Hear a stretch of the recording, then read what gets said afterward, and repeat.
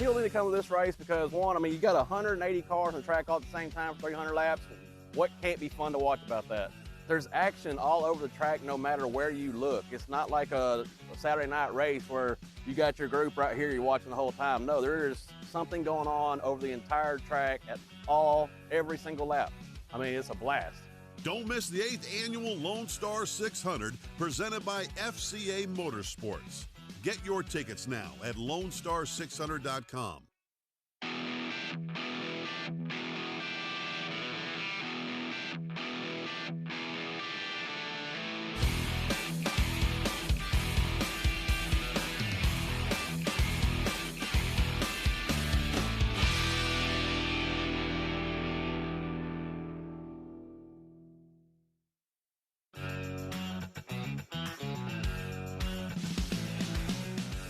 Well, it's about a perfect cross between NASCAR and your weekly racing of dirt track. Dirt track, you get the speed, the dirt, cars pulling sliders, reversals, where NASCAR usually always get the longevity. So it's basically dirt's version of NASCAR.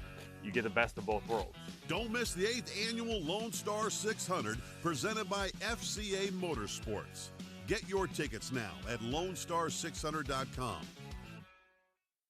Yeah, we sell the throttle control bars. Yeah, I mean, they're the secret to victory lane. Does the throttle control bar work? He takes the lead early in the race. He brings home the Southern Sport Mod main event win. Speed secrets, a throttle control bar on a track like this is where it's at. I mean, 1, 2, 3. Too many checks to count in here. I would say they work pretty good.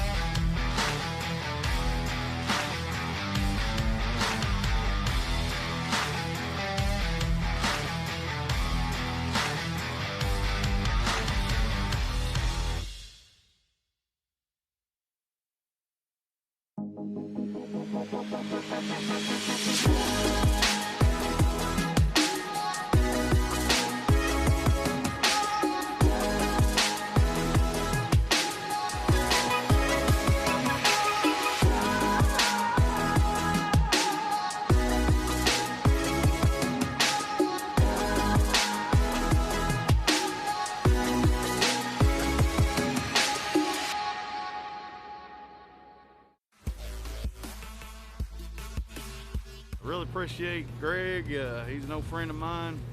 Makes this old man see good. If you need any glasses, cool Oakley stuff like I wear, see Deathers Opticians. Greg's been a long-time supporter for me for lots of years now, and he not only helps me, but he helps a lot of the racers and everything. So if you're looking for sunglasses, definitely should give him a call. He's very supportive of racing, and that's always good to have somebody that gives back to the sport like he does.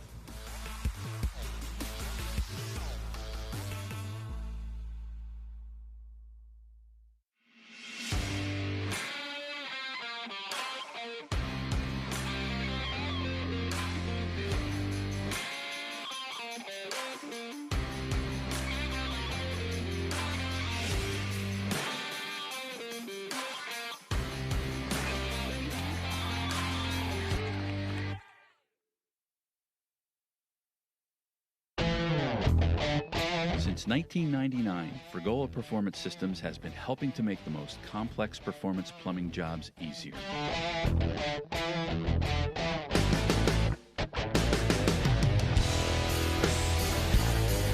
With innovative plumbing solutions like our Real Street hose ends that work in pump gas and ethanol applications, to our expander and reducer hose ends and specialty adapters, no job is off limits.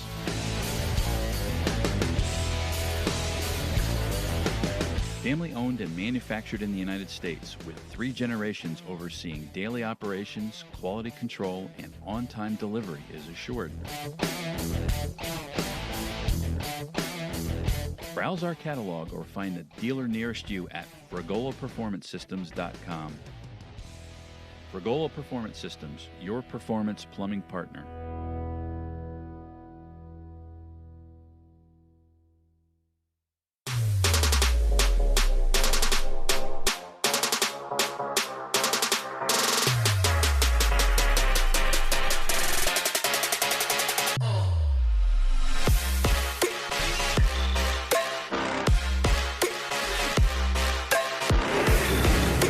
Race fans, it's the most beautiful sight in dirt modified racing.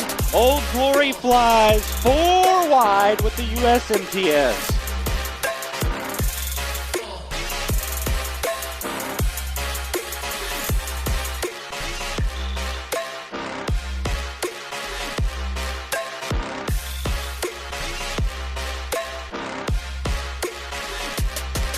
Down the front straightaway, Ryan Gustin, Derek Ramirez to the line in a photo finish.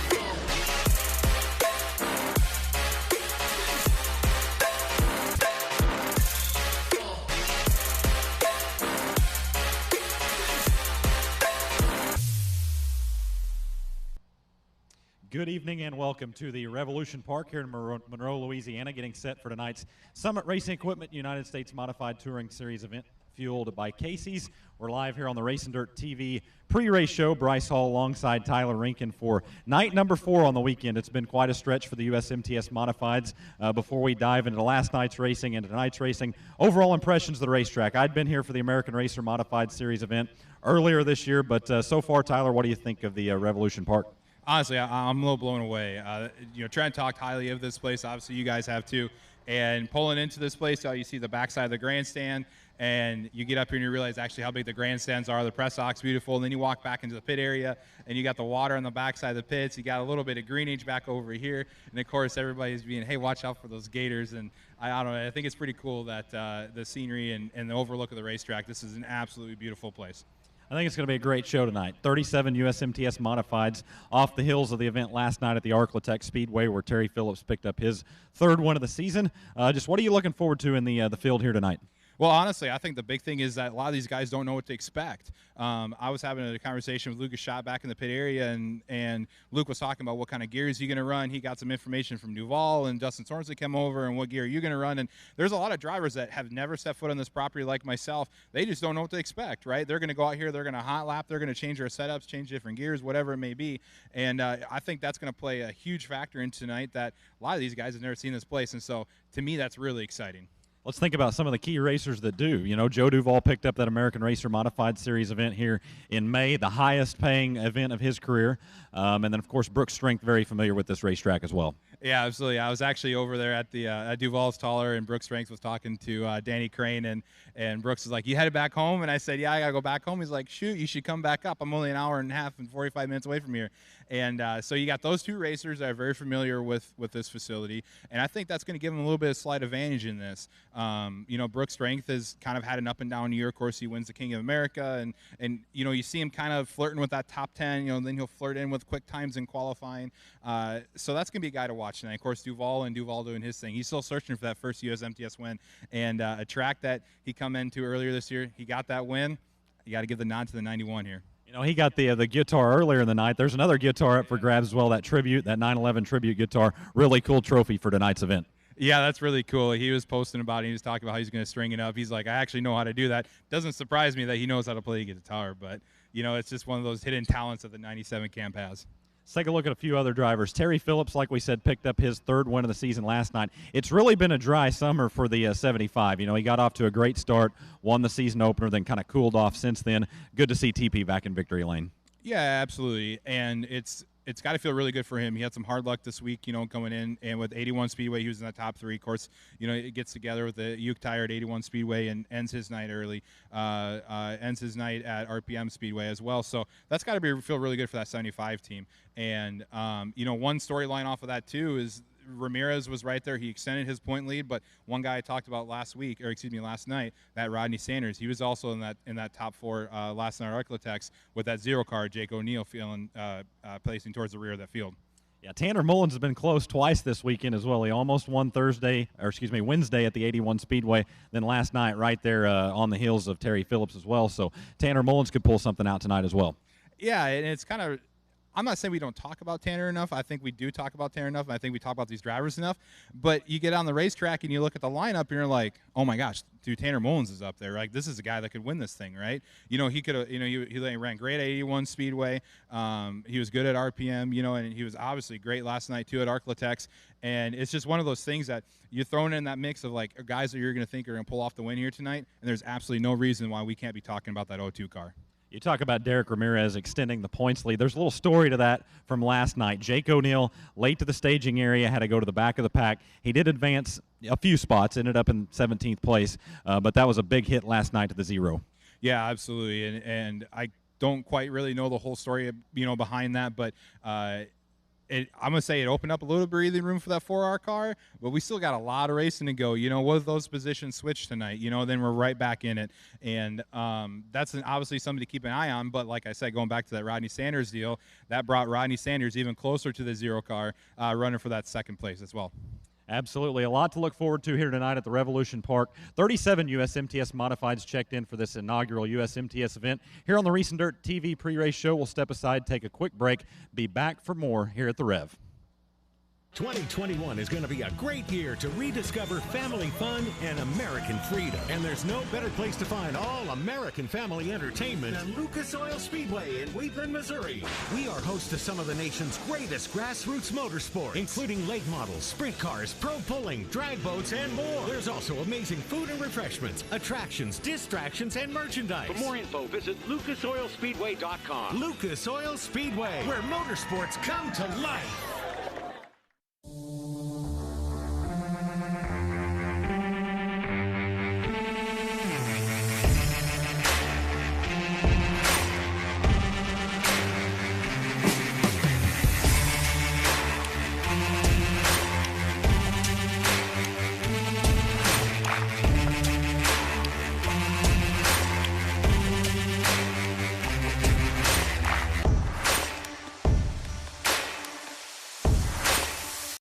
As general manager of Mel Hamilton Ford for 11 years, I know what customers are looking for. Great service with certified technicians, a great sales experience with plenty of inventory to choose from. And don't forget, parts and other gear to take care of all your racing needs. So when you decide who you want to do business with, choose us, Mel Hamilton Ford, and experience the difference. Hey, you know what I'm always asking myself? Is work supposed to be this much fun? Welcome back here to Revolution Park, tonight's inaugural USMTS event here at the Rev. Going to be a great show here tonight. We were talking a little bit off camera there during the break. Obviously looking forward to tonight's great event. There's only a handful of races left. This points chase is really tight. We're looking forward to some great events coming up. The traditional Featherlight Fall Jamboree at Deer Creek Speedway after a weekend off next week. What are you looking forward to in a couple weeks at Deer Creek? Honestly, I don't even know what I'm looking for at Deer Creek. We had a astronomical amount of cars at the Labor Day race at Deer Creek Speedway, and you throw in the Featherlight Fall Jamboree, of course, a 3,000 to win USRA show on Thursday. Now it's not a USMTS show, but it's a USRA show on Thursday night, and then you have Friday, Saturday at the Featherlight Fall Jamboree. I don't really know what to expect, right? I mean, there's 2 great nights at this really premier facility in Minnesota, and the points battle is as epic as you can get it, and everything's on the line. We're coming down to the end here, and these drivers know this, and there's a lot at stake here in these last couple races, and it's going to be a really good event. Yeah, looking forward to the Fall Jamboree. Then at the end of October, the final 4 points races of the season. We've rescheduled the 3rd annual Weir's Machine Bull Ring Bash at Dallas County Speedway for that Wednesday. That's going to be a wild event. It's always a lot of fun in Urbana, Missouri. Thursday, we move on to the historic Tri-State Speedway there in Pocola, Oklahoma. Another great racetrack. Friday night, Grant Young Hands Memorial Race at Lakeside Speedway in Kansas City. And then we wrap that up at 81 Speedway, where we were just this past Wednesday. So a lot to look forward to, even as the season nears to an end here in 2021. Yeah, absolutely. And you think about historically what the last USMTS races we've seen at those racetracks, right? We have those 2 races at Urbana that both of them have ended. Like, oh my gosh, wow, it was crazy. You had what happened earlier this year at Tri-State in Pocola, Oklahoma, with Ramirez winning that deal. Of course, Lakeside is Lakeside, right? Anything can happen at any given time. And then we go back to 81 Speedway, where we were just at, and the chaos that ensued at 81 Speedway earlier in the week. So, what to expect, I don't know. But I can tell everybody here, race fans, you got to buckle up, because it's going to be a bumpy and fun ride. Yeah, the points chase is going to come right down to the end. You got to feel like between Derek Ramirez, Jake O'Neill, and now potentially Rodney Sanders as well. On the other end, the Grant Young Hands Rookie of the Year, those points are kind of settled out, but there's going to be a driver that these folks want to hear about here tonight. Brooks Strength looking to clinch that deal. Really good to see that 444 have a good showing this year in his first full season. Yeah, absolutely, of course. And you go back, you win the King of America, and what a great deal for him and for that race team. Not only for Kate Dillard as well, and with the CDR race cars. And like I said, Brooks has kind of had an up and down year, but we're as close to home as we're going to get for him, and a little bit of a homecoming for him. And I know nothing more that Triple Foe show would like to park that thing in Victory Lane tonight. And I don't know what that ride would be like back to Mississippi, but I can imagine that it would be a lot of fun.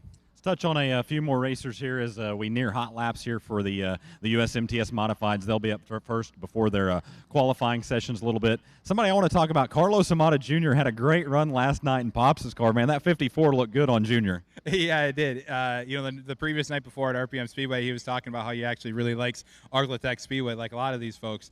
And, going back to King of America, we're referring back to King of America again, but Carlos Amata goes out, wins that prelim night at King of America, really sets the tone for his season. That's a driver, too, that has traveling around up and down the country for his first time in his career, seeing these places new, and just kind of adjusting well. And that Hughes Cars is really rolling right now for that 65 JR, and he's a great guy. They have a great team, a lot of fun to be around, and once again, it's really good to see how far he's come along behind the wheel of a race car. And that entry list is full, right? We could keep just rolling down, and there's a ton of storylines over there in the pits. Looking forward to what tonight brings. Again, 37 USMTS Modifieds. They'll roll out for their hot laps first, have all the sport class hot laps, then it'll be qualifying. That qualifying is going to be interesting tonight because, like you said earlier, a lot of new drivers that have never been to this facility before. Yeah, absolutely. And then, of course, you got guys in the heat races like Tyler Wolf that are throwing, just massive bombs in the corner and slide in front of cars and everything else. So the heat races the past couple races have been highly entertaining. I'm expecting that again here tonight. The track surface is rolled in and looks really great, and I'm really looking forward to it. This is a beautiful city. The track looks great. These guys are excited. I'm excited. It's going to be a good night here in Louisiana. Yeah, I think so, and I think getting that feature in early in the night, I mean, obviously the traditional way of thinking is run that late, but these folks have been really accommodating to traveling series to get these guys back on the road, as well as probably give them the best track conditions that they'll have for an A-main. Yeah, absolutely. Most of these guys, some of them are close, some of them are not. I'm hopping in a race hauler after this, and I got a 14-hour, trek back home. So it's as good. This is it's a very welcome facility. I'm really excited to see all the fans here tonight. Those of you guys are at home, this is something that I think you're really going to enjoy too. And definitely, I think it's going to be a track and facility and even a race that you guys are going to put on your bucket list. So there you have it. Looking forward to tonight's action here tonight at the Rev. In the meantime, we are going to step aside, take a quick break here on Racing Dirt TV. USMTS Modified Hot Laps coming up shortly here in Monroe, Louisiana. Hi friends, Phil Nightingale, General Manager of Mel Hamilton Ford. With over 500 pre-owned vehicles in stock, there's never been a better time to buy. At Mel Ham Ford, you'll find cars, trucks, SUVs, all in one location. Chevy, Dodge, Toyota, Kia, plenty of inventory to choose from, not just Fords. At Mel Ham Ford, you have our promise that every vehicle is inspected by a certified technician because we care. Let our experienced sales staff show you that buying a car can be easy. Come out and check us out in person or check us out online at mhford.com. Mel Ham Ford, experience the difference for yourself. Hi, I'm Chris Davis. My wife Jan and I are co-owners of Midwest Sheet Metal here in Springfield, Missouri. We acquired the company from my father-in-law about 25 years ago. We're a 75-year-old company. We do just custom fabrication of stainless, aluminum, and carbon steel. And we do quite a bit with national and local racers across the country. The unique thing about us is somebody comes to us with an idea that if they want fabricated, we can make this happen. We can fabricate anything, any one-off thing that you might want. I've gained the trust with the racers over the years that they know that I will fabricate it for them and nobody knows about it. Most all the products that we advertise, we keep in stock. I mean, I'm tired of this. We can order it for you. The main stuff that we advertise is in stock, ready to ship. We can usually ship anything in 1 to 2 days. That's a big deal with the racers, that we have it in stock, ready to ship.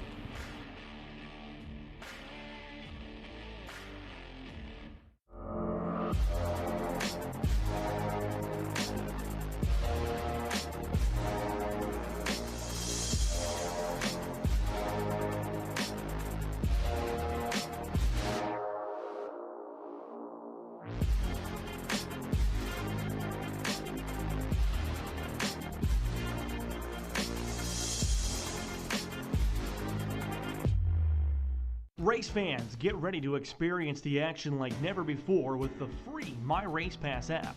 On race day, hit the Entries tab to see who's signed in for the night in every class. As the cars hit the track, hit the Lineups tab to see where everyone is starting. Follow along with the action live with live timing and scoring, and even follow your driver wherever he's running. Get into the action like never before with the My Race Pass app. My Race Pass, the ultimate racing resource. Hi everybody, Marshall Fagers here in the QA1 Precision Products booth at PRI. First up top here we have the first 2¼ inch diameter drive shaft designed for an open competition dirt super late model. These will hold up to 900 horsepower. We've been running them for a few years now with 0 failures. This is a little bit softer in torsion than your typical 3-inch diameter drive shaft. What that does is help keep the car hooked up coming out of the corner when the car's on the bars bouncing up and down. On a rough tacky track, it helps smooth out the RPM curve a little bit. It takes your high RPMs, your low RPMs, and just smooths out that transition a little bit. It helps keep the car hooked up. Down below here, we have the 3.2 inch diameter extreme misalignment angle drive shaft. What we've done here is actually done a little bit of CNC work on the tube yoke to let the rear U-joint articulate further before it binds up. And what that does is lets you run a little bit more left rear drop before you run into pinion angle bind. To learn more, check us out online at QA1.net or find us on Facebook.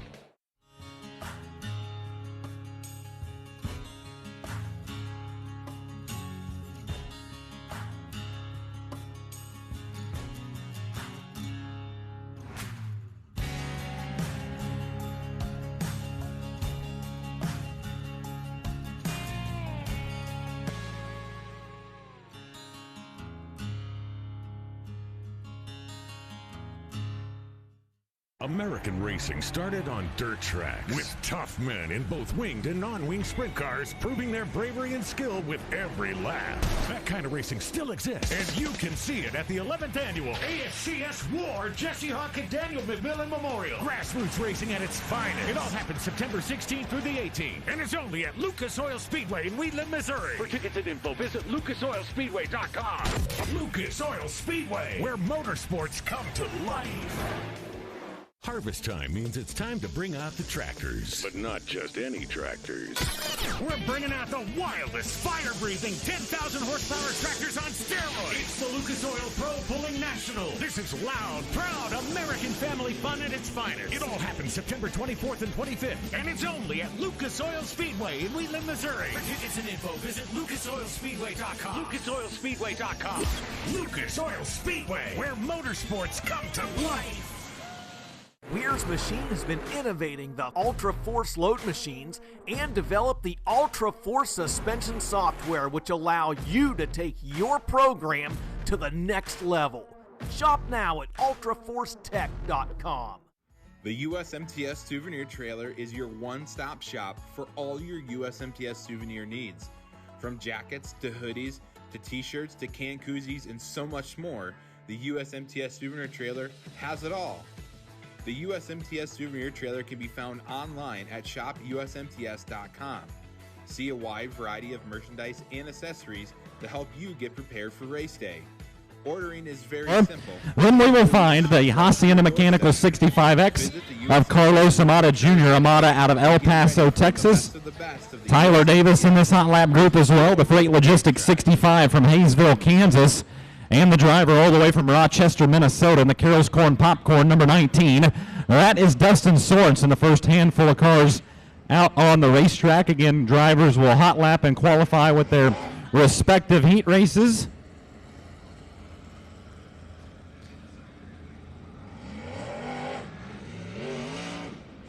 A few more cars are rolling out on the racetrack. Tommy Cannon, the Denham Springs, Louisiana racer, brings his 718 onto the racetrack in turn 3, along with Winona, Minnesota's Jake Tim, that Herco Mind Over Medal number 49 junior. So Jake Tim over at the top side of turn at number 3. These drivers in Simpson Performance Products heat race number 1. 4 heats tonight for the USMTS Modifieds. Will group qualify after support class hot laps here tonight. Top 4 drivers in each qualifying group will invert on the front 2 rows of their respective heat races.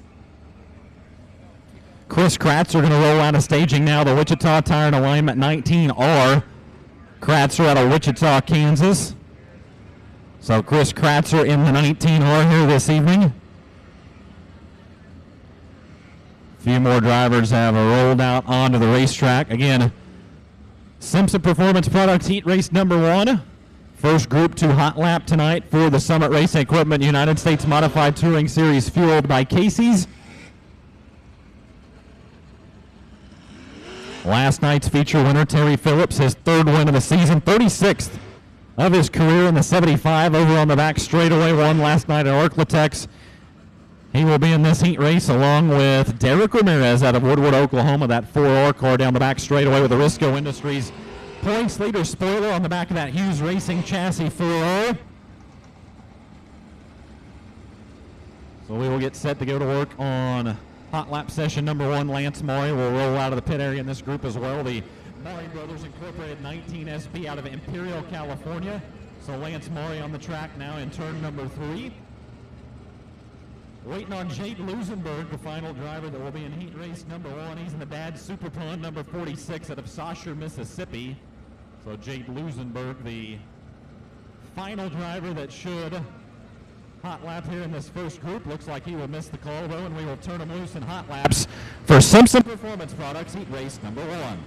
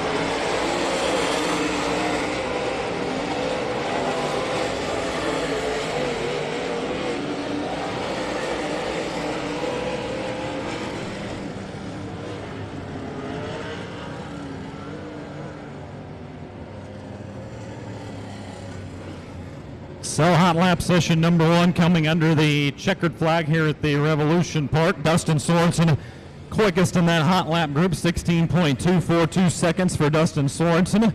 Jake Tim was second quick, 16.582. Terry Phillips, 16.711, third quick. Tyler Davis, Tommy Cannon, the fastest 5 drivers there in hot laps for Simpson Performance Products heat race number 1. Fast Shafts heat race number 2 will be next to take to the Revolution Park, and we'll introduce those drivers as they come out onto the racetrack. Don't forget, race fans, swing down to the USMTS souvenir trailer if you haven't already. All the great 2021 apparel available down there, as well as select driver apparel at the USMTS Fast Shaft Souvenir Trailer. While you're down there, visit the folks from Race Ranch as well. All kinds of great looking motorsports swag available at the Race Ranch trailer. We invite you out to check out those vendors throughout the course of the evening here tonight. So drivers in Fast Shafts Heat Race number 2 set to take to the racetrack now. Robeline, Louisiana's Cade Dillard will lead him onto the Revolution Park. He's behind the wheel of that S&S Fishing and Rental number 97. Behind him, last night's runner-up, Tanner Mullins. Out of Wichita, Kansas, the Mel Hamilton Ford 02. There's Jade Lusenberg. Out of Saussure, Mississippi, in the Dad Super Pawn 46. Joe Duval, the driver that won the American Racer Modified Series event back here in May, brings his DriveWFX.com number 91 onto the racetrack in turns 3 and 4. Just ahead of Chatfield, Minnesota's Lucas Schott. The Schott's hardwood floor is 69. Jason Hughes in this hot lap group as well. Hughes out of Salina, Oklahoma, the Murphy Oil Company number 12.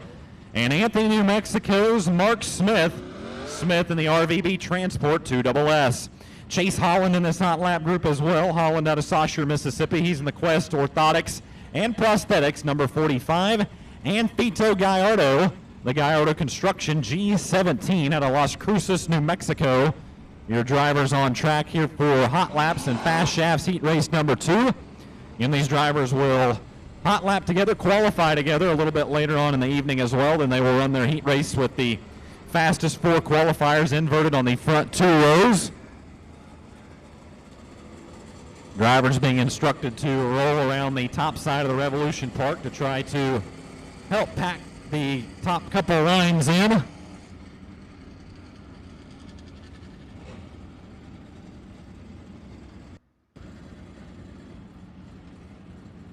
So a little bit of wheel packing ahead of this hot lap session. Do a quick green-white checkered here for hot laps and Fast Shafts Heat Race number 2. Have 2 more groups to hot lap, then we'll move on to support class hot laps before returning for USMTS Modified qualifying here tonight at the Rev.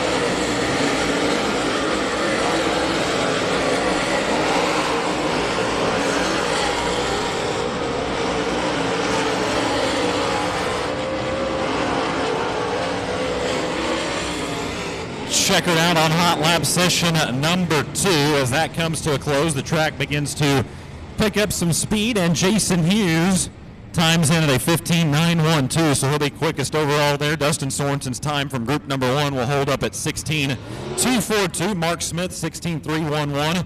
Joe Duval and Lucas Schott, the 5 quickest drivers in hot laps so far through the first 2 sessions. Edel Rock Heat Race number 3 will be rolling out onto the track here shortly for their hot laps as well. So 2 groups in, 2 groups to go here for hot laps. In support class, hot laps will follow, and then we will run the USMTS Modified group qualifying before opening ceremonies here tonight at Revolution Park. Group number 3 ready to roll out of the staging area. Side of the racetrack here before their hot lap sessions. Tyler Wolf will bring him out. Driver out of Fayetteville, Arkansas, the Army Contractors 4W. Behind him, Anthony, New Mexico's Nathan Smith, the RVB Transport 88. There's the Casey's 33Z of Zach Vanderbeek out of New Sharon, Iowa, the Z-Man. In the 33Z, Jason Good in this hot lap group as well out of Watertown, South Dakota, the Fiberglass Specialties 85. Colton Horner in Houston, Texas. Roll around the top side at turns 3 and 4 just ahead of Diana, Texas veteran Kenny Gaddis. Gaddis behind the wheel of the Transmission Unlimited 2G. TJ Tollison in this group as well. Tollison out of Bevins, Texas. He's in the JT's Trucking 3018. Race Taylor also here this evening at Taylor Motorsports. T out of Mississippi. There's out of Cameron, Wisconsin, the H&E Ready Mix number 1M. Final car on the track, your current second place car, national point standings out of Tucson, Arizona, the Red Eye Radiator Zero. That is Jake O'Neill. So Jake O'Neill in the zero over at the top side of turn number 4 makes up your cars here in Hot Lap Session 4, Edelbrock Heat Race number 3.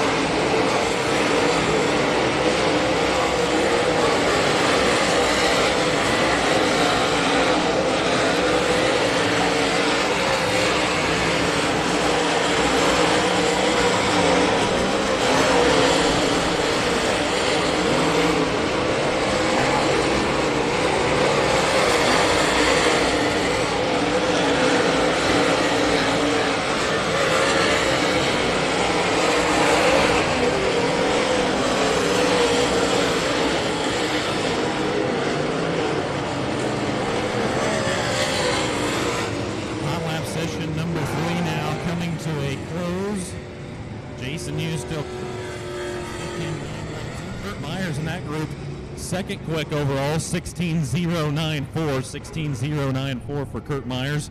Dustin Sorensen, Jake O'Neill now at 16.308. Fourth quick overall.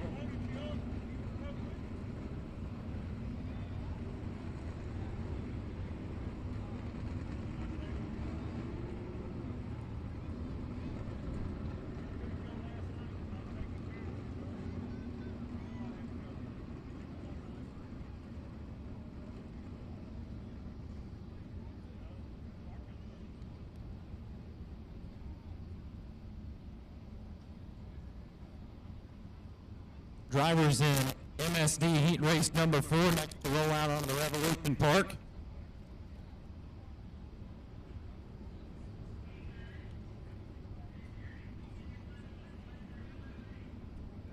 Jackson, Wyoming's Chris Clark will lead this group out of the racetrack. The grain handler 8C. So Chris Clark in the 8C. The Gressel Racing 2G of Brandon Givens out of Wichita, Kansas. Rolls through turns 3 and 4 ahead of the driver that sits third in the national point standings. Happy Texas racer Rodney Sanders. He's in the Wichita Tank Racing number 20. There's Raymond, Mississippi's Brooks Strink. The Joel's Auto Sales 444. Just ahead of him, the Transmissions Unlimited number 7. That is Sean Gaddis out of Diana, Texas. Jake Gallardo in this group, the team GRC J17 out of Las Cruces, New Mexico. And Pine Island, Minnesota's JT Wasman. Wasman in the Med City Collision 51W. Final 2 cars on the racetrack. Lakeshore, Minnesota's Dan Ebert, the Collins Brothers Towing of St. Cloud number 60. And Sheridan, Wyoming's Bart Taylor. He's in the Taco John's 369. Your drivers hot lapping here for MSD Heat Race number 4. So far.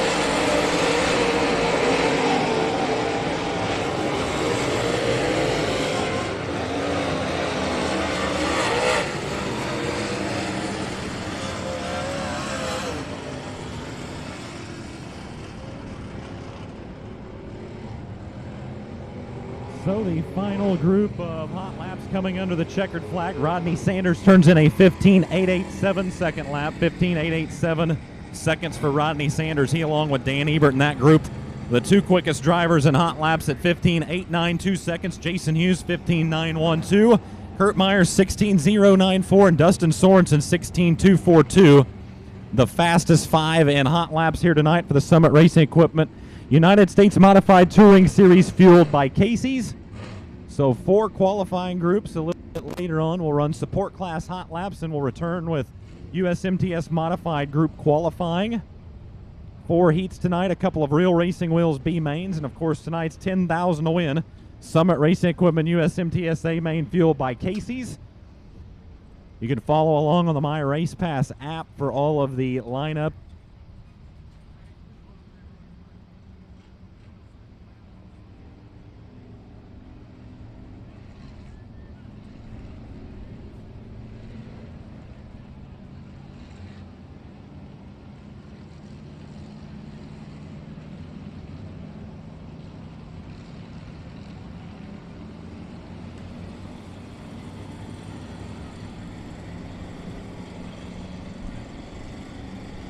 Here for the factory stock division here at Revolution Park.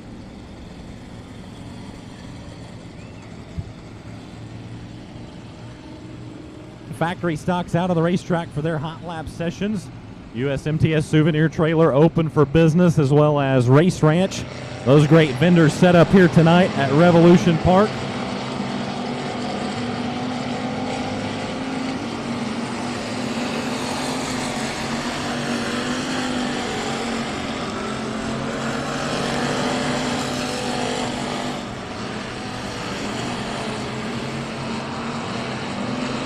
As we work on hot laps here for the factory stock division, a warm welcome to everyone tuned in on Racing Dirt TV, as well as Race on Texas here tonight.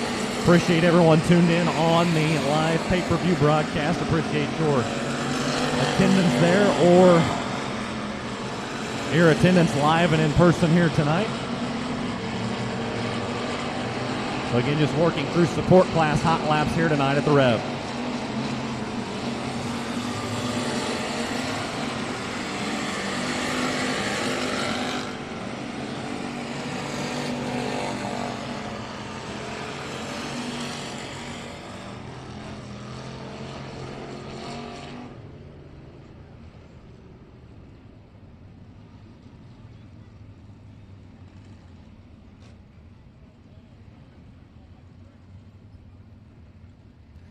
So the first set of hot laps there for the factory stocks exiting off of the racetrack. Again, appreciate all the fans tuned in here on Racing Dirt TV, as well as on Race on Texas and live here in the stands tonight at the Revolution Park. Appreciate your support of this Summit Racing Equipment United States Modified Touring Series event, fueled by Casey's. 4 heat races for the USMTS Modifieds coming up a little bit later on in tonight's program.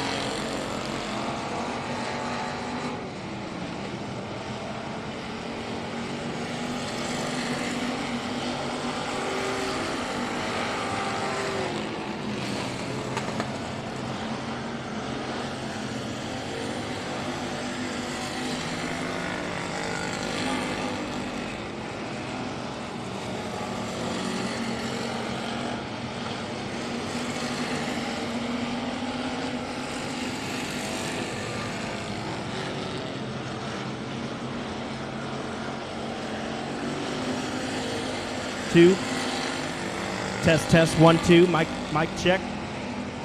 Factory stock hot lap session number 2 going on right now here at the Revolution Park. Checkered flag waving.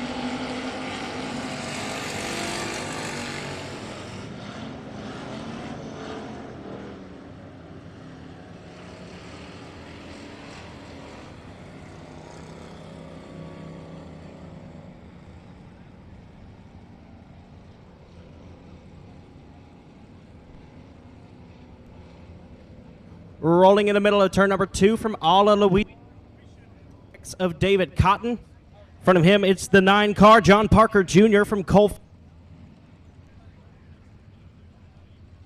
So the second for factory stocks wrapped up.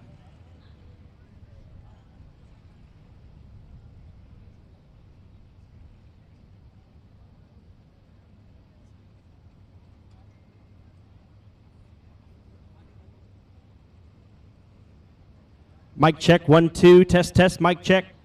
Can y'all hear me loud and clear out there? All right, good deal. Rolling on the speedway now, hot lap session number 1 for the limited modified division. First car out from Natchitoches, Louisiana, that's going to be the Bullet Bob Kellogg. Behind him, 7-11 will be Cecil Reed from Monticello, Arkansas. 91 car is going to be Chris Freeland from Bastrop, Louisiana. Behind him, the 19. 19 of Ronnie Freeland. Zog.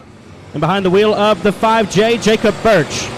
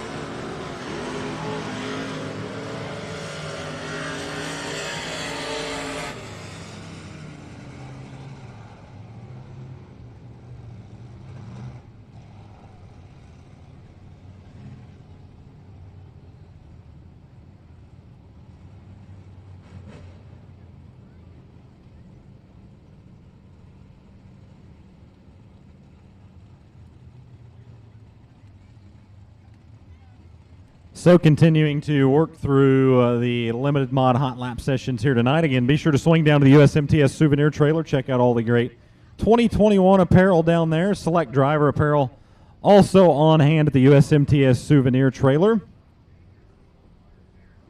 Chunky Poodles. Cookies available down at the USMTS souvenir trailer as well while supplies last. Just about out of those delicious Chunky Poodle cookies, so go get your hands on one of those before the evening is over with. Race Ranch set up on hand here tonight at the Rev as well. All kinds of great looking apparel available there. And appreciate everyone tuned in on Race and Dirt TV as well as Race on Texas here tonight. Great coverage all weekend long out of both streaming companies for this weekend's 4-race swing that now wraps up here tonight in Monroe, Louisiana. So again, limited mods out on the racetrack for their hot lap sessions here this evening.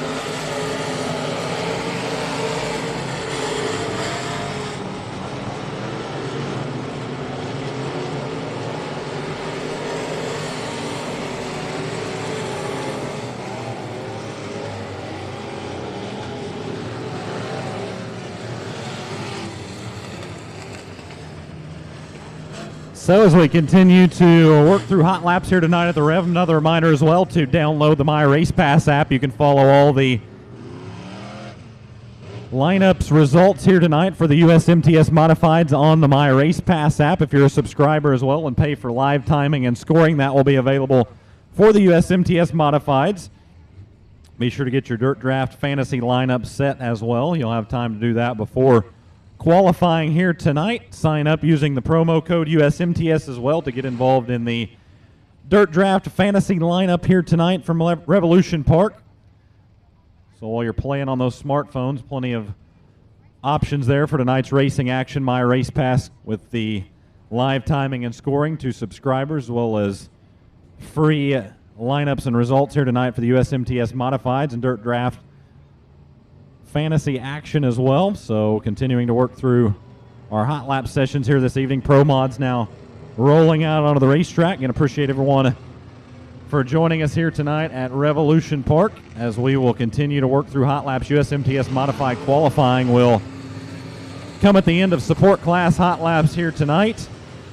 Qualify them, then we'll jump into opening ceremonies. USMTS Modifieds will be first on the lineup all night long. Heat races, they will be the only division with B mains here tonight, and then they will be the first feature of the evening as well. So that's a small look at the running order here tonight as we work on hot laps here for the pro mods.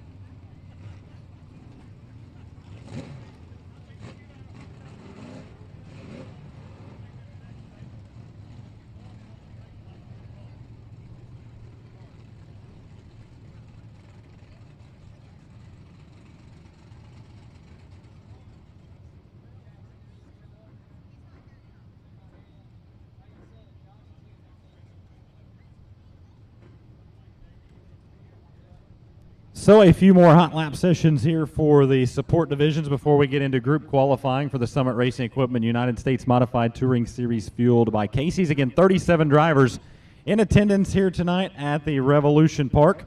4 heat races tonight after qualifying, a couple of real Racing Wheels B mains. And tonight's 10,000 to win Summit Racing Equipment USMTSA main fueled by Casey's. That will be the lineup for tonight's USMTS action. Again, all those lineups available on the My Race Pass app, so be sure to download the app here this evening. It's like a blend of limited mods and some pro mods out here for the next flight of hot laps.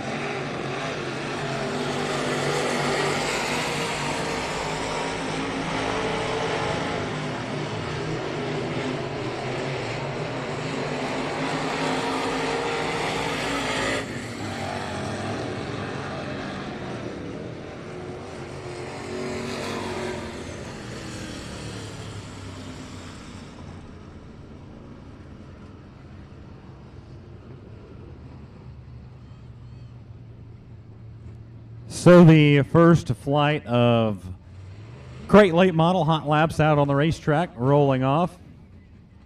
Have a few more hot lap sessions here for the crate late model division before we continue through the remainder of the program.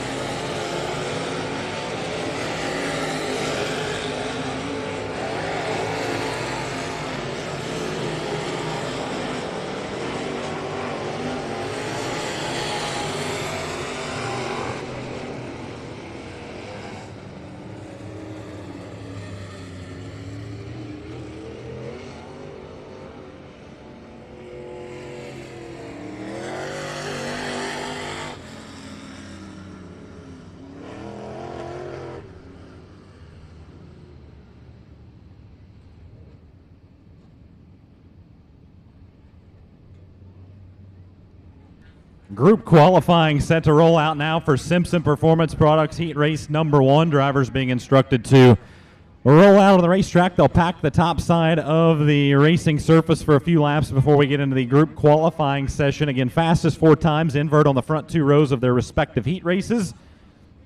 As we will get set to time in a Simpson Performance Products Heat Race number 1, all 10 drivers will record their lap times together here for group qualifying. So Simpson Performance Products Heat Race number 1 set to roll out of the staging lane. Jake Tim will lead him out. The Herco Mind Over Metal 49 Junior out of Winona, Minnesota. Behind him, the Hayesville, Kansas racer. That's the Freight Logistics 65 of Tyler Davis. And the Hacienda Mechanical 65X of Carlos Amata Jr. out of El Paso, Texas.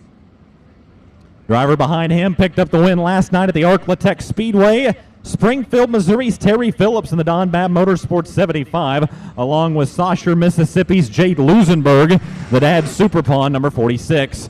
Driver that wears the Risco Industries National Points Leader spoiler, Derek Ramirez, takes his Boom Test Well Service 4R off the top side of turn number 4, just ahead of Imperial, California's Lance Maury. He's in the Maury Brothers Incorporated at 19 SB. Rochester, Minnesota's Dustin Sorensen will time in with this group, the Ford Metro Inc. number 19, along with Chris Kratzer out of Wichita, Kansas, the Wichita Tire and Alignment 19R. Final driver on the track for this first qualifying session will be Denham Springs, Louisiana's Tommy Cannon. He's in the Arnold Welding and Fabrication, number 718. Your driver's on track for group qualifying in Simpson Performance Products Heat Race number 1. So Simpson Performance Products Heat Race number 1 out of the racetrack, ready to time in here tonight. Fastest 4 times invert on the front 2 rows of each heat race. Simpson Performance Products Heat Race number 1 on the track. Fast Shafts Heat Race number 2 waiting in the wings. Edelbrock Heat 3 and MSD Heat Race number 4. Again, you can follow all the lineups results here tonight on the My Race Pass app. Be sure to download the app. You can also subscribe for live timing and scoring on MRP as well, as they cover all of the USMTS schedule. Full schedule available there as well for the final 6 events of the season for the USMTS Modifieds. We talked about it a little bit on the Race and Dirt TV pre-race show, the Featherlight Fall Jamboree, the next event here at the end of September for the USMTS Modifieds. 2-day show there in Spring Valley, Minnesota. Then Halloween weekend will decide the championship throughout the Midwest. Wednesday, October 27th at the Dallas County Speedway in Urbana, Missouri. Thursday, October 28th, the Tri-State Speedway in Pensacola, Oklahoma. Friday, October 29th at the Lakeside Speedway in Kansas City. And Saturday, October 30th, the 81 Speedway in Park City, Kansas. That's the remaining schedule. You can see that on the My Race Pass app or on USMTS.com. Those events will be covered on Race and Dirt TV as well if you can't make it out live and in person to attend one of those season championship deciding events here to conclude 2021. So a few more laps around the top side of the racetrack. We'll be ready to turn them loose in group qualifying here for Simpson Performance Products Heat Race number 1.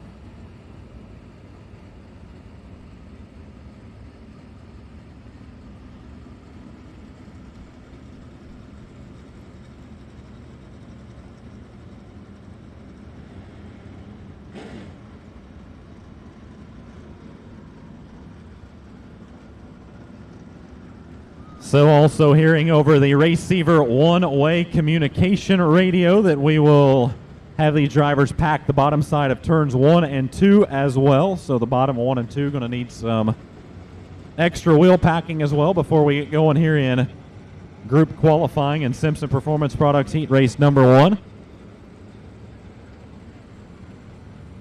Some oil down along the bottom side of turns 1 and 2 that needs rolled in as well. So next few moments we'll be able to fire these drivers up in Simpson Performance Products Heat Race number 1.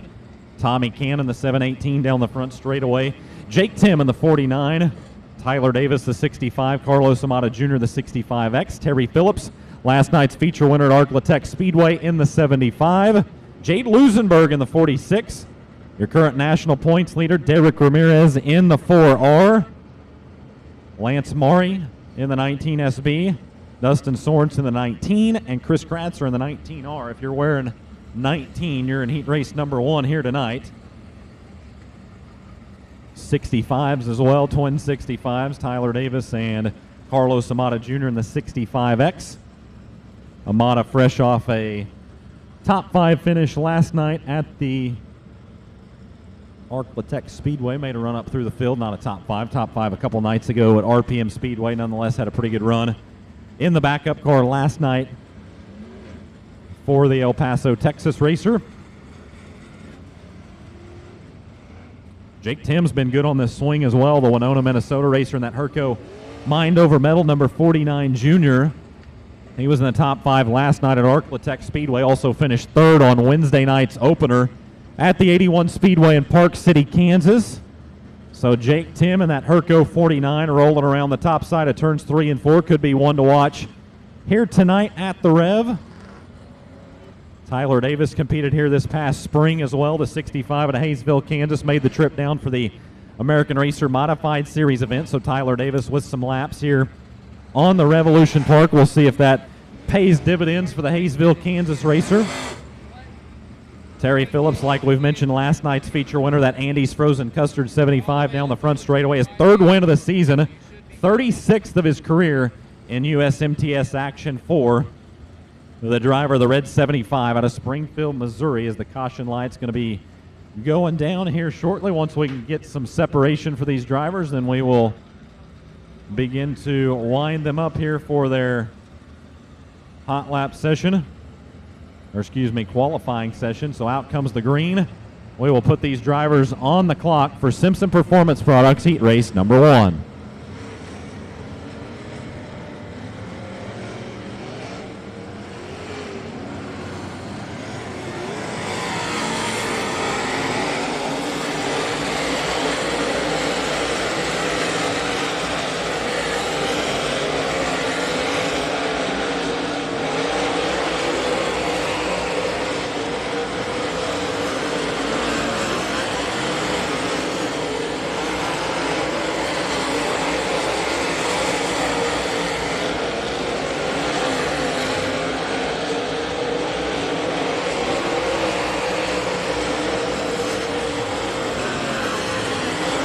First few laps clicking across here on a My Race Pass live timing and scoring.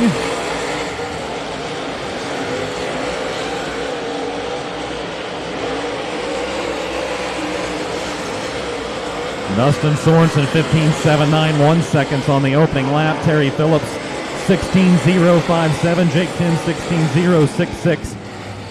And Derek Ramirez 16.330. So lap number 1 is going to stand for those top 5. 15.791 for Dustin Sorensen, quick qualifier. Terry Phillips, 2nd quick. Jake Tim, 3rd quick. And Derek Ramirez, 4th quick. So unofficially, Derek Ramirez and Jake Tim will line up on the front row of Simpson Performance Products heat race number 1 as Dustin Sorensen turns in quick time at 15.791 seconds.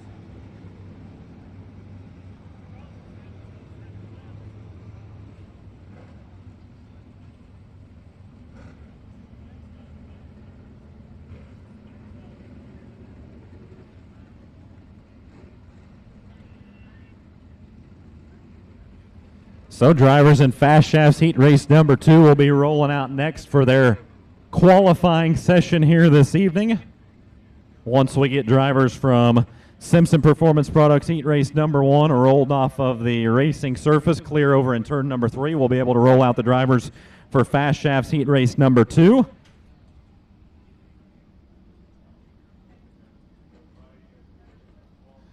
So session number 2 being called out of the staging lane, Fast Shafts heat race number 2.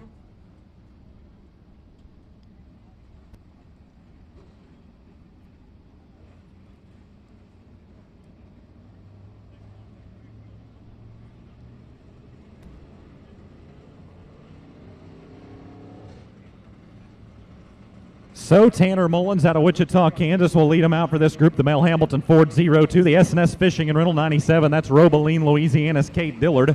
The thriller here in Fast Shafts heat race number 2. 2SS, that's Mark Smith out of Anthony, New Mexico. The RVB Transport entry over in turn 4. ahead of Cool Hand Lucas Shot. The shot toward Wood Floors 69 out of Chatfield, Minnesota. Houston, Texas racer Colton Horner, the Houston Specialty Products, number 56, rolls down the front straightaway ahead of Fito Gallardo. Gallardo out of Las Cruces, New Mexico, and the Gallardo Construction G17. Jason Hughes in this group as well, the Murphy Oil Company, number 12, out of Salina, Oklahoma, along with Big Daddy Joe Duval out of Claremore, Oklahoma, the DriveWFX.com, number 91. Final driver on the track in this group, Chase Holland out of Saussure, Mississippi. He's in the Quest Orthotics and Prosthetics, number 45.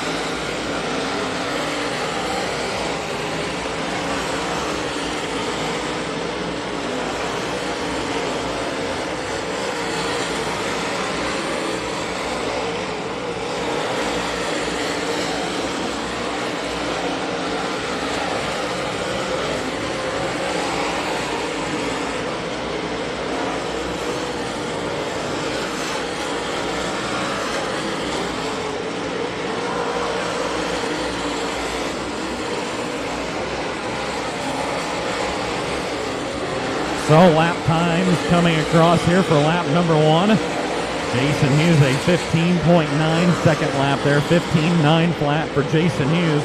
Will be best on lap number 1. Joe Duval turning in his quick time on lap 2 at 16.157. 16.227 for Kate Dillard also on lap 2. And Mark Smith 16.227 as well. So your 4 quickest qualifiers, Jason Hughes 15.9 seconds flat, so 15.900 for Jason Hughes.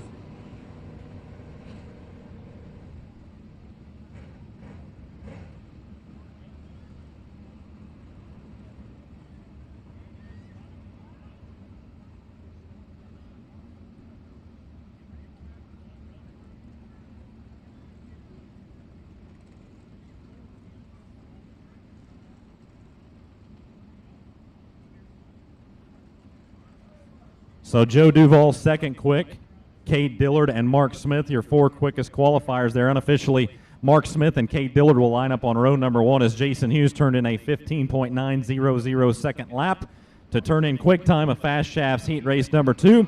Edelbrock Heat Race number 3 rolling out for group qualifying now. The Red Eye Radiator 0 will lead them out. Tucson, Arizona's Jake O'Neill. Behind him, Jason Good out of Watertown, South Dakota, the Fiberglass Specialties 85. Zach Vanderbeek in this group as well, the Casey's 33Z out of New Sharon, Iowa, along with Kenny Gaddis out of Diana, Texas, the Transmissions Unlimited 2G. TJ Tollison will time in group number 3 as well out of Bevins, Texas, and the JT's Trucking 38T, along with Kurt Myers out of Cameron, Wisconsin, the H&E Ready Mix number 1M.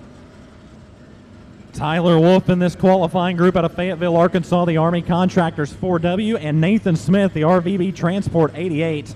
Smith out of Anthony, New Mexico. Race Taylor, final driver on the track, the Taylor Motorsports number 12T out of Leland, Mississippi. Your drivers qualifying in Edelbrock Heat Race number 3. So Edelbrock Heat Race number 3 ready to come under the green flag. And we will turn in times here for the 3rd qualifying group for the Summit Racing Equipment United States Modified Touring Series fueled by Casey's.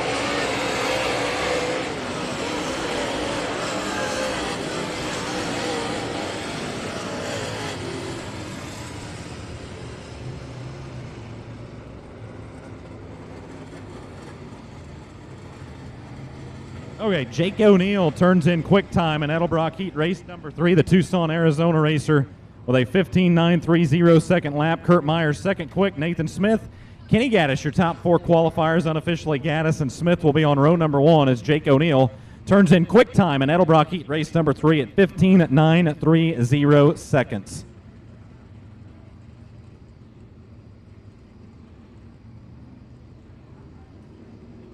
So MSD Heat Race number 4 next to roll out on the racetrack for their qualifying session.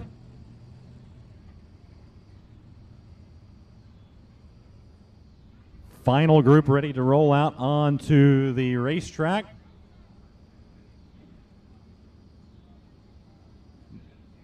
Be a quick turnaround for the USMTS Modifieds to run their heat races first in the program here tonight.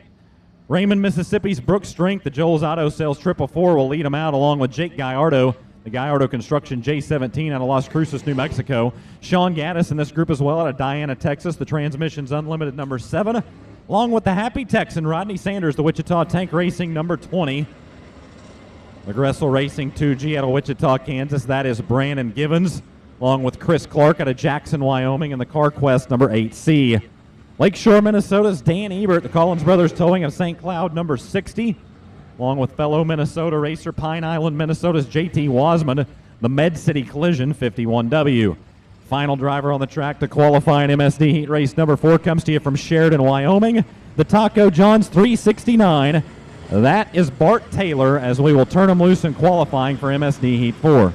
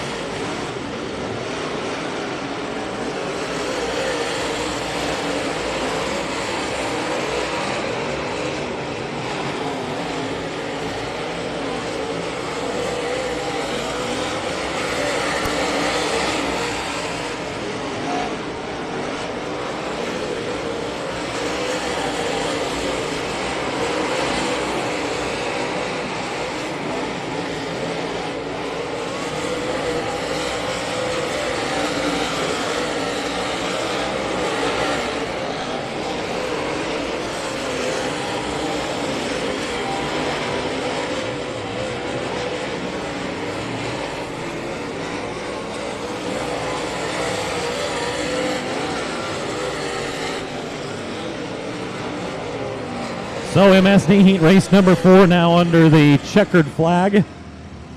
Final qualifiers in that one. JT Wasman, a 16-1 at 9-1 second lap for JT Wasman. So Wasman, your quick qualifier. Dan Ebert, second quick.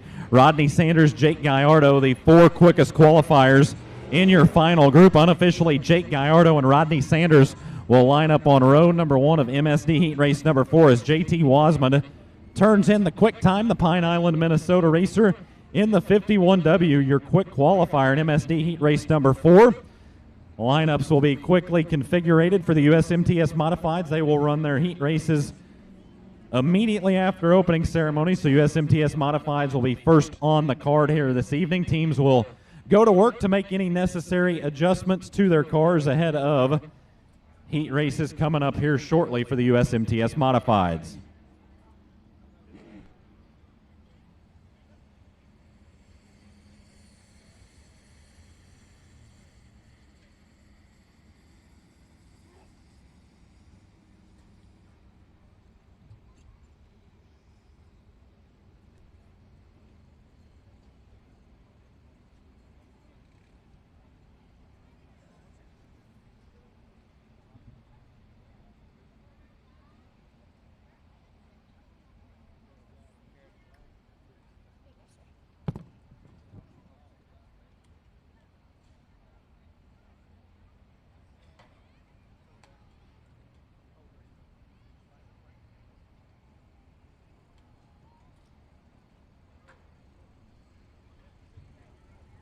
Ladies and gentlemen, if you'll look out into the infield, you'll see approximately 400 American flags, and you'll see a banner honoring those that lost their lives on that day, 9/11.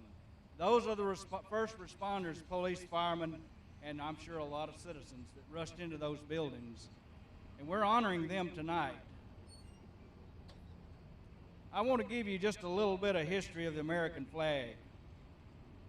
And this is by the late, great Johnny Cash. I walked through a country courthouse square. On a park bench, an old man was sitting there. I said, "Your old courthouse is kind of run down." He said, "No, it'll do for our little town." I said, "Your flagpole has leaned a little bit, and that's a ragged old flag you got hanging on it." He said, "Have a seat," and I sat down. "Is this the first time you've been to our little town?" I said, "I think it is." He said, "I don't like to brag, but we kind of proud of that ragged old flag. You see, it got a hole in that flag there when Washington took it across the Delaware. It got powder burned the night Francis Scott Key set writing, 'Oh, say, can you see?' And it got a bad rip in New Orleans with Packingham and Jackson tugging at its seams. And it almost fell at the Alamo beside the Texas flag, but she waved on through. She got cut with a sword at Chancellorsville, and she got cut again at Shiloh Hill. There was Robert E. Lee, Beauregard, and Bragg, and the south wind blew hard on that ragged old flag. On Flanders Field in World War I, she got a big hole from a Bertha gun. She turned blood red in World War II. She hung limp and low by the time it was through. She was in Korea and Vietnam and on to Iraq and Afghanistan. She went where she was sent by her Uncle Sam. She waved from our ships upon the briery foam, and now they've just about quit waving her back here at home. In her own good land, she's been abused, she's been burned, dishonored, denied, and refused. And the government on which she stands is scandalized throughout the land. And she's getting threadbare and wearing thin, but she's in good shape for the shape she's in, because she's been through the fire before, and I believe she can take a whole lot more. So we raise her up every morning, we take her down every night. We don't let her touch the ground, and we fold her up right. On second thought, I do like to brag, because I'm mighty proud of that ragged old flag. Stand to your feet and show your patriotism to that great flag. If you have a flag, wave it. Repeat after me. USA, USA, USA. I'm proud to be an American. How about you tonight?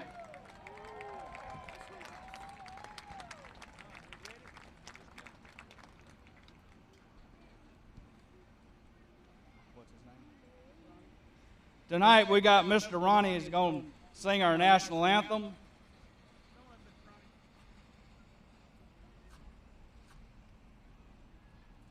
And then we'll have our opening prayer.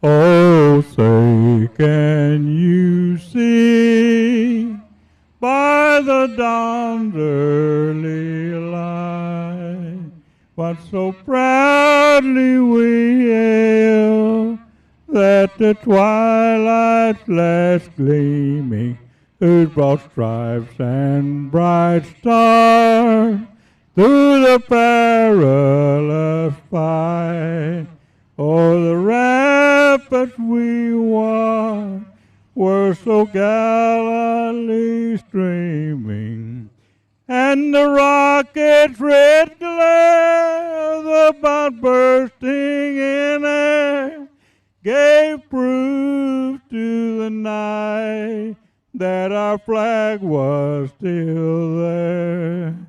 Oh, say, does that star-spangled banner yet wave o'er the land of the free and the home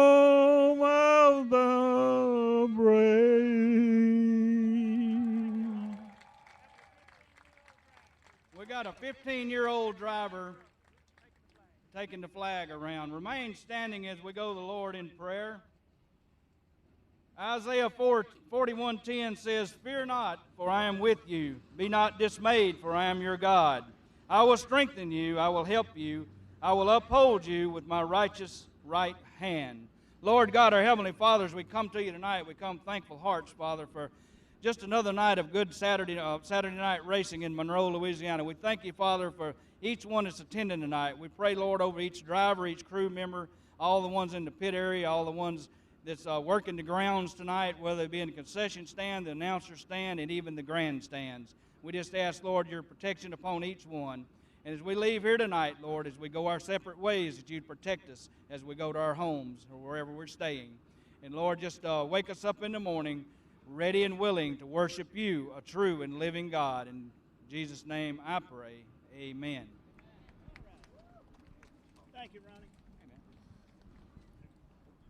Ronnie. Alrighty, race fans, I'm going to hand the microphone over to Bryce Hall, the voice of the United States Modified Touring Series. I just real quick need to vouch for these folks. I mean, not that I need to. They're about to do the vouching on the racetrack, as these are touted the baddest modified drivers on the planet, and we will not sell that to you short. As Bryce Hall with the call tonight, but these guys will always put on a great show. How many different states are represented tonight? 13 or 14. It's pretty nonetheless impressive. So ready to see what these guys can put the Revolution Park to the test tonight. I want to thank all of you great fans for being here, and we'll get rolling here with our USMTS heats here with Bryce Hall on the call. Thank you very much, Zach. We'll get set here for the first of 4 heat races. Simpson Performance Products heat race number 1. We'll have the driver that wears the Risco Industries points leader spoiler on the front row, Woodward, Oklahoma's Derek Ramirez. The 4R will start it from the inside of row number 1. Jake Tim will line up to his outside. Jake's had a pretty good weekend. Kicked it off Wednesday night at the 81 Speedway in Park City, Kansas, with a top 3 finish there. Top 5 last night at the Arklatex Speedway as well. In Vivian, Louisiana, the 49 Junior out of Winona, Minnesota will start on the outside of row number 1. Last night's feature winner, Terry Phillips out of Springfield, Missouri. He'll start 3rd tonight on the inside of row number 2. TP fresh off that win last night in Vivian. To his outside, Dustin Sorensen, the 19 out of Rochester, Minnesota. One-time winner this season with the series at the Hamilton County Speedway in Webster City, Iowa. Row 3 on the inside, Tyler Davis out of Hayesville, Kansas. The Freight Logistics number 65 will start 5th. Fellow Sunflower State racer to his outside, Chris Kratzer in the 19 out of Wichita, Kansas. Row 4, Berg out of Saussure, Mississippi. He's in the 46 alongside Carlos Amata Jr. out of El Paso, Texas. 65X car. And your final 2 starters, Tommy Cannon, the 718. Springs, Louisiana, alongside Lance Maury out of Imperial, California in the 19 SB. Those will be your 10 drivers in Simpson Performance number 1. Derek Ramirez is one on this race swing as well. Took the Risco Industries points leader spoiler back last night. Stretched the lead out to 39 points over Jake O'Neill, who finished 17th last night at Arklatex Speedway after having to start at the tail of the field for being late to staging. But Derek Ramirez able to stretch that lead out to 39 points after a top finish last night and winning at RPM Speedway on Thursday night. We're going to go down Simpson Performance Products heat race number 1. Ready to go green next time in turn 4. Ramirez, Tim, row 1. Phillips, Sorensen, row 2. Davis, Kratzer, row 3. Lusenberg, Amata, row 4. Cannon and Maury. That's how they'll stack up here in the opening heat race here at the Revolution Park.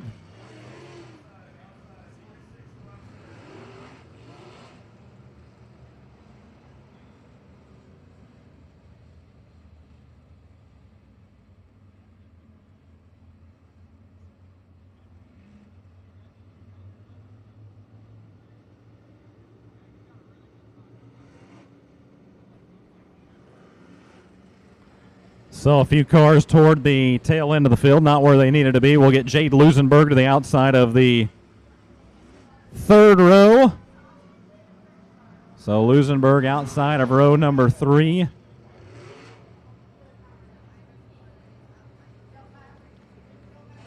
Caution lights are down. Ramirez, Tim on row 1.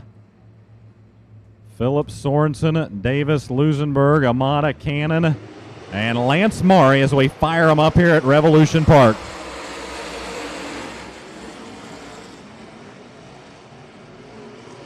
Through turns 1 and 2 here on the opening lap, Jake Tim jumps out to the initial lead over Derek Ramirez. Ramirez follows the high side of the racetrack. Sorensen working the bottom. Good racing for that second place spot down the front straightaway.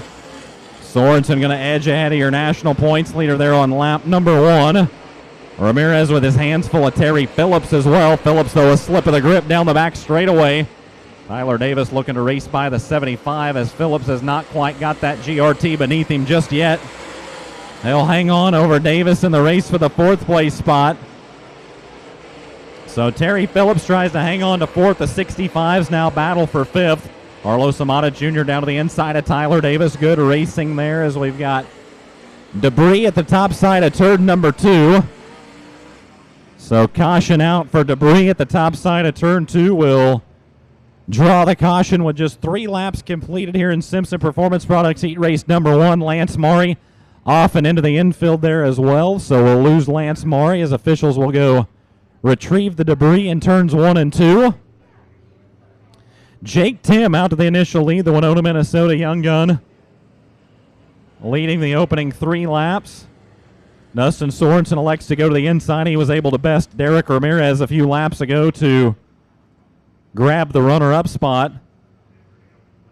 Terry Phillips in 4th. He elects the outside. That sends Tyler Davis to the inside of the second double file row. Carlos Amata Jr., Jade Lusenberg, Tommy Cannon. That's the remaining running order. 3 laps completed of 8 here for Simpson Performance Products Heat Race number 1. A green flag to the air, and we're underway. Great restart for the 4R of Derek Ramirez to pull alongside your leader. He'll diamond the corner through turns 1 and 2 and a race by the 49 of Jake Tim. He flashed to the outside of Tim, then diamond the corner. Now Tim will try to slide past the 4R of Ramirez. Ramirez with the lane to work with. He'll lead with 4 in and 4 to go. Derek Ramirez able to capitalize on that last restart to put the moves on the 49 of Jake Tim, working off of turn number 2. Ramirez will lead. Look out, Terry Phillips. Left rear quarter panel, the 49 of Tim. He's out of shape as Sorensen scoots by the 75 as well. Terry Phillips looks to have an ill-handling race car. He's maintained that 4th place spot. Certainly hasn't been pretty, though, for the 75 as he'll try to keep that thing pointed forward. 6 in, 2 to go this time by. Ramirez leads Tim in 2nd. Sorensen in 3rd of Phillips. And Amata the top 5. Tommy Cannon, Jade Lusenberg. That's the remaining running order here in Simpson Performance Products Heat Race number 1. Derek Ramirez sees the white flag. 1 to go here in your opening heat race at the Rev.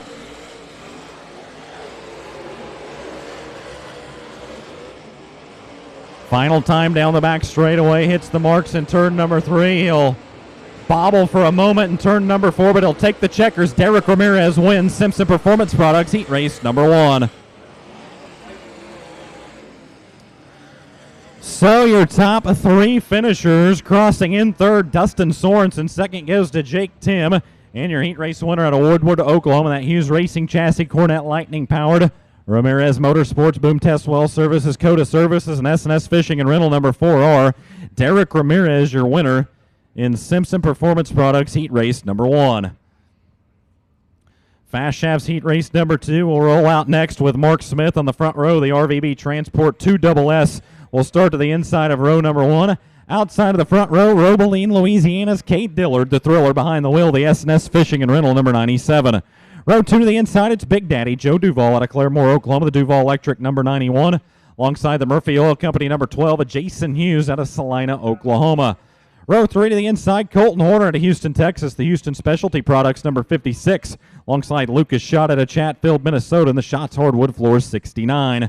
Row 4 on the inside, Tanner Mullins out of Wichita, Kansas, the 2020 Grant Young Hands Rookie of the Year, will take the Male Hamilton Ford 02 to the inside of the 4th row, with Fido Gallardo flanked to his outside, the Las Cruces, New Mexico veteran, and the Gallardo Construction G17. Your final starter comes to you from Saussure, Mississippi.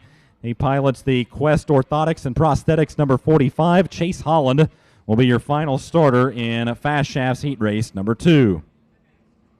So passing points apply through the 4 heat races here tonight. Top 12 in passing points lock into tonight's A main. Top 8 redraw for the CBismographics Pole Award.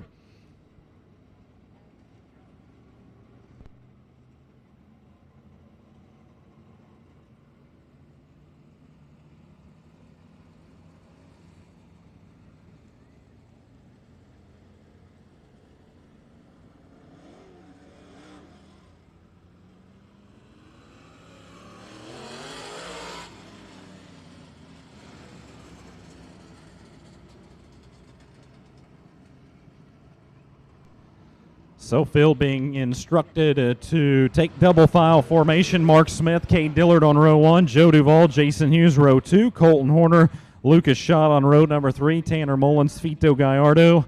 Chase Holland looks to be a scratch in the 45, so missing the Saussure, Mississippi racer. There he comes out of turn number 3, so Holland will make the call just in time as the caution lights will go down along the front straightaway. Fast Shafts heat race number 2, ready to get to it next time in turn number 4. Mark Smith will set the pace alongside Cade Dillard.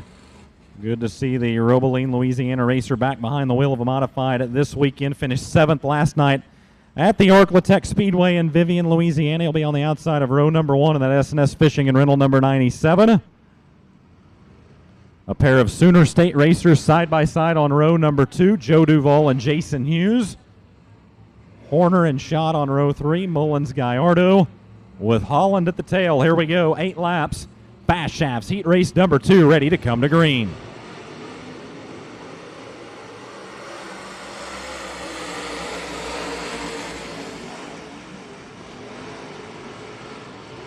Phil works through the opening set of turns. Cade Dillard out to the initial lead. Your outside pole sitter able to grab the lead from Mark Smith on the opening circuit.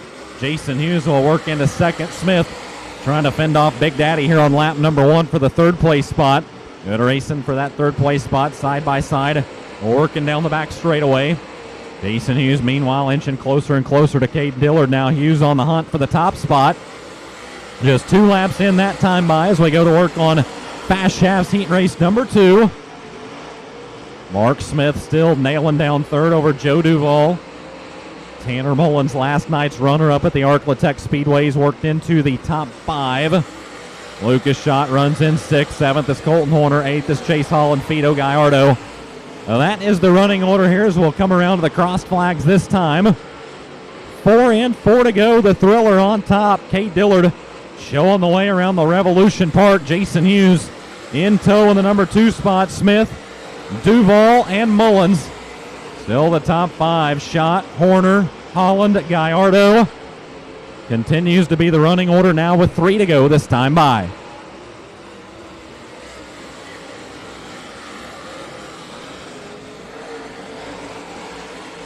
Action pretty well settled out among your front runners here in the second half of this one. We'll have 6 in, 2 to go this time around. Cade Dillard still leading the way. Mark Smith going to jump the cushion in turn number 4, and Joe Duvall will jump ahead of the 2SS. So Smith jumps the cushion. Duvall makes him pay the price. Duvall trying to get that car beneath him as well in turn number 2. Smith not able to pull the trigger in that battle for the 3rd place spot. Cade Dillard, meanwhile, has taken the white flag out in front of your field. 1 more lap to go for Fast Shafts heat race number 2. Dillard, Hughes, Duvall, Smith, and Mullins. That's the top 5. Checkers out off of turn number 4. Cade Dillard picks up the win in Fast Shafts heat race number 2.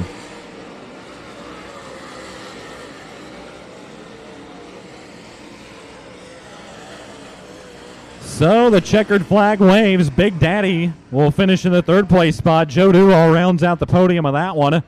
Second goes to the 12 of Jason Hughes, and your heat race winner out of Roboline, Louisiana, the MB Customs S&S Fishing and Rental, Strength Roofing and Siding, number 97 at Cade Dillard, your winner in Fast Shafts heat race number 2. So Cade Dillard claims Fast Shafts heat 2. We'll take you through the lineup now of Edelbrock heat race number 3. Diana, Texas veteran Kenny Gaddis will be on the front row, the Transmissions Unlimited 2G. He'll start alongside Nathan Smith out of Anthony, New Mexico, the RVB Transport number 88. Row 2 on the inside, Cameron, Wisconsin's Kurt Myers, the H&E Ready Mix 1M, starts 3rd alongside Jake O'Neill out of Tucson, Arizona, the Red Eye Radiator, 0. Row 3 to the inside, Tyler Wolf out of Fayetteville, Arkansas, the Army Contractors 4W, is outside New Sharon, Iowa, Zach Vanderbeek in the Casey's 33Z. Row 4 to the inside, Jason Good, the Fiberglass Specialties 85 out of Watertown, South Dakota. The Goods outside will be TJ Tollison. Tollison in the JT's Trucking, number 38T out of Bevins, Texas. Your final start will be Race Taylor, the Taylor Motorsports 12T, racing out of Leland, Mississippi. Those will be your 9 starters. In Edelbrock Heat Race number 3, 8 more laps. Passing points again in effect through heat racing action here tonight. Top 12 lock into the A main. Top 8 redraw for the CBISMA Graphics Pole Award. And we will get set for Edelbrock Heat Race number 3.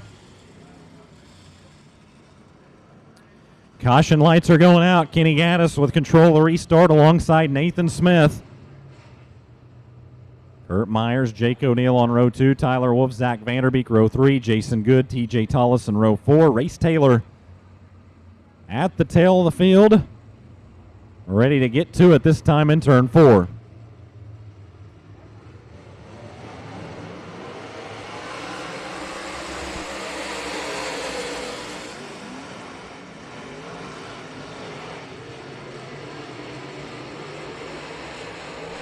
Under the green flag, 3-car gaggle here early on for the second place spot. Jake O'Neill takes it 3 wide with Kurt Myers. Kenny Gaddis atop that battle as well, nearly went 4 wide with the 88 of Nathan Smith.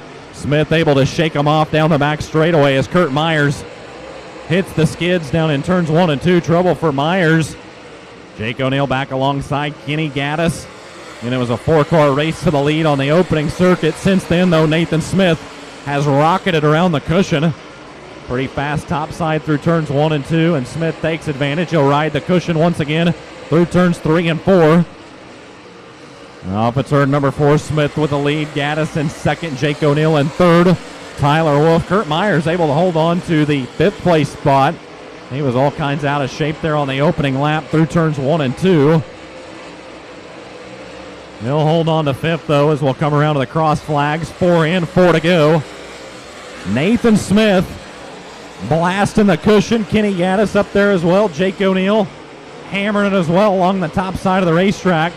That's your top 3. Tyler Wolf under attack from Kurt Myers in the race for 4th as Wolf going to jump up and above the cushion that time in turn number 3. The car was upset majorly for the 4W, and Kurt Myers takes 4th away from the 4W of Wolf.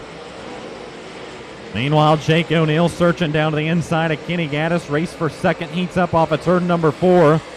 Jake O'Neill going after Kenny Gaddis here with 2 to go.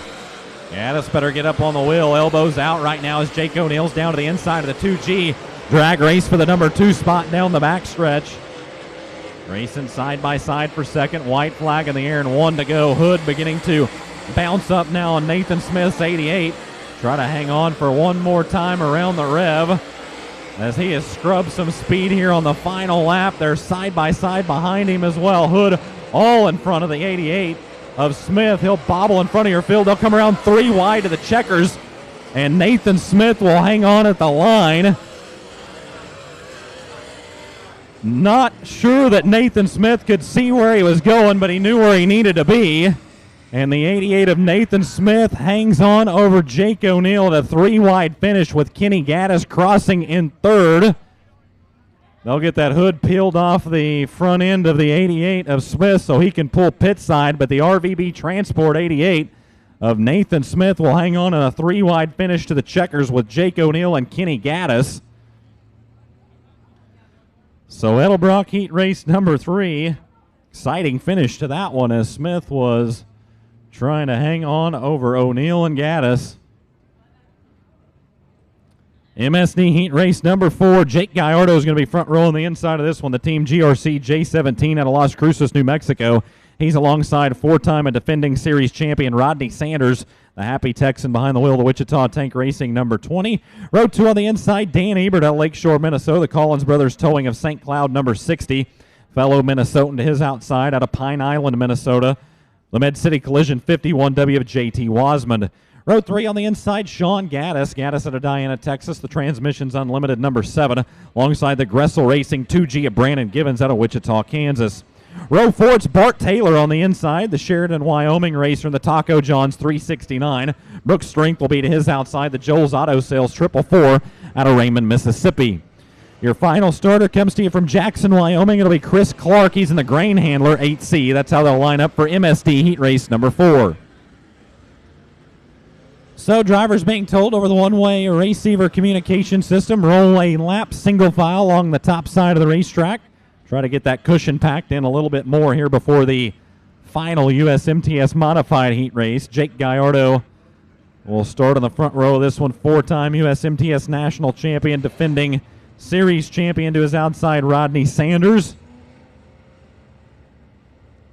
Those two will be on row number 1. A couple of Minnesotans on row number 2, Dan Ebert and JT Wasman.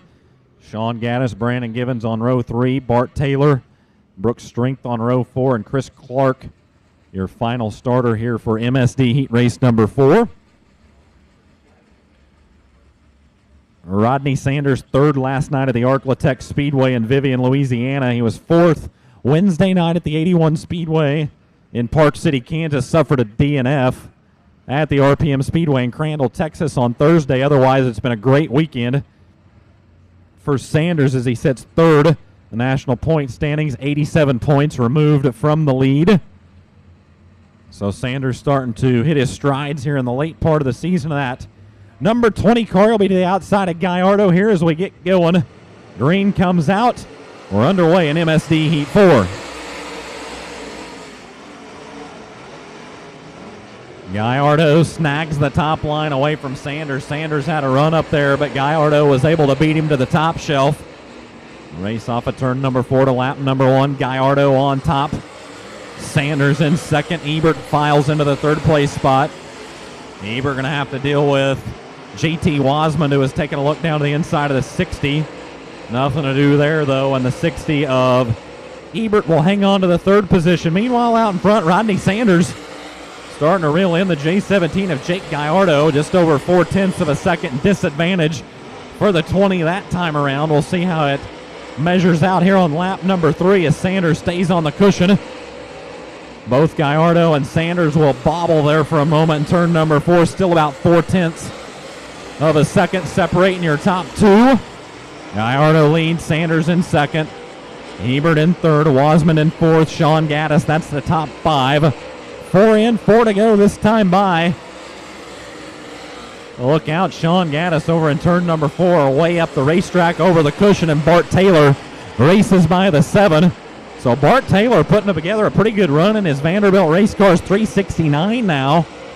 Got Derek Sorensen turning the riches on that 369, and he's up into the top 5 here in your final heat race as Brooks Strength goes sliding by Sean Gaddis. Gaddis will lose another spot to Brandon Givens as well. Some action just outside of your top 5.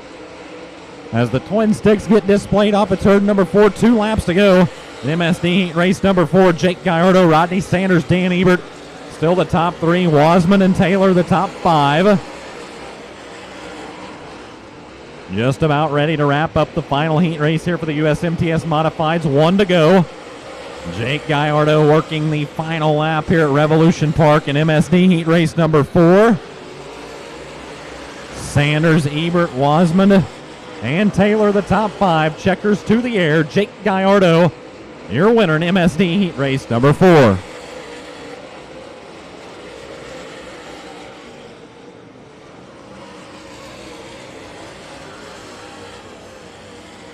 So there you have it, your top 3 finishers. Dan Ebert will cross in the 3rd place spot. Second will go to Rodney Sanders, and your heat race winner out of Las Cruces, New Mexico. He's in the G3 Fitness Gallardo Construction Team GRC J17, Jake Gallardo, your winner of MSD Heat Race number 4. So that will do it for heat racing action in the USMTS Modifieds. Turn it over to Zach Clark here. We get set to move through the program. Thanks a lot, Bryce Hall. Not too bad. Last time we were here, we hung out for about 20 minutes, and then the sky fell out on us, so the bottom fell out. It was a torrid rain here when the American Racer Modified Series most recently visited this place, but they didn't visit for very long. But as soon as that one rained out, we quickly looked forward to this one, as those 4 USMTS modified heat races thrown quickly into the history books here, as they're getting around the Revolution Park tonight in a quick pace.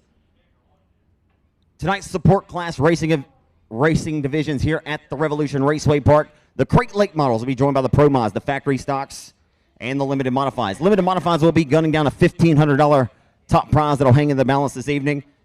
Again, folks, I want to thank each and every one of you guys who spent your hard-earned money with us here tonight and choosing the Revolution Raceway Park as your official racing destination.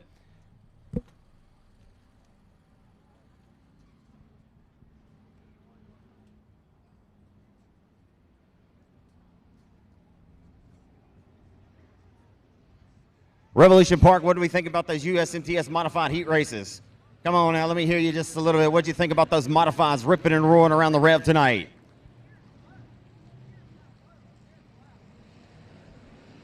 I know it was a little more exciting. How about that 3-wide finish there in heat race number 3? That was nothing less than impressive. So one more time, Revolution Raceway Park fans, are you live out there? Check your pulse as factory stocks get ready to roll and stroll down into 1 and 2. We'll get them lined up and get you that lineup here in just a moment.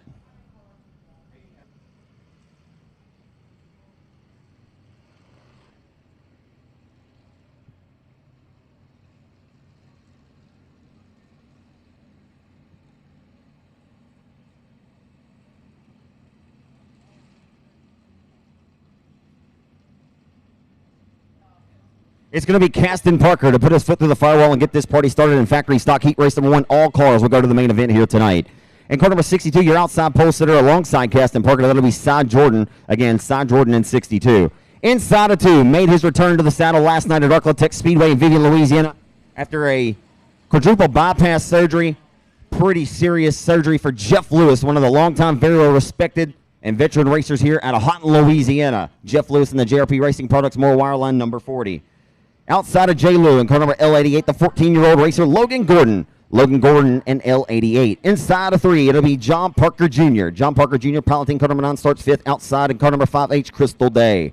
And lining up shotgun last night's second place finisher at Arklatex Speedway in Vivian, Louisiana. In the factory main event in car number 54X and a new Outlaw chassis, it's Clint Shirtliff from Falk, Arkansas tonight, the pilot of 54X.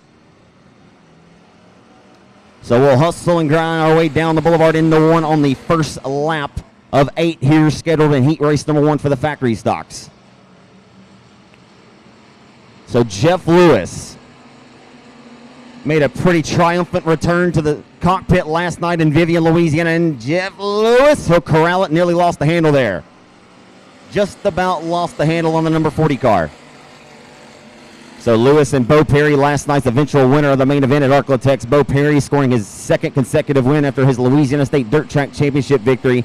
He and Jeff Lewis had an outstanding race and heat race action last night in Vivian. As way high, wide, and handsome goes Parker, opens the door, and Jeff Lewis going to take advantage and capitalize. He'll go to the race lead. So Jeff Lewis, and only a second night back behind the cockpit of that number 40 again after a very serious heart surgery. He'll roll into 3 and 4. He'll have the Lewis fan club, and the likes of many have been rooting on that number 40 car for several decades. Next season will be Lewis's 40th year of racing, as car number 40 hustles and grinds his way off the exit of 2 full throat, as he'll set his sights into turn number 3. Lewis trying to hold on to it, as Anana Parker trying to get back what he lost off the exit of 4 with 2 or halfway in, the other half to go.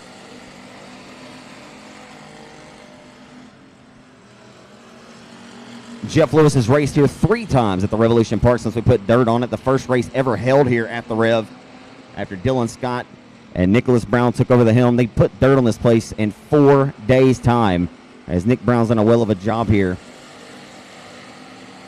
The first race was held on July the 11th of 2020 and was initially scheduled just to be a big-time special event, the Hooked Up 50, which was later held last September. That was what the initial plans were, and then obviously we had so much fun after the first few nights that, well, Nick and Dylan just couldn't get enough.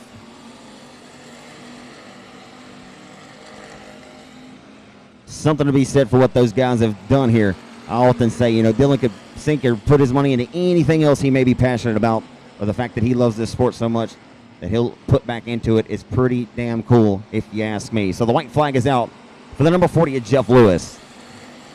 Lewis has begun to separate himself once he finally hit his marks right there about a lane and a half up from those skidder tires. He works down the back straightaway into turns 3 and 4 for the final time. The driver of the Moore Wireline JRP Racing Products, number 40, down the road from Houghton, Louisiana, J-Lou, Jeff Lewis, your winner in 40.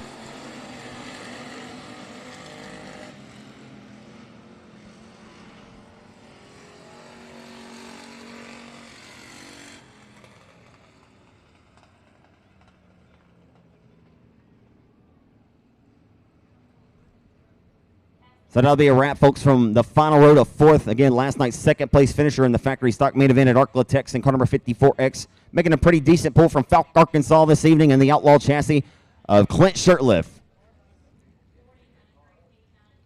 Finishing in the 3rd spot, the number 93P of Caston Parker. 2nd, we'll go to John Parker Jr. from his 5th starting position. And taking the win, 3rd to 1st, the very well-respected racer from down the road in Houghton, Louisiana, the driver of the JRP Racing Products Moore Wireline, number 40, J-Lou, Jeff Lewis, your winner in 40.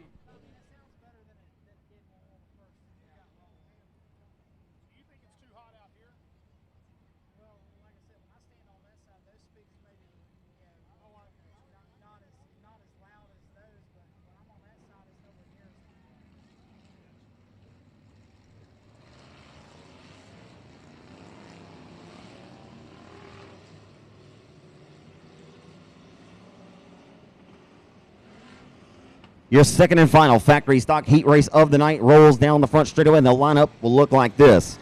In car number 93 from Chatham, Louisiana, that'll be Caleb Smith, your pole sitter tonight in 93. David Cotton, pilots car number 99X. He starts outside pole, inside of 2. Alan Fortin in 91X. Outside of row number 2 in the number D27, Jamie Del Rio from right here out of West Monroe, Louisiana. Inside of 3, piloting car number 17 is Alex Turner. Alex Turner in 17. Outside of row number 3 in car number 5, it's Frank the Tank, Frank Canizero. And that number 5. And the final starter in this one, last weekend's 49th running, the Louisiana State Dirt Track Championship winner at the Boot Hill Speedway in Greenwood, Louisiana, and he also got the victory last night at Arklatex, trying to go back to back to back between 3 different racetracks from Bossier City, the Superior Bar and Grill, number 12, Bo Perry in 12. So it'll be fun to see Bo Perry carve his way through this field from the tail. We know he'll pick off a few, but how many will he be able to throw into his hip pocket here? As Canizero will sidestep Fortin all out of sorts as they go one by door to door here for 3rd. Off the exit of 4 they come. As Del Rio holding steady right now to the outside of the number 5 of Canizero, the Shreveport, Louisiana native. Canizero raced at the Super B Speedway for $15,000 last weekend, made that main event. Didn't quite have the luck that he was looking for in that main event. But right now, Canizero's got a quick one, and that was almost ugly. Wow. From my vantage point, we had a few of them getting ready to go off on the rollback tonight.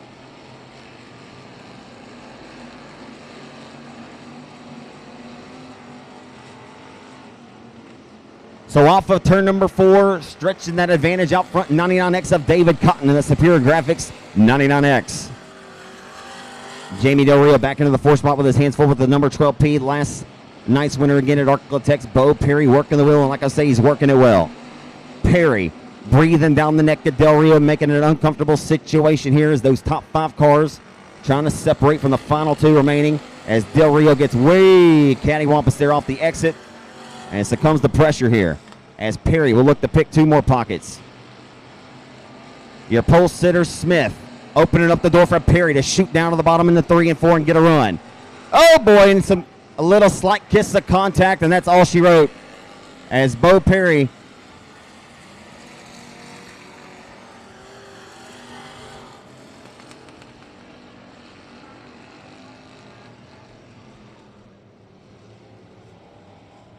Well, prior to that caution coming out, Bo Perry was certainly the show here in your second and final factory stock heat. Started shotgun on the field and was picking them off one by one. And was trying to work down there and grab one more spot, just couldn't quite.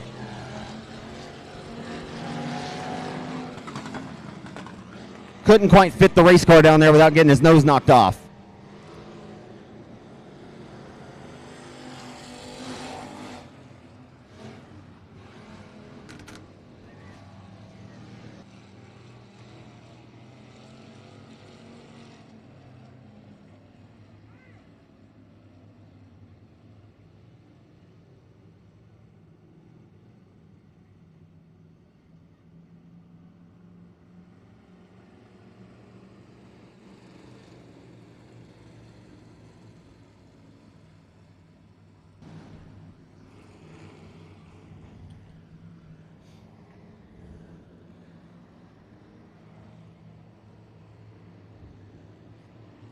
Folks, I'm going to tell you real quick. I just told him myself, Tyler Rankin, you're watching him, he means business. Anytime you see a photographer got 2 guns on his side, he's got 2 guns, one for each of you. Truly one of the best dirt track photographers in the business. Y'all check out his work. He takes some pretty awesome stuff. Lights are out. We're back underway here at the Revolution Park. Where will Bo Perry go? He'll try to go forward. We'll see if he can pick him off just like he did during that previous Greenfield. 3 wide back here for 4th. Look at Bo Perry. He nearly got everything back that he lost. As Frank Canizero from inside of row number 3 trying to work on the race leader, David Cotton off the exit of 4. It's heating up at the Revolution Park. So Perry already back to the doorstep of the 93 of Smith. This time he'll try to walk through unscathed. He'll get a nose up on the midpoint of the back straightaway as they roll into turn number 3. Bo Perry back up the 3rd from the tail with the white flag coming out this time by.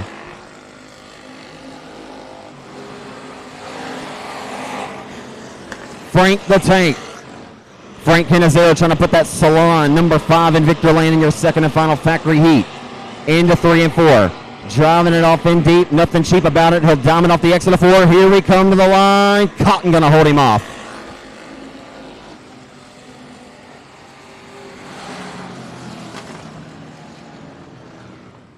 Well, how about that effort for Bo Perry, ladies and gentlemen? Again, looking for his 3rd consecutive victory after he won last weekend's Louisiana State Dirt Track Championship at Boot Hill Speedway.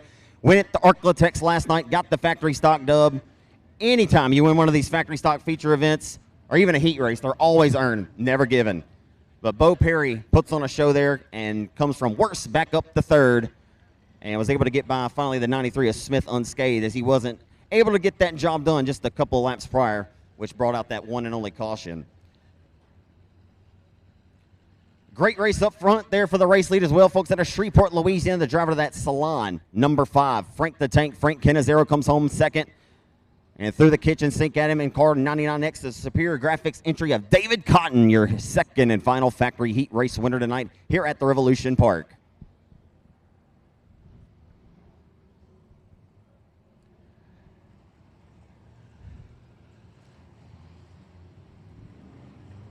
Hey guys, it's not too late if you have any friends or family or anybody that maybe was on the fence about coming tonight. They certainly still have plenty of time to make it out here. Get your general admission ticket and find a nice place to sit out here in these stands. I know that the drivers have done their part, packed the pit area. Just up to us now to put a nice crowd out here for them to display their talents in front of. If anyone's not able to be here, or if anyone's wanting to come and can't, then let them know the number 1 alternative, raceontexas.com via SpeedPass or racingdirt.com. Racingdirt.com, longtime streaming partner of the United States Modified Touring Series. So $1,500 will hang in the balance tonight for the baddest limited modified driver of the bunch, and we'll have 3 contested heats. And on the pole, the owner and fabricator of Express Racing Chassis out of Lafayette, Louisiana, Shady Bear, Shane Abear in 9. Abear behind the wheel of that crate late model last weekend at the Super B Speedway, swept both Friday and Saturday night's program. 3 wide for 4th down the back straightaway. They were 3 wide momentarily as they roll into 3 and 4. It's going to be Shane Abear leading lap 1 in the Express Racing Chassis B&D Motorsports number 9. Jacob Birch riding in 2nd right now as they work the hub of the racetrack and work them well off the exit of 2 and into 3.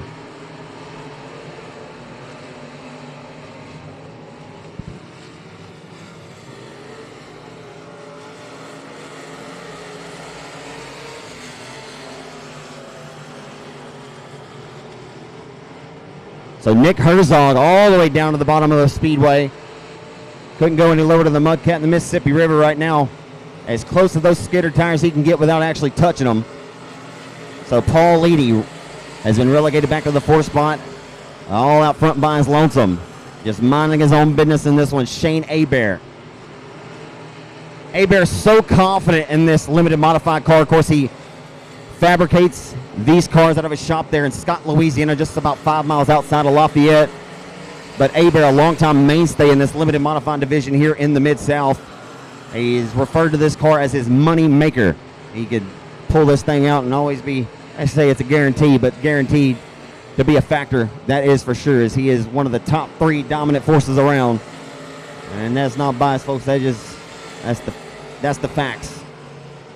as Abear right now has worked to an entire straightaway advantage. No contest in this one.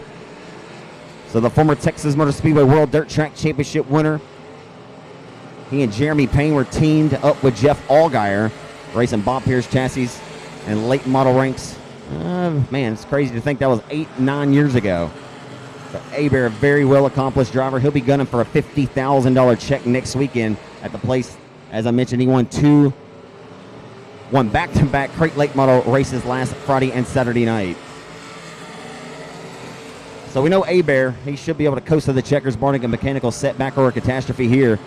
Birch holding on to second still. Herzog is third, and Paul Leedy fourth. As we work to the checkered flag off the exit of 4 this time.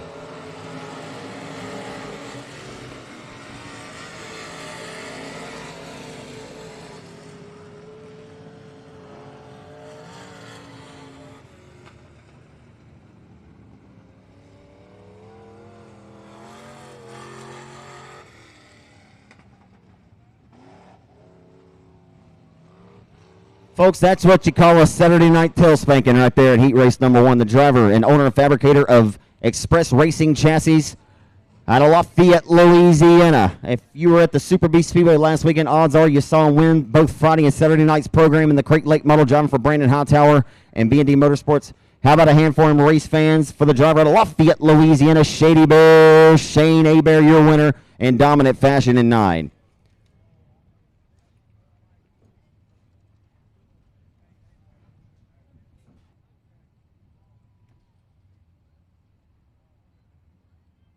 So as mentioned, Abear's racing prowess. Of course, it'll be cool to see him back in a late model next weekend.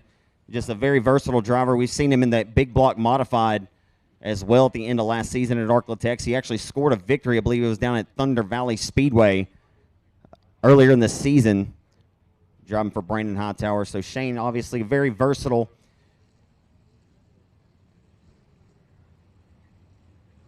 And as I mentioned that, once a second-place finisher all the way up in Spring Valley, Minnesota at the Featherlight Fall Jamboree was Shane Abear. I believe this is all the way back in 2011. Been quite some time ago.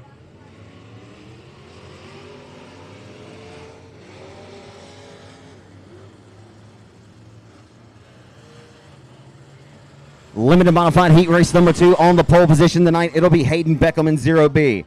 Outside, it'll be Chase Abear, the second-generation Abear racer, as his dad just won heat race number 1 in commanding fashion. We'll see what the youngster Chase Abear can do from the outside pole.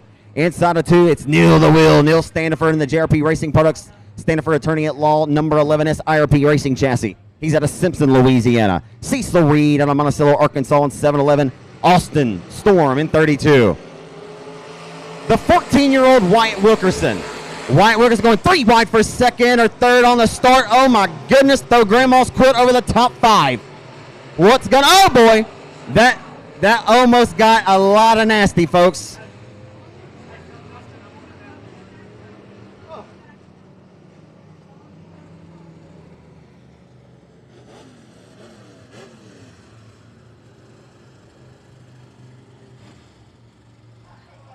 Well, folks, I tell you what, it's never good when any drivers are biting a little piece of the concrete there, but I'm going to tell you that looked like that was about to be a lot more nasty than what actually happened there. And thankfully,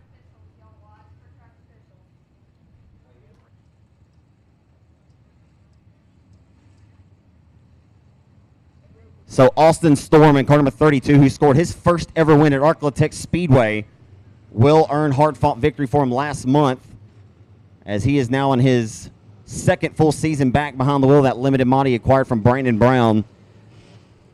So Storm with heavy damage, or certainly looks like the sheet metal crunched in on that right side. And the 14-year-old racer out of Bell City, Louisiana, Wyatt Wilkerson. He's one of Jason Ingles' IRP Racing Chassis tonight. This is a kid right here you want to keep your name. This is when I tell Kevin Sestair and I tell Bryce Hall, I don't know where this kid in the 78 is going. Obviously, it's tough because he's in a bad deal here. I could have told you this off mic, but this is one you're going to keep your eyes on, guys. He may very well be in a USMTS mod or something. Who knows in a couple years. 14 years old and won a convincing race out here at the Rev a couple months back. And he has been really, really impressive here in 2021 at the young, sharp age of 14 years old. Not so sure that he's going to have it his way tonight in heat race action, but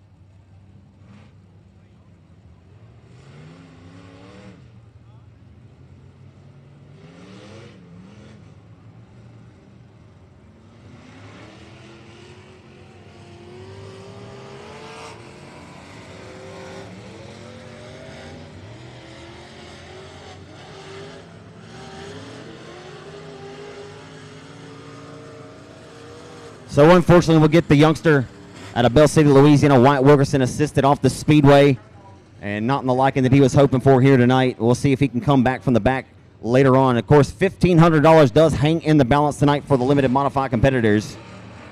As we'll get them re-racked and stacked, we may have some fluid there on the back straight away. It's going to be a complete restart here, and your second limited mod heat race of the night.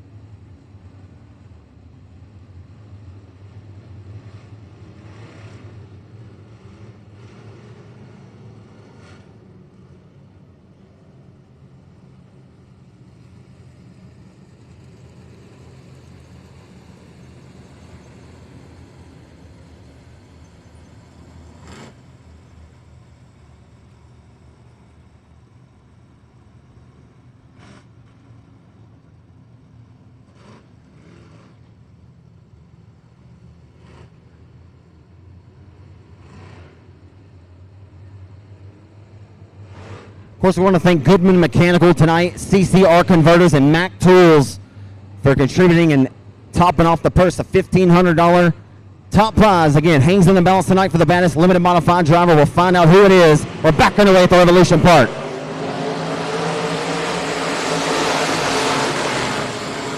A-Bear going to go to the top ropes this time. They work off the exit or two. Oh, my goodness, more carnage. And involves Austin Storm once more.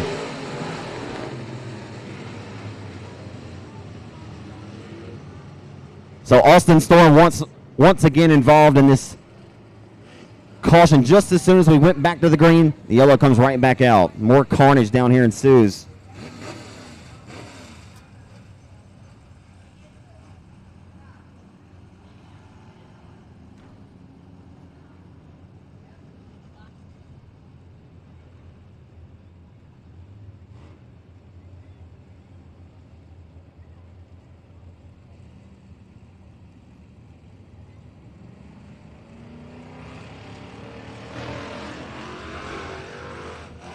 Well, Mama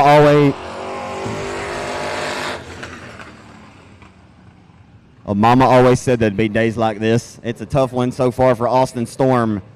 As one week your hero, the next you could be zero. The sport, very, very, very humbling. Again, he was enjoying the sweet sensations of victory up at Arklatex, where wins are definitely always hard to come by over there. He got his first one ever in Vivian, Louisiana last month. He was thrilled for getting that job done, but Storm trying to find that speed and some of that good fortune he had on his behalf.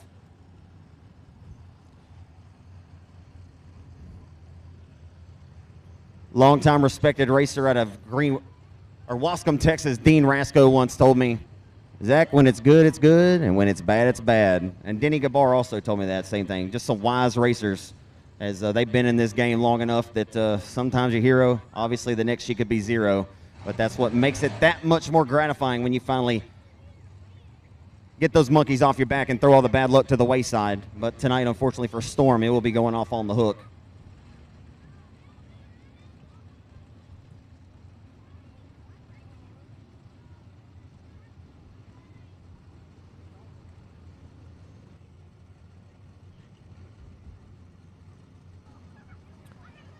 Of course, last night, the United States Modified Touring Series was at Gene Borders Quarter Mile Speed Plant in Vivian, Louisiana, right there where Arkansas, Louisiana, and Texas all meet.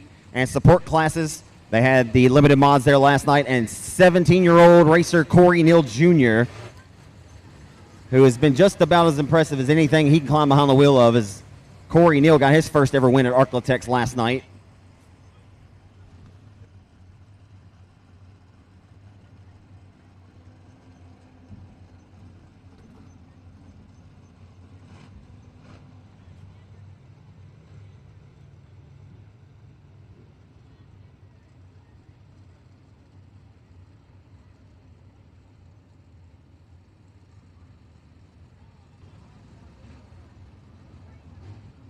And the infield tractor tire stays undefeated. Of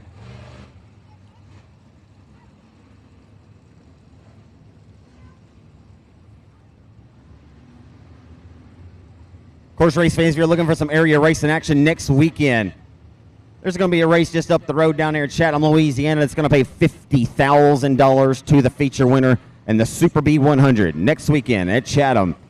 Should be a ton of fun. Y'all be sure to tell your friends, bring your family out. And let's see if we can't pack the old Super B Speedway next week. There's 100 or so pre-entries. Kyle Bronson, this year's Silver Dollar Nationals winner, is on that entry list. Now, being on the entry list and him showing up could be two different things, but he is certainly on the entry list and he's paid his fee. So, Joseph Joyner with Hunt the Front. Lots and lots of great competitors are scheduled to be at Super B next weekend. Again, $50,000 to win next weekend. As limited mod, heat race number 2 getting ready to set up shop and taking back to the green flag here. Your judge, jury, and executioner, Justin Martin, throws the green silks back over the sky. We're back on our way here in Monroe.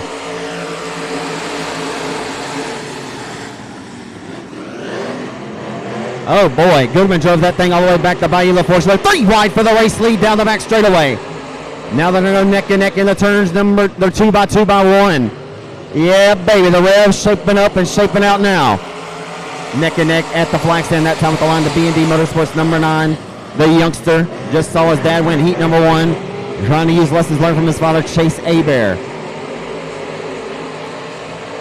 Oh, Chase Hebert. Off of 4, Abel's got that top shelf rolling.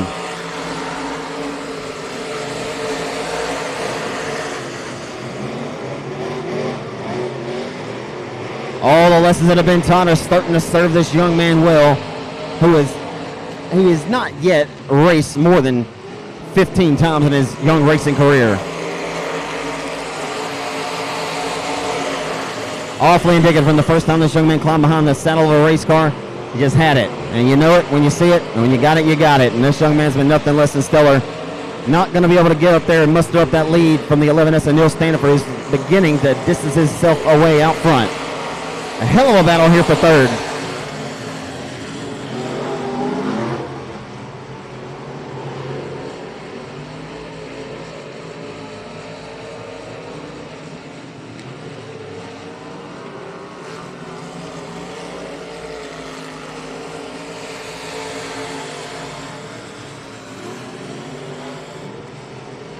So that great battle for third finally the 90 of Jody Davidson will prevail with that spot as they work down to it. 2 to go. 6 scored.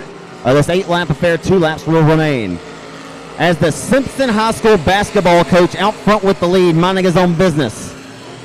As the 11S of Neil the Wheel, Neil Standifer, and the Jesse Standifer attorney at law, JRP Racing Products, IRP chassis, number 11S, coming to the white flag this time.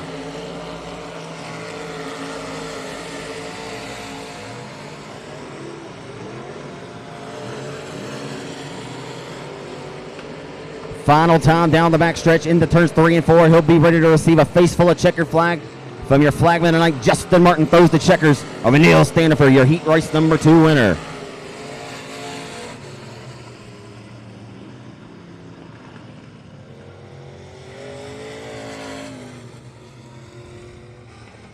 Well, that was fun watching Jody Davidson work the wheel and work it well from worst to third. Jody Davidson picking them off each and every circuit there. That 8-lap affair, Jody Davidson out of West Monroe in that BRT Performance IRP Racing chassis number 90. Davidson from worst to third. Coming home second in this one, outside pole. Started second, finished second, using lessons learned from his father. That's got to make Shane proud, watching this young man continually pushing the progression of his young racing career. Chase Abear finishes second in heat race number 2, and your winner starting third, taking the dub, and the Jesse Standifer attorney at law, JRP Racing Products, IRP Effect Series chassis number 11S, the Simpson High School basketball coach, Neil the Wheel, Neil Standifer, your winner in 11S.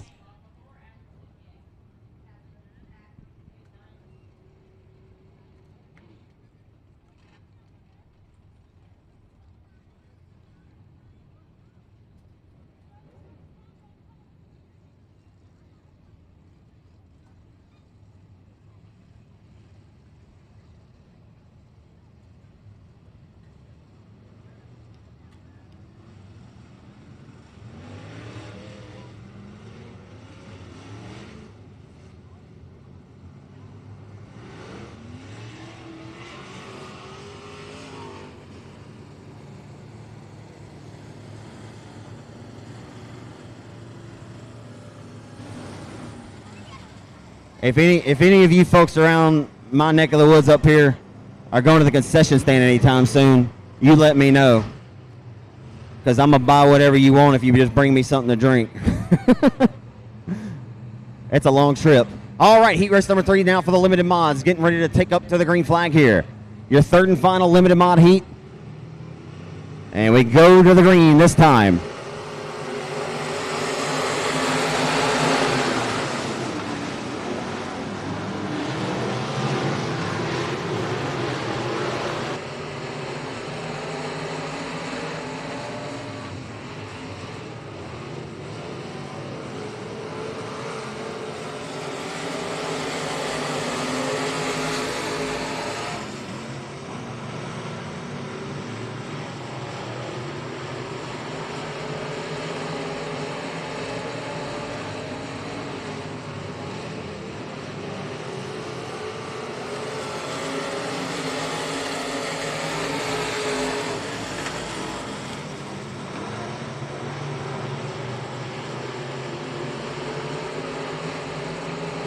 How about this 3-wide battle taking place back here for the 5th spot? They still going to need to go 3 different lanes wide as Freeland way up top where Grandpa keeps the good bourbon. There's still 3 right here for 4th and a 1. The 9, look out, baby. Drives that thing all the way back to Bayou Little Force before he turned left that time. Danny Roy, Jeff Roy in the number 9 machine. Rolling up the 4th now.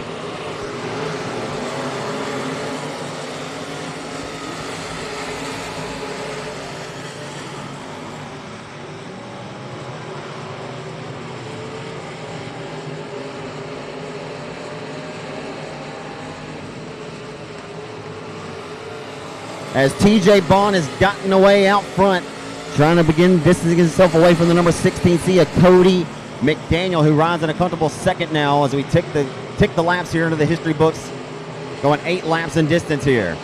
Justin Martin showing them 2 laps to go this time by as they head down the boulevard into 1.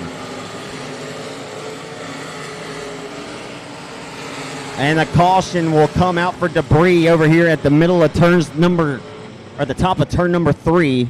So debris out for caution out for debris in turn 3.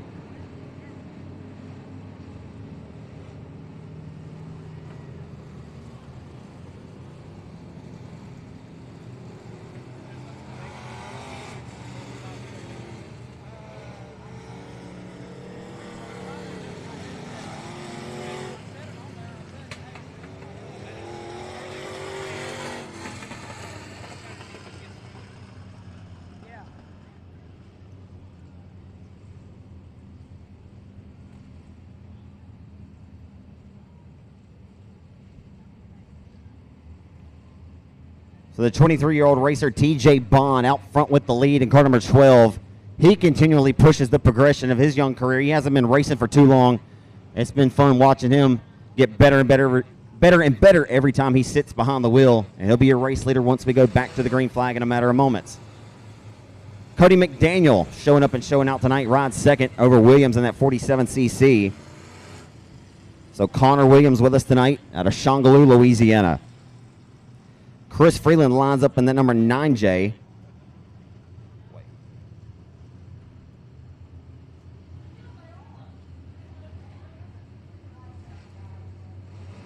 So how about returning to the limited modified class tonight? One of the longtime respected drivers out of Alexandria, Louisiana.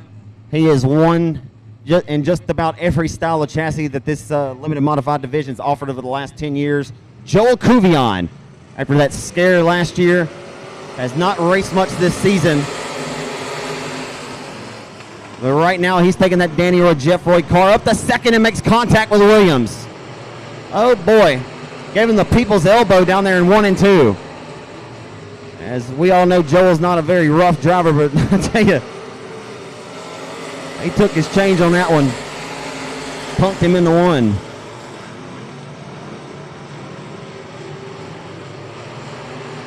As it'll be the final time in the turns 3 and 4, and ready to receive a face full of checkered flag. The name is Bond, TJ Bond, your winner in car number 12. So we saw Jody Davidson in heat race number 2 go from worst to third, and this one as well from worst to third for the driver of car number 9 for Danny Roy, Jeff Roy tonight. The hired gun is Joel Cuvion from Alexandria, Louisiana. Again, Joel last year fell and had a brain bleed and had a pretty serious scare with his health there and hasn't raced a whole lot after spending about the last year and a half or so in the crate late model division. But it's good to see Joel back behind the wheel of any kind of car nonetheless and doing something that he loves to do and doing it well. Got a little hairier than Kerry down there on that restart, though, as Cuvion made some contact down there with Williams into turn 1. And Williams wasn't able to get back what he lost there. But nonetheless, a great performance there for Cuvion, as your winner was the 12 of TJ Bond.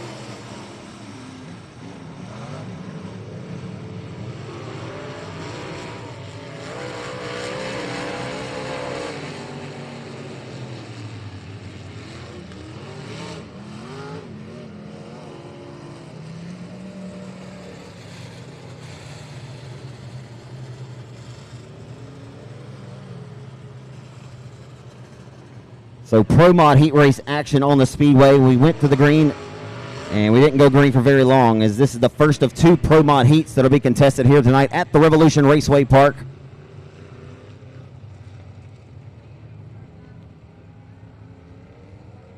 If you're tuned in watching live tonight on Race on Texas Speed Pass or via racingdirt.com, we thank all of you great folks for choosing to spend your hard-earned money and hang out with us, whether you're on the go on your smartphone or watching from the comfort of your own home. We appreciate you for supporting the Rev tonight and the United States Modified Touring Series.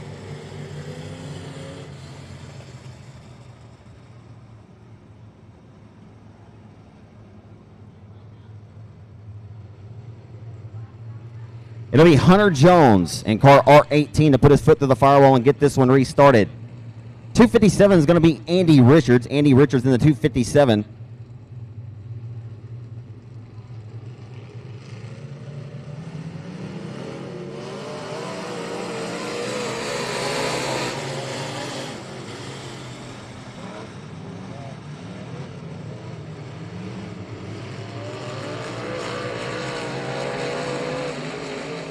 Dusty Wilhite trying to go to the second spot all the way down to the hub of the track at 75. He'll get by unscathed.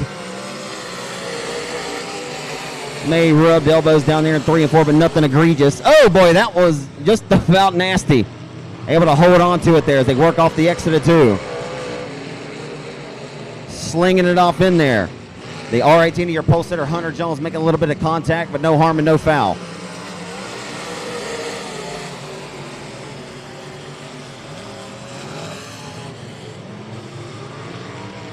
For the driver of the 257 tonight, for who? Mike Jones. Andy Richards, the hired gun tonight, and the caution will come out once more.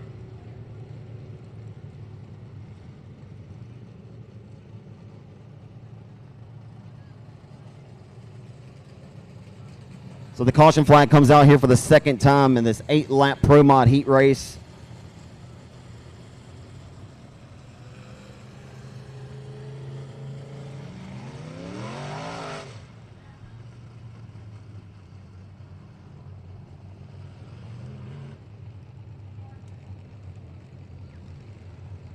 You started to see this class grow and evolve, and other classes kind of adopting rules that are similar. You have the STEM series, but you see this class and you see that they resemble an open wheel modified or a limited modified. The difference in these is you can run any size power plant, you can run any size motor underneath the hood. The name of the game is getting all that power to hook up to those asphalt pull-off slick tires.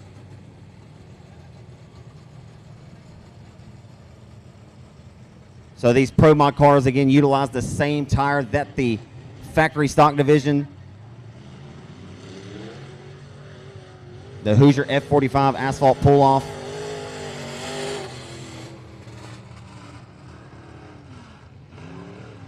So the hired gun again tonight for Mike Jones is Andy Richards in 257. That's Devin Richards' dad back in the saddle again. Raced in Chatham at their second to last event, and that was his first time in a race in quite some time, as trying to shake some rust off and have a little bit of fun again, drinking from the fountain of youth. So it'll be up to Andy Richards.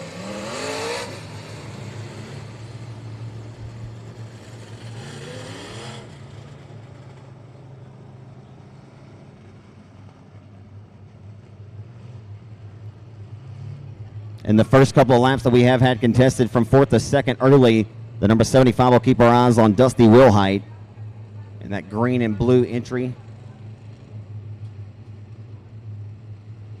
So Justin Martin gets ready and throws the green silks back over the Monroe sky. Dusty Wilhite just about lost the handle. He was able to corral it. We'll send him to promoter school. So working for the race lead off the exit of 2 down the back straightaway.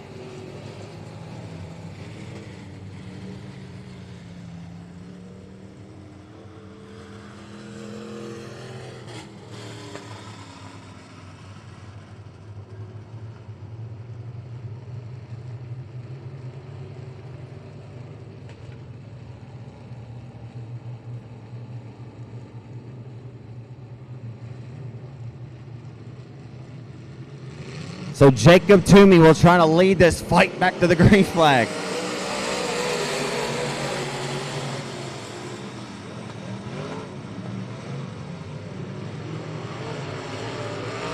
So Toomey will separate himself once more by a couple of car lengths here on this green flag run. We'll see if it's a short, a long, or if we can get to these checkers here.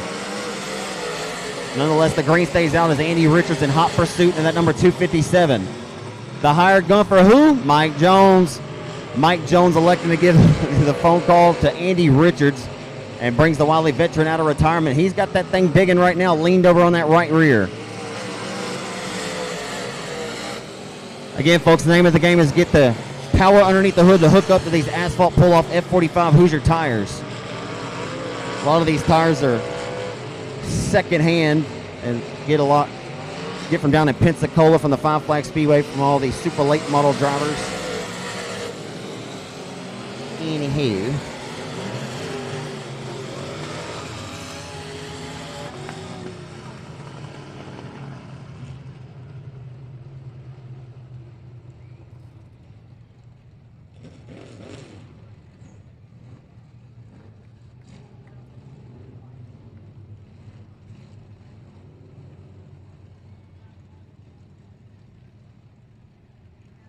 So that's a wrap for your first Pro Mod heat of the night.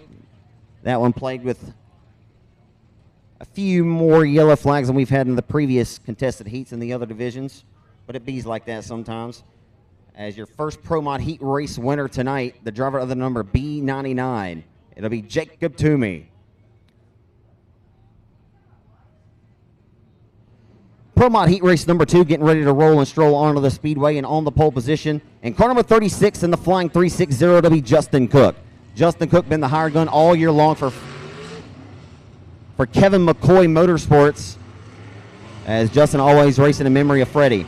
So outside of Cook on the front row in the 515, he's got 2 wins at Arklatex this year, also a win at the Boot Hill Speedway. He's been really, really good this season. The Tilly's Mobile Homes, Johnny's Pizza, ABC Auto Parts number 515, it's Trent Humphrey.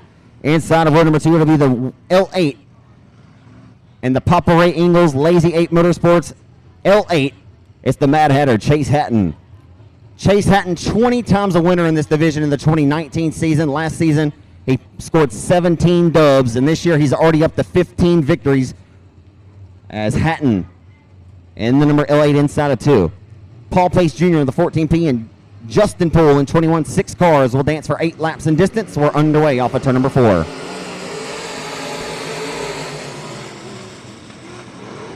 So it'll be interesting to see Hatton and Cook go at it here, as well as Humphrey.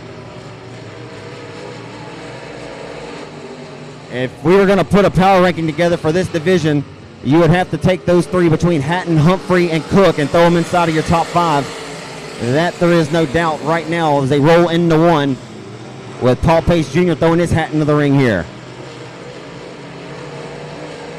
Humphrey working to the outside for second of Pace as he's working all the way around the hub of the speedway as Chase Hatton way upstairs that time.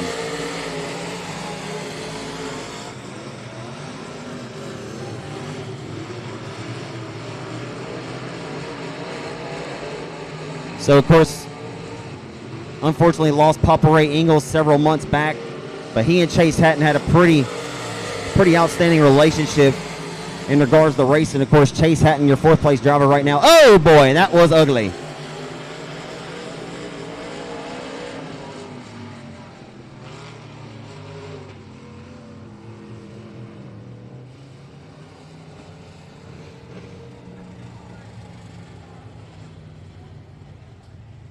As egregious as that may have looked, I don't ever speak or speculate on intent, but obviously I do not believe that Chase Hatton meant to get in there and spin the 14P at Paul Pace Jr. Kind of hit a little bit of a slicker traction spot down there, and Pace kind of bobbled. It was just a meeting of the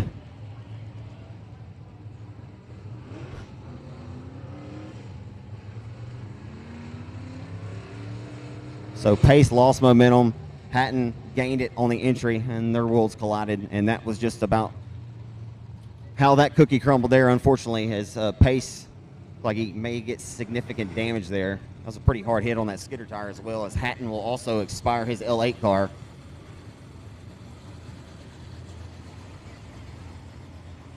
The bad news is Chase Hatton race fans, as he's going to the pits for now. The good news is we'll get to watch him carve like a hot knife through butter from the tail in the feature event later on.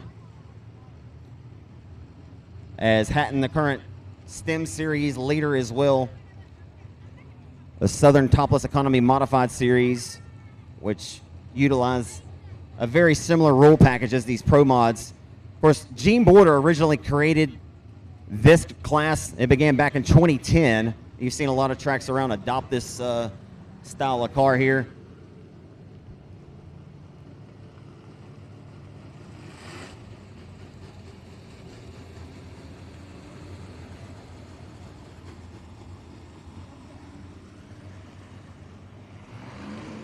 For what it's worth, when Gene created it, the name of the game was obviously, you can run any size motor you want. But all that motor don't matter if you can't get them to hook up on that slick tire. Just trying to get a cost-effective, did I say cost-effective in racing? Something a little more affordable anyway. Those Hoosier 500s and KK 704s get a little pricey. You can get 4 of these for $100.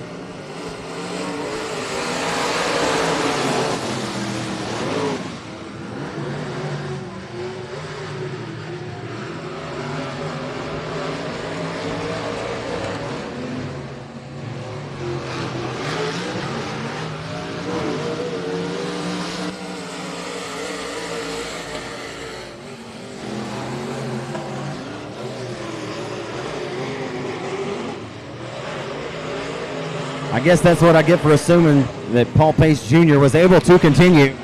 I would assume that he had significant damage. And there I go, just not paying attention a moment ago. But Pace, obviously out still on the racetrack, didn't receive much damage at all. Matter of fact, Hatton exited in the number L8 car, but given everything Justin Cook's word for the race lead is Paul Pace. Pace continues to lurk right around the hub of the racetrack. Cook, high wide handsel, 3 wide for the lead off the exit of 4. Yeah, baby. The Rev is racing tonight, baby. I like it, I love it, and I want some more of it. As that 1997 Tim McGraw hit song said, just the down road from Start, Louisiana was Tim McGraw.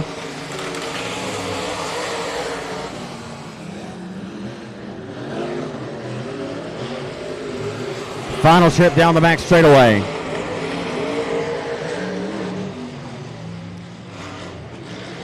Off of 4 to a face full of checkered flag from flagman Justin Martin. Paul Pace rebounds from early race carnage and propels his way to victory lane.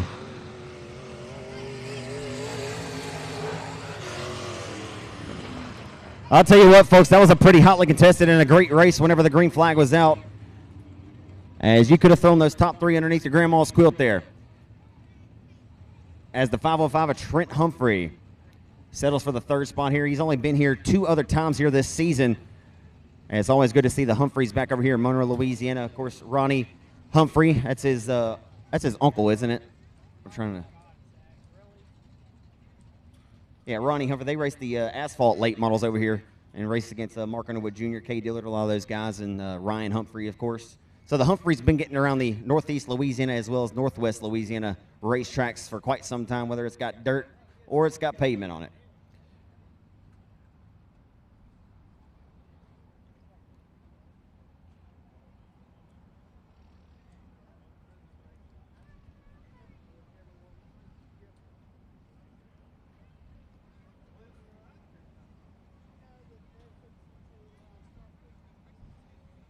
So I didn't forget about him. Justin Cook comes home second in the number 360. Yeah, I knew the fan club was down there. I didn't forget about him. Justin Cook comes home second, driving for Kevin McCoy tonight and taking the victory. How about that rebound, folks? He looked like he was headed to the Heartbreak Hotel. He defied the odds there. Was able to keep the car in one piece. Just had a little bit of sheet metal damage for Paul Pace Jr., your winner in 14P.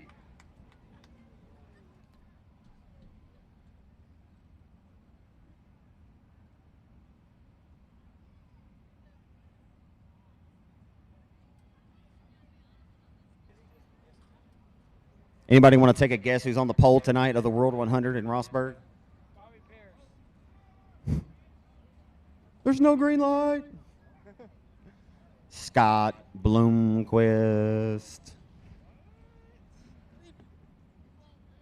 He won't win it? He might not. He's trying to get back to form. I'd say it's pretty impressive, though. I mean, he got up and got around Tyler Erb the other night. You know, and the fact that we're even talking about Scott as if it's impressive that he passed Tyler in a heat, because, I mean, Scott has been great all the way up until he just hasn't been his sustained greatness the last several years with all the injuries and things that he's been trying to recoup from.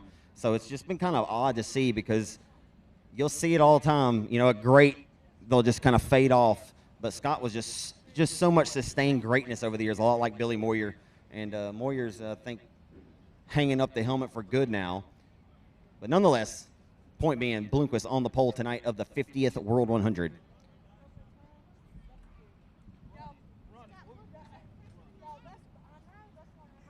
What'd you say? Scott Bloomquist ain't faster than my daddy, Lee Patton. Who's your dad? Who's your dad? Lee Patton. Lee Patton. General Patton, folks. Yeah, Lee Patton's a pretty good shoe. In a factory stock for sure. I think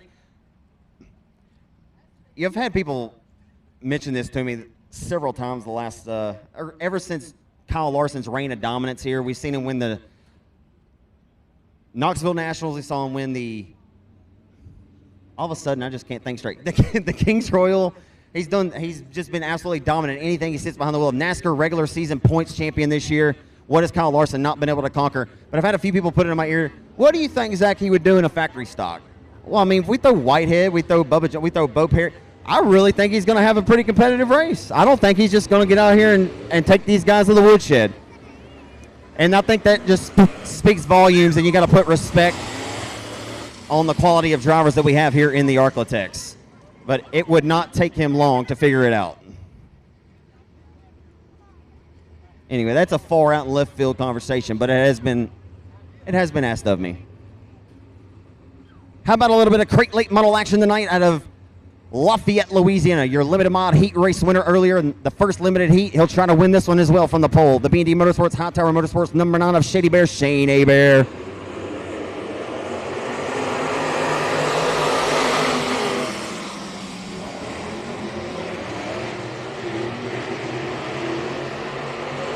So working into turn 3 on the opening lap of 8 scheduled here. Off the exit of 4, down the front straightaway into turn number 1. Abear sweeping last Friday and Saturday night at the Fat.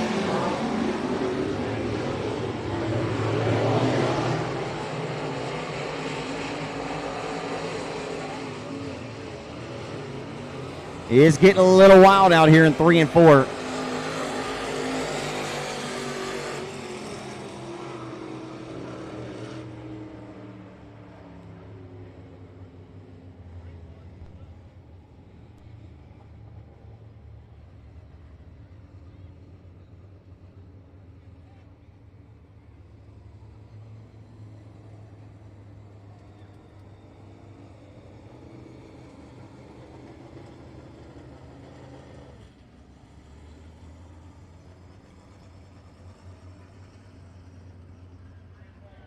So it got a little bit hairier than Kerry down here in 3 and 4, and carnage ensues.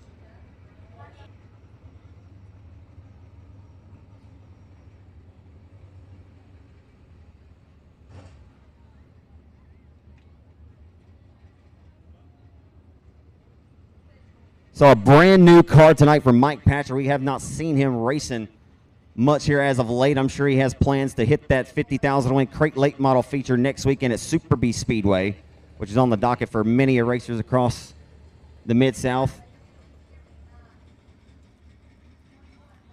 Speaking of the Super B Speedway, last weekend's Friday and Saturday night winner, a part of the 15,000 win factory stock showdown that went 75 laps in distance.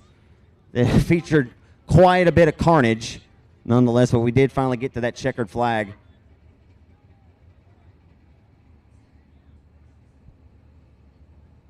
So we'll get Mike Patrick assisted off the speedway here.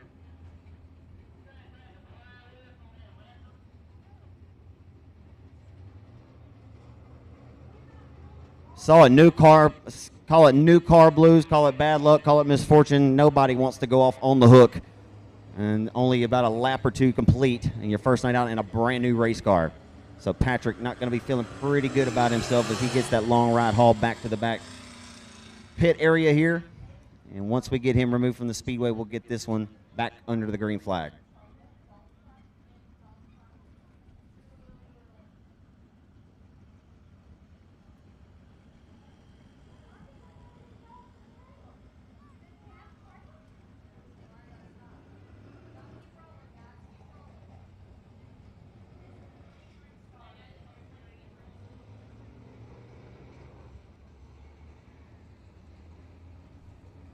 So we're used to Mike Patrick typically being in an orange race car. He's traded in those fluorescent orange colors for a little bit different look here for him to end off this 2021 campaign. And hopefully it's nothing but some cosmetic damage. He'll get this thing righted and get back on the racetrack here before too long. As all your crate late models will go to the main event tonight.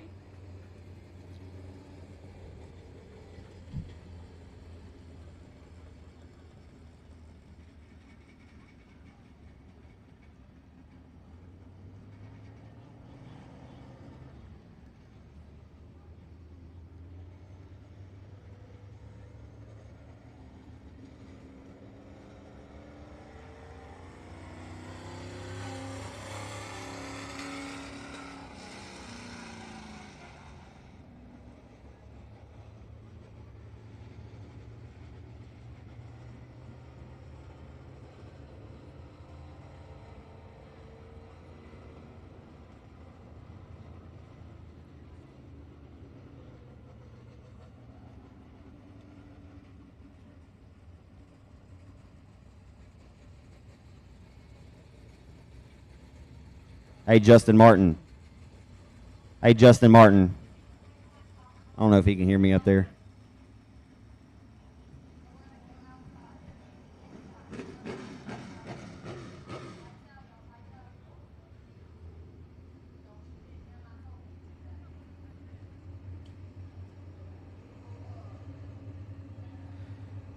So we call for 6. After that first caution, 3 will remain. Survival of the fittest with only 1 lap scored. It'll be Shady Bear, Shane Abear, the former Texas Motor Speedway World Dirt Track Champion, leads us back to the green flag. Abear with Dalton Patrick in the DP21 and smoke coming out underneath the 11X. The hired gun for Greg Armstrong tonight is Lee Patton. Lee Patton, long-time open wheel modified standout here, been racing factory stocks in recent memory and having much success at it.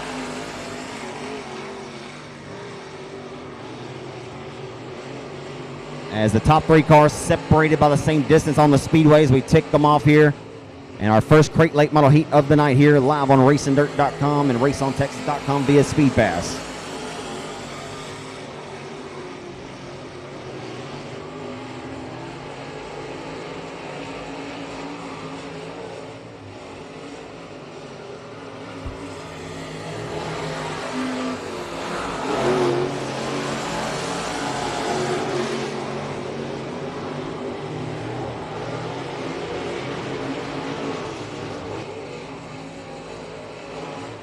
So not a whole lot going on the speedway right now. Just trying to get this one thrown into the history books.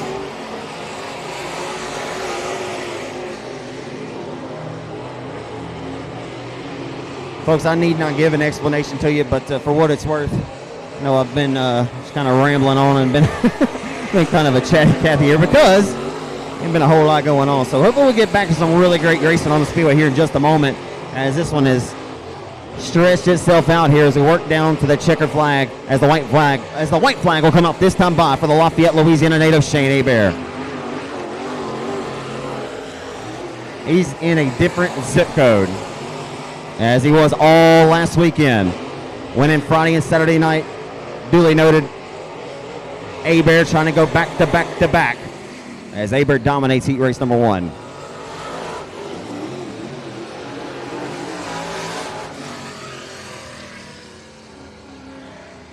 So the hired gun tonight for Greg Armstrong, and then 11X is Lee Patton at Equipment, Louisiana. I'd give his son a hard time because he said that Kyle Larson couldn't beat his dad. Well, he can't beat Shane Abear right now, but he knows I'm picking because I love Lee Patton. Truly, hope nobody takes that seriously. So Lee Patton, to my knowledge, maybe making his first crate late model start tonight. Well, one thing we do know for sure is if it has 4 tires and a steering wheel, then Lee Patton can get the job done. He'll get his feel and the liking to it, and he'll be a factor. It'll be fun to watch in the feature later on once he gets some more laps logged in there for him.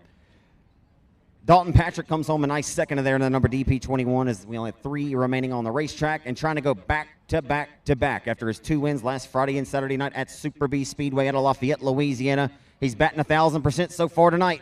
Winner of his first limited mod heat and the winner of the first Crate Lake Model Heat. Shane Hebert, your winner of your first Crate Lake Model Heat here at the Rev. I tell you what, that was a nail biter, folks.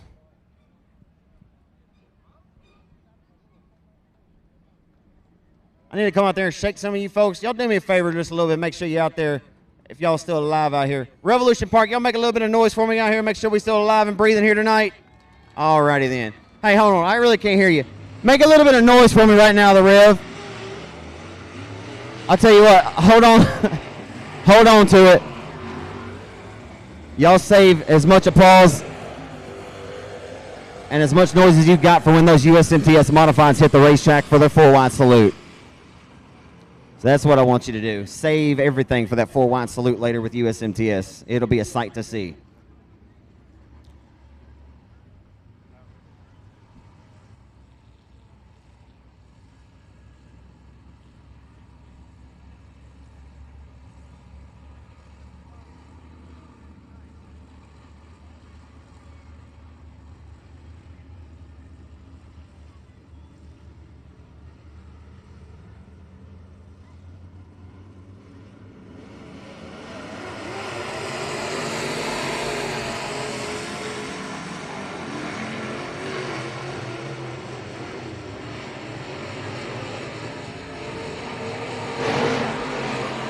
Underway in your second Crate Lake Model Heat of the night here at the Revolution Park. Off of 4, leading lap 1 goes to Shirley in 00.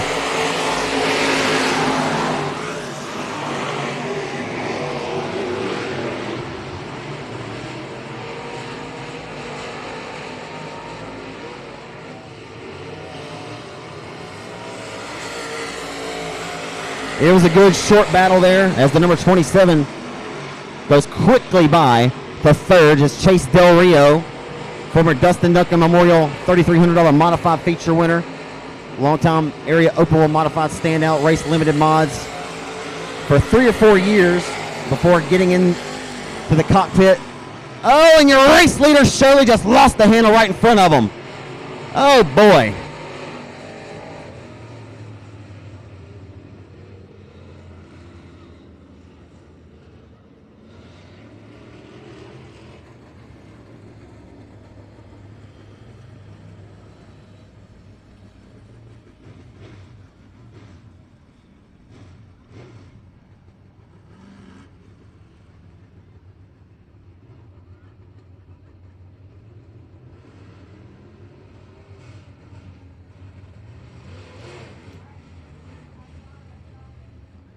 Well, that was exactly what James Shirley did not want to do.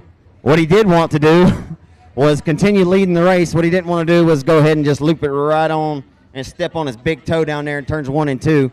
But we'll see if he can refire because he got to the front quick, fastly, and in a hurry.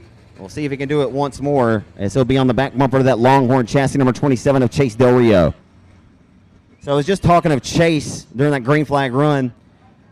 It's been a tough year, just tumultuous luck this year for Del Rio out of West Monroe. Del Rio, well-accomplished open wheel modified driver. Won the King of the Hill portion, or limited modified portion of the King of the Hill 3 years ago. But Chase Del Rio and that Longhorn Racing chassis trying to right his ship here in 2021. We're back underway. Got Scott Swanner turn to the wrenches, that bulletproof tees, number 27, Johnsville Company LLC, as he will put his crosshairs on the back deck lid of Trey Wick for the race lead. Here comes Del Rio. 3 wide nearly for the lead off of 4. Hustling into 1. Cook around the hub of the racetrack in 36.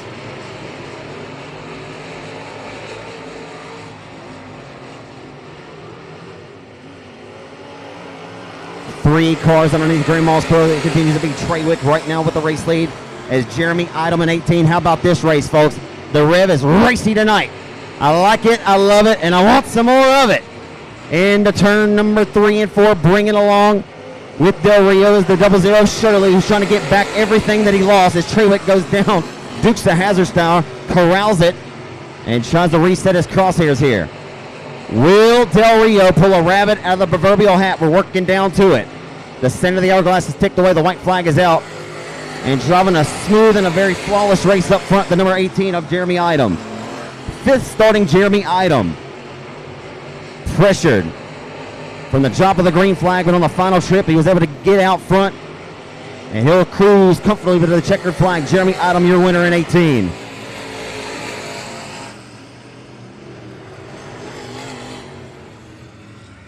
Well, how about that little crate late model heat race fans? Business picked up in that one. I need to hear you one more time, Revolution Park race fans. I need to make sure you're still alive and breathing out there. What'd you think of that race there, Revolution Park? It may not have been a photo finish, but we had some great racing served to us there.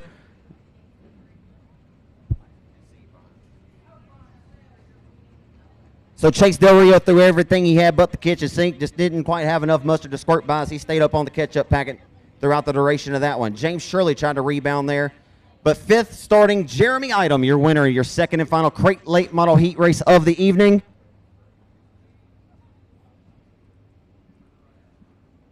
Is it your turn? Looks like we're going to have a brief break here in the action, folks, when we turn it over to the voice of the United States Modified Touring Series for their last chance, or B mains here in a moment. It would not be a bad time to go check out the concession stand, get you something hot to eat, something cold to drink, and on your way down there, go by the USMTS souvenir trailer. They have the neatest and some of the coolest apparel that you'll find any sanctioning series or body anywhere in motorsports. So always have the sharpest apparel. Go check them out and get you some of that cool USMTS swag.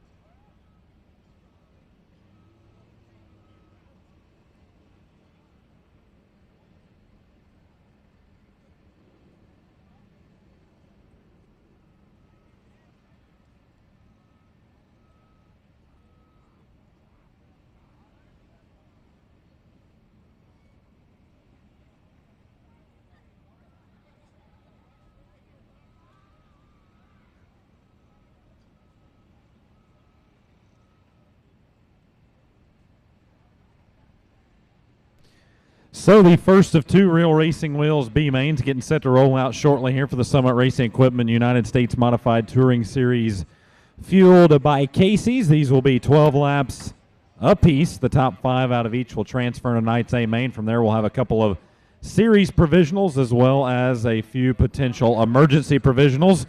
Go ahead and run you through the lineup of Real Racing Wheels B main number 1. On the front row out of Pine Island, Minnesota, the 51W of JT Wasman will start inside the front row to his outside the 1M of Kurt Myers out of Cameron, Wisconsin. Row 2 to the inside, scheduled to have Carlos Amata Jr. out of El Paso, Texas, the 65X, alongside Bart Taylor out of Sheridan, Wyoming, in the 369. Row 3 to the inside, Tyler Wolf, the 4W out of Fayetteville, Arkansas, alongside Brooks Strength out of Raymond, Mississippi. Row number 4 to the inside, Jade Lusenberg out of Saucher, Mississippi, the 46 car, alongside Jason Good, Watertown, South Dakota, in the 85. Row 5, it's Tyler Davis out of Hayesville, Kansas, the 65, alongside Zach Vanderbeek out of New Sharon, Iowa, in the 33Z. Row 6 to the inside, Lance Maury out of Imperial, California, the 19 SB car, with TJ Tolan to the outside. Tolan out of Bevins, Texas, in the 38T. Your final starter comes here from Wichita, Kansas, the 19R of Chris Kratzer.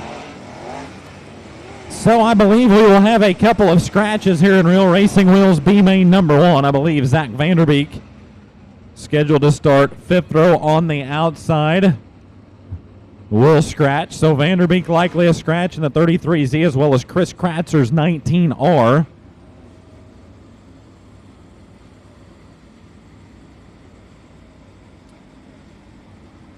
The remaining field there, however, Vanderbeek and Kratzer will be a scratch. Again, 12 laps, top 5 advance, 12 laps, top 5 advance. Following the 2 B mains here tonight, we'll have the Chunky Poodle autograph session at the USMTS Souvenir Trailer. Top 8 will be there to redraw for the CBISMA Graphics Pole Award. 9th through 12th in passing points will be down there as well, so be sure to swing down to the USMTS Souvenir Trailer. Following our 2 B mains for the Chunky Poodle autograph session, meet and greet your favorite USMTS drivers down at the Fast Shafts USMTS Souvenir Trailer during the Chunky Poodle autograph session coming up in a couple of races.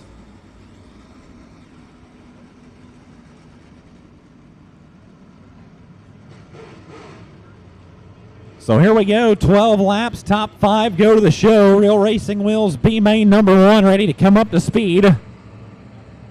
JT Wasman and Kurt Myers on row number 1. Lights are out. Green flag now in the air off of turn number 4. Real Racing Wheels B main number 1, green here at Revolution Park. Phil going to work through the opening set of turns. Look at Brooks' strength. He'll slide right across the nose of Bart Taylor. Taylor has to check up for the 444 in that race for the 4th place spot. Tyler Wolf sliding backwards here early on in the 4W. Lance Maury going to go racing by the 4W. That battle just outside of the transfer positions. Kurt Myers has the lead out in front. Race for second between Amata and Wasman. So Amata and Wasman side by side there. Brooks' strength in the 4th place spot. Bart Taylor, that's the top 5. So Bart Taylor on the 5th and final transfer spot. Lance Maury trying to race his way in by Taylor. 3-car race beginning to take place for the 2nd place spot. JT Wasman with the advantage at the line.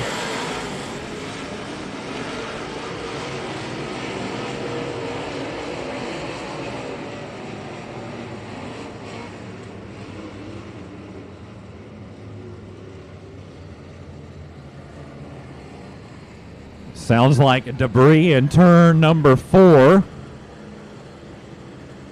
So debris at the top side of turn number 4 will draw the caution.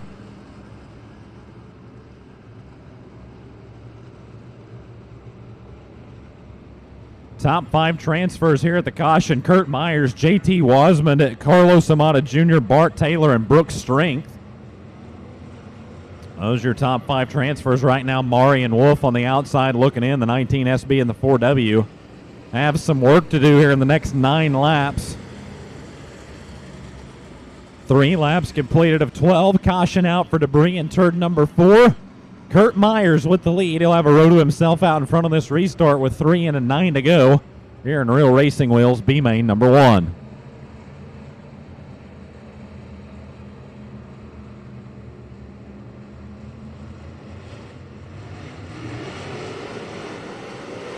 Back underway here in Real Racing Wheels B main number 1. Kurt Myers out to the lead. The 1M will take him through turns 1 and 2. JT Wasman, Carlos Amata Jr. Those two race side by side for second. Bart Taylor still in a transfer spot. Brooks Strength on the bubble in 5th. Lance Maury sees the door open the inside. It quickly shuts though on entry at turn number 1. Now Tyler Wolf to the outside. His run going to be cut off though by Brooks Strength, who is sliding up the banking. Lance Maury will try to cut underneath the 444 down the race for the final transfer spot. Strength going to hang on to it at the line, but he's got both Maury and Wolf breathing down his neck. Those two also fight for position just behind those top 5. 6 in, 6 to go this time by Myers. Leads second is Amata, third is Wasman, fourth is Taylor. Brooks Strength, that's the top 5. Strength using every bit of the racetrack right now to fend off Lance Maury. That's going to open the door to the outside, though, for Tyler Wolf to go racing by the 444. Strength will drive in deep in turn number 4. Wolf will jump the cushion. Maury will be back alongside the 4W. Great racing 5th through 7th between Strength, Maury, and Wolf. Now Wolf's above the cushion in turn number 2. Maury able to solidify that 6th place spot and set his sights on Brooks Strength out of turn number 4, but Strength has the advantage at the line for 5th. So Strength on the final transfer spot. Bart Taylor in 4th. 3rd is Wasman. 2nd is Carlos Amata Jr. as Kurt Myers leads the way around the Revolution Park here with 3 to go. So final 3 laps of Real Racing Wheels B main number 1. Bart Taylor under attack for the 4th place spot down the back straightaway. The best battle on the track here in the final couple laps of this one. Strength will slide past the 369 of Bart Taylor. Taylor to try to return the favor down in turns 1 and 2. Those two going at it. Meanwhile, Maury and Wolf are exchanging sliders as well for 6th. Out in front, though, white flag waves for Kurt Myers. 1 more lap to go. Myers, Amata, Wasman, Strength, and Taylor, the top 5 transfers, but Tyler Wolf is going to be coming after the 369 here on the final lap. Checkers out for Kurt Myers. Carlos Amata Jr. crosses in 2nd, 3rd to Wasman. 4th to Strength, and Tyler Wolf works by Bart Taylor on the final lap. So a heartbreaker at the line for Bart Taylor as Tyler Wolf will grab the 5th and final transfer spot. Wolf in the show. Brooks Strength crosses in 4th. 3rd goes to JT Wasman. 2nd to Carlos Amata Jr. And your B main winner out of Cameron, Wisconsin, the H&E Ready Mix number 1M, Kurt Myers, claims Real Racing Wheels B main number 1. Kurt Myers, Carlos Amata Jr., JT Wasman, Brooks Strength, and Tyler Wolf, your top 5 transfers out of B main number 1. That'll move us into Real Racing Wheels B main at number 2.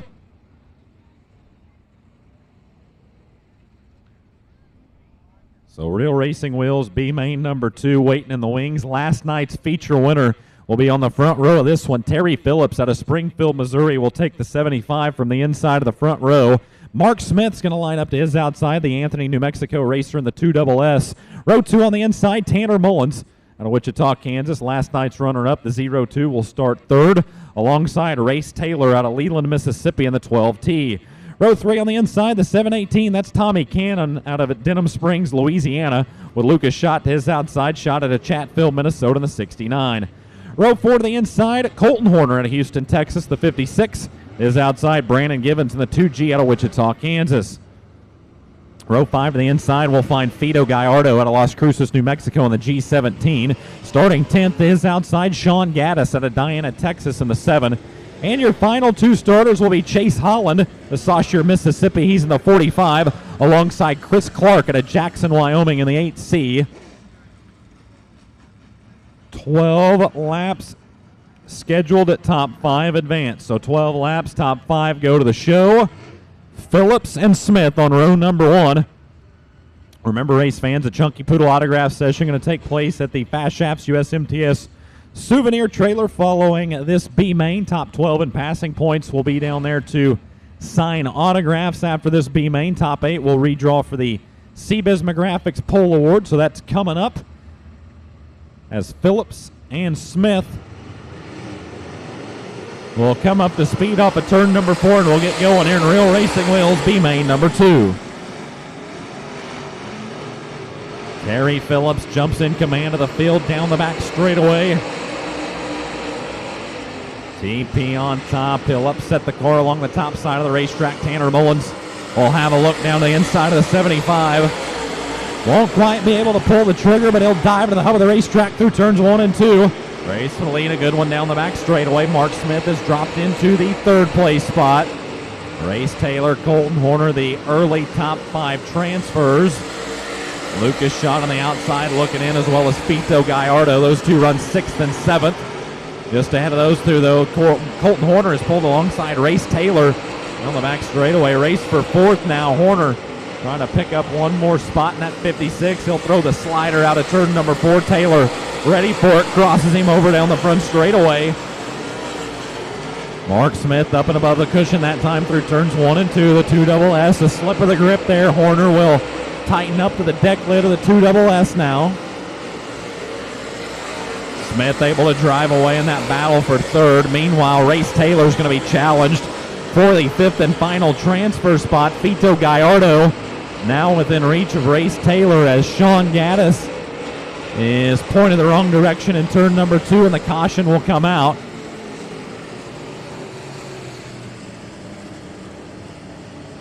So Sean Gaddis, the lone spinner down in turn number 2, will draw the caution. 1 lap shy of the midway point. We've got 5 in, 7 to go, so almost halfway there. Caution comes out for Sean Gaddis. Early top 5 here. Terry Phillips, Tanner Mullins, Mark Smith, Colton Horner, and Race Taylor. Taylor really being challenged ahead of that caution from the G17 of Fito Gallardo. So we'll see what the restart lends here as Gallardo and Schott will be lined up side by side just outside of those top 5 transfers.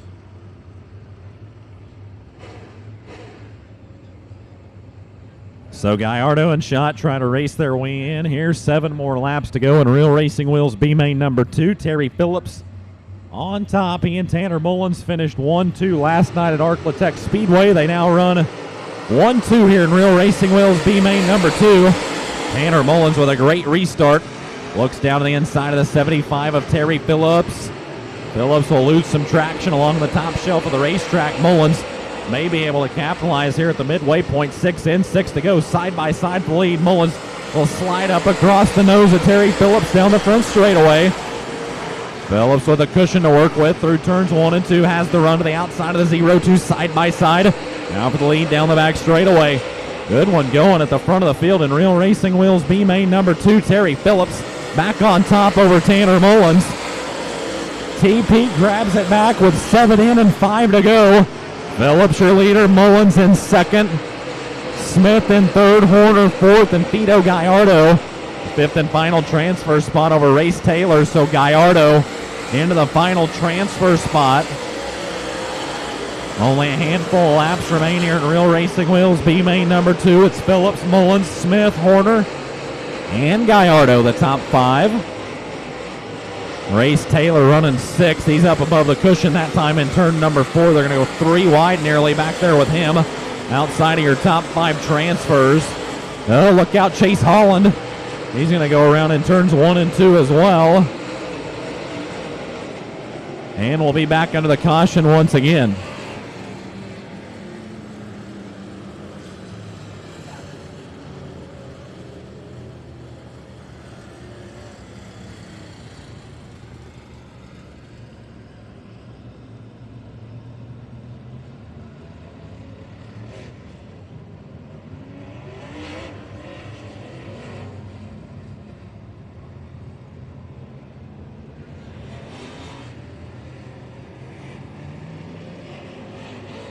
So Chase Holland, the 45, the cause for the caution there with 9 in and 3 to go. So final 3 laps coming up in Real Racing Wheels B main number 2.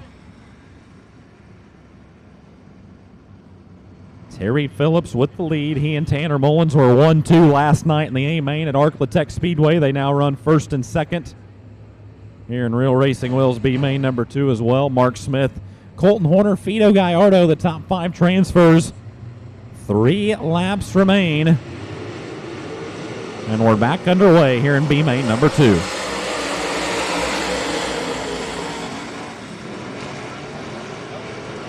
Vito Gallardo misses his marks down in turns 1 and 2. Tommy Cannon's going to grab the final transfer spot. Lucas Schott smells some blood in the water as well. 3 cars race for the final transfer spot. Lucas Schott is going to grab the final transfer position over Tommy Cannon. They're going to be left to duke it out, though, as Cannon will come roaring back. Colton Horner wants one more position as well in the 56. He's racing by the 2SS of Mark Smith. Keep an eye on the battle for the final transfer spot. Cannon begins to tighten up on Colton Horner as well. Luke Schott and Fito Gallardo trying to make it happen here on the final circuit. Terry Phillips is going to win the B main. Second will go to Mullins. Third to Smith. Fourth to Cannon. Fifth to Schott as Colton Horner jumped the cushion there on the final lap.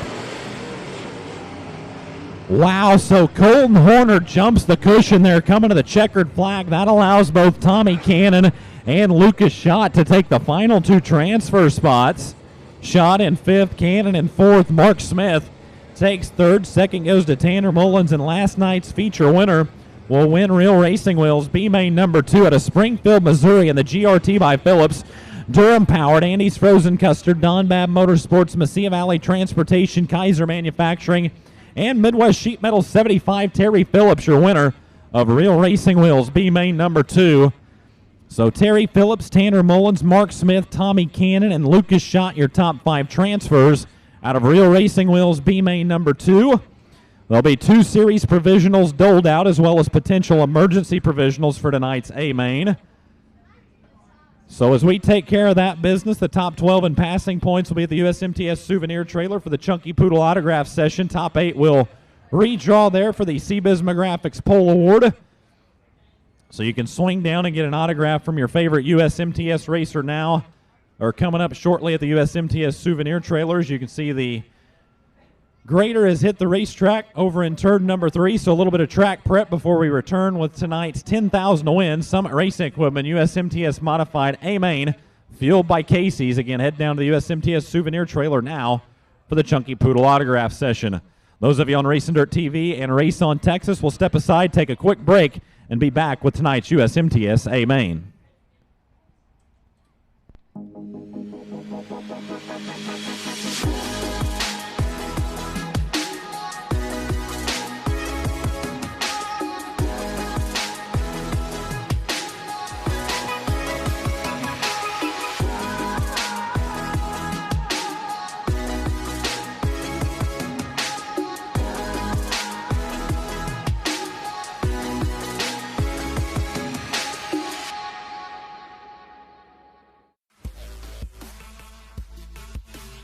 Really appreciate Greg. He's no friend of mine. Makes this old man see good. If you need any glasses, cool Oakley stuff like I wear, see Deathers Opticians.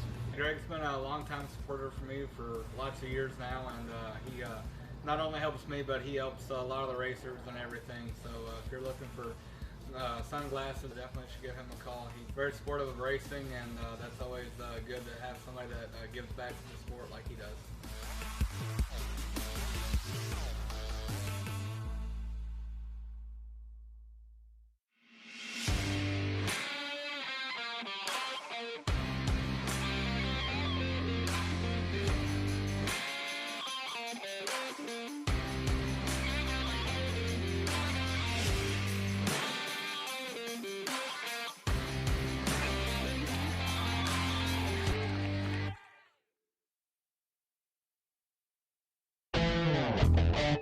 Since 1999, Frigola Performance Systems has been helping to make the most complex performance plumbing jobs easier.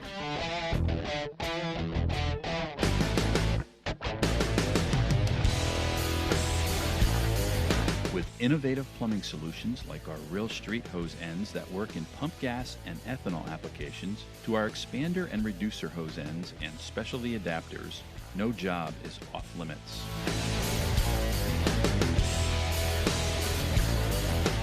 Family owned and manufactured in the United States, with 3 generations overseeing daily operations, quality control, and on-time delivery is assured.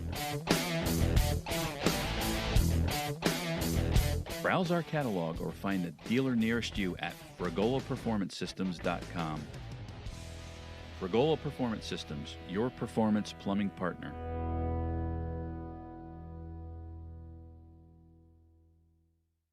2021 is going to be a great year to rediscover family fun and American freedom. And there's no better place to find all American family entertainment than Lucas Oil Speedway in Wheatland, Missouri. We are host to some of the nation's greatest grassroots motorsports, including late models, sprint cars, pro pulling, drag boats, and more. There's also amazing food and refreshments, attractions, distractions, and merchandise. For more info, visit lucasoilspeedway.com. Lucas Oil Speedway, where motorsports come to life.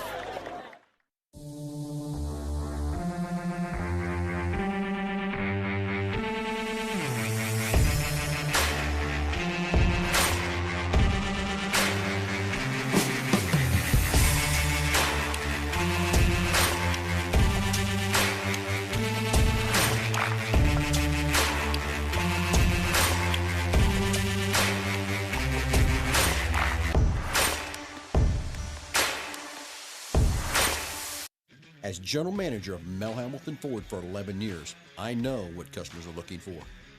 Great service with certified technicians, a great sales experience with plenty of inventory to choose from. And don't forget, parts and other gear to take care of all your racing needs.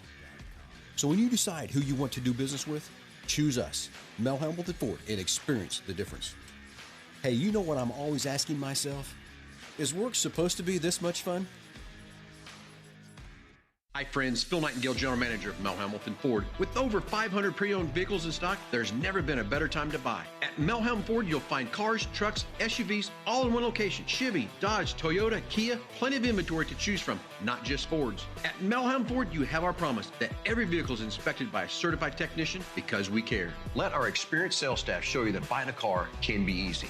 Come out and check us out in person or check us out online at mhford.com. Mel Ham Ford, experience the difference for yourself. Hi, I'm Chris Davis. My wife Jan and I are co-owners of Midwest Sheet Metal here in Springfield, Missouri. We acquired the company from my father-in-law about 25 years ago. We're a 75-year-old company. We do just custom fabrication of stainless, aluminum, and carbon steel. And we do quite a bit with the national and local racers across the country.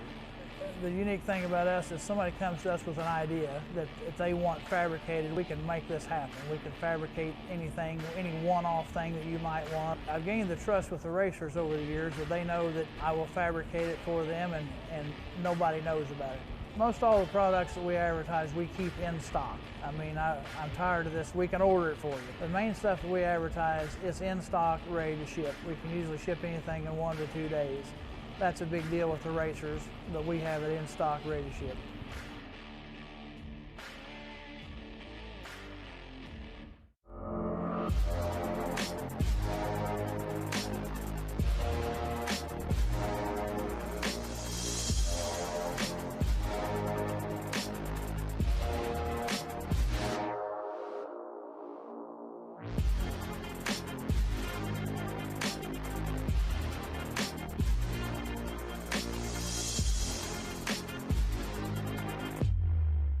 Race fans, get ready to experience the action like never before with the free My Race Pass app. On race day, hit the Entries tab to see who's signed in for the night in every class. As the cars hit the track, hit the Lineups tab to see where everyone is starting. Follow along with the action live with live timing and scoring, and even follow your driver wherever he's running. Get into the action like never before with the My Race Pass app. My Race Pass, the ultimate racing resource. Hi everybody, Marshall Fagers here in the QA1 Precision Products booth at PRI. First, up top here we have the first 2 1/4 inch diameter drive shaft designed for an open competition dirt super late model. These will hold up to 900 horsepower. We've been running them for a few years now with 0 failures. This is a little bit softer in torsion than your typical 3-inch diameter drive shaft. What that does is help keep the car hooked up coming out of the corner when the car's on the bars, bouncing up and down. On a rough tacky track, it helps to smooth out the RPM curve a little bit. It takes your high RPMs, your low RPMs, and just smooths out that transition a little bit. Helps keep the car hooked up. Down below here, we have the 3.2-inch diameter extreme misalignment angle drive shaft. What we've done here is actually done a little bit of CNC work on the tube yoke to let the rear U-joint articulate further before it binds up. And what that does is lets you run a little bit more left rear drop before you run into pinion angle bind. To learn more, check us out online at QA1.net or find us on Facebook.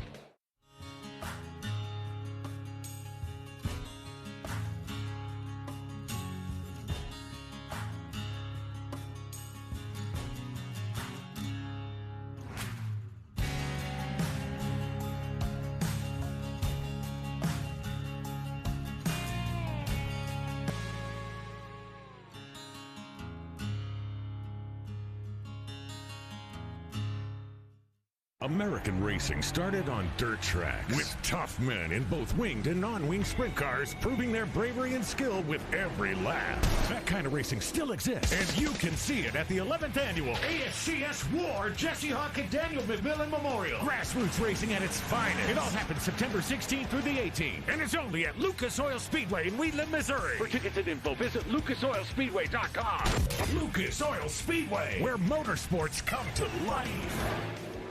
Harvest time means it's time to bring out the tractors. But not just any tractors.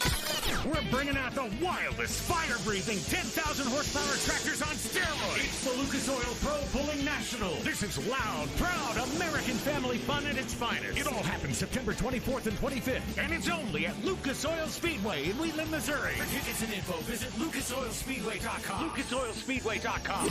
Lucas Oil Speedway, where motorsports come to life. Weir's Machine has been innovating the Ultra Force load machines and developed the Ultra Force suspension software, which allow you to take your program to the next level. Shop now at ultraforcetech.com. The USMTS Souvenir Trailer is your one-stop shop for all your USMTS souvenir needs. From jackets to hoodies to t-shirts to can koozies and so much more, the USMTS Souvenir Trailer has it all. The USMTS Souvenir Trailer can be found online at shopusmts.com. See a wide variety of merchandise and accessories to help you get prepared for race day. Ordering is very simple and will even ship right to your doorstep. Visit the USMTS Souvenir Trailer today and get ready for when the best of the USMTS visits your local racetrack. Zach Vanderbeek here, Dirt Modified Racer. Been using FK rod ends for about 10 years now. Maria and their crew have provided exceptional products for me racing competitively on the USMTS Tour. The Z-Man does it. Zach Vanderbeek wins in 33Z. I choose to put the best parts on my race car, and obviously I choose to put FK rod ends on there. We've had 0 part failures. The durability and the product, you can tell, is second to none. FK rod ends provide strong and durable parts for us so we can stay on the racetrack in some of the worst conditions and keeps us finishing races. I highly recommend their product. If you're looking for a really high quality rod end, go check those guys out, see what they got. They've got multiple options, and their product is awesome.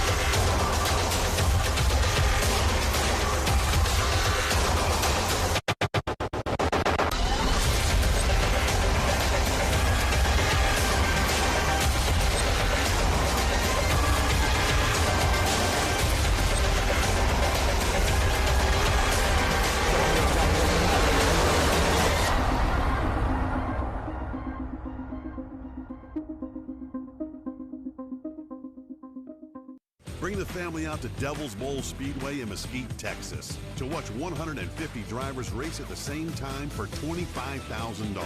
It's full of non-stop action, thrills, and spills. Adult tickets are just $15. Affordable family fun that your kids will love. Don't miss the 8th annual Lone Star 600, presented by FCA Motorsports. Get your tickets now at LoneStar600.com. CRS Suspension and Fabrication is your trusted source for premium dirt oval shocks. For dwarf cars to late models and everything in between. We also offer adjustable spoilers and adjustable shock mounts, upgrades, car setup services, and even professional tech support for your entire racing season. You either run CRS shocks or you get outran by them. Call us today, 254-933-CRS1.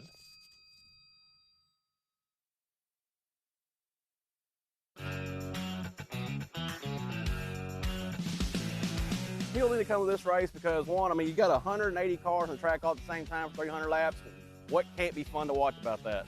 There's action all over the track no matter where you look. It's not like a Saturday night race where you got your group right here, you're watching the whole time. No, there's something going on over the entire track at every single lap.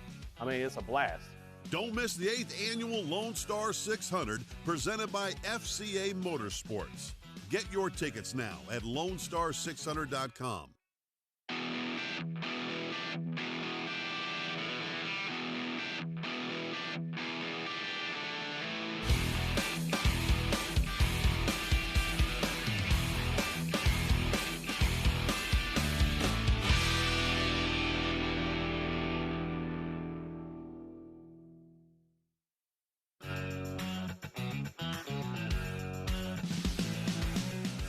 Well, it's about a perfect cross between NASCAR and your weekly racing of dirt track. Dirt track, you get the speed, the dirt, cars pulling sliders, reversals, where NASCAR usually always get the longevity. So it's basically dirt's version of NASCAR.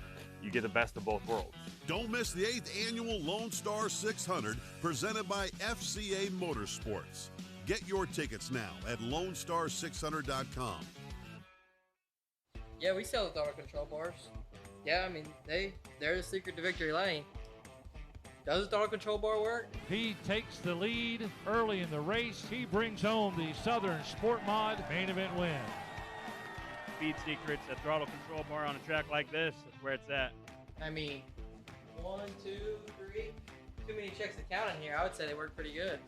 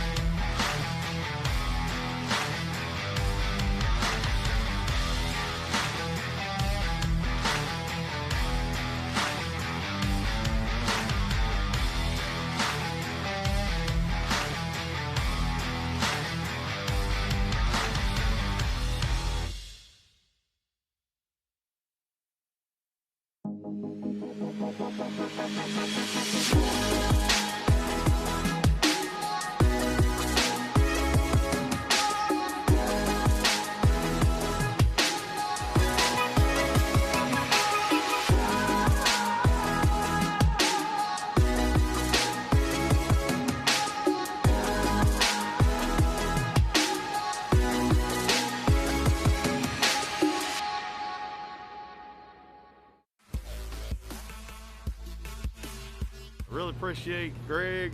He's no friend of mine. Makes this old man see good. If you need any glasses, cool Oakley stuff like I wear, see Deather's Opticians. Greg's been a long-time supporter for me for lots of years now, and he not only helps me, but he helps a lot of the racers and everything. So if you're looking for sunglasses, definitely should give him a call. He's very supportive of racing, and that's always good to have somebody that gives back to the sport like he does.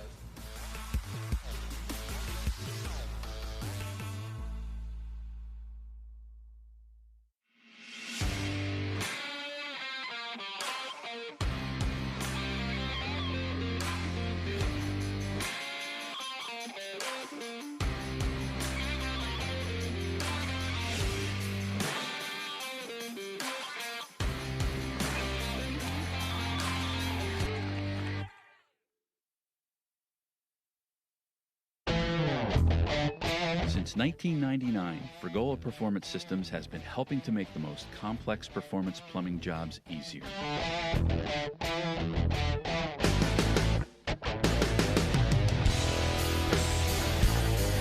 With innovative plumbing solutions like our Real Street hose ends that work in pump gas and ethanol applications, to our expander and reducer hose ends and specialty adapters, no job is off limits.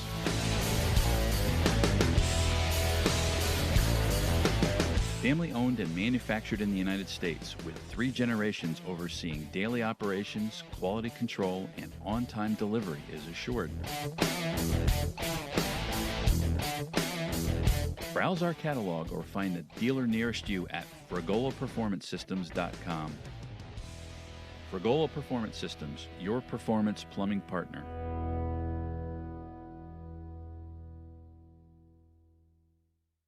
2021 is going to be a great year to rediscover family fun and American freedom. And there's no better place to find all American family entertainment than Lucas Oil Speedway in Wheatland, Missouri.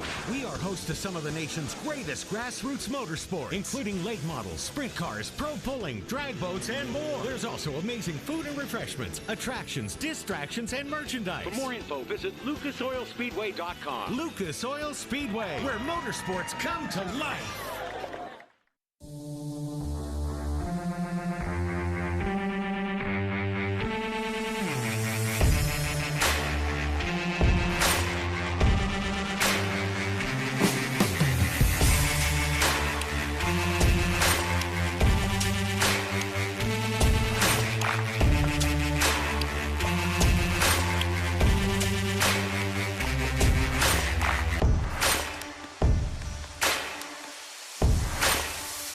As general manager of Mel Hamilton Ford for 11 years, I know what customers are looking for. Great service with certified technicians, a great sales experience with plenty of inventory to choose from. And don't forget, parts and other gear to take care of all your racing needs. So when you decide who you want to do business with, choose us, Mel Hamilton Ford, and experience the difference.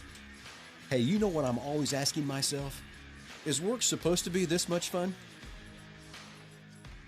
Hi friends, Phil Nightingale, General Manager of Mel Hamilton Ford. With over 500 pre-owned vehicles in stock, there's never been a better time to buy. At Mel Ham Ford, you'll find cars, trucks, SUVs, all in one location. Chevy, Dodge, Toyota, Kia, plenty of inventory to choose from, not just Fords. At Mel Ham Ford, you have our promise that every vehicle is inspected by a certified technician because we care. Let our experienced sales staff show you that buying a car can be easy.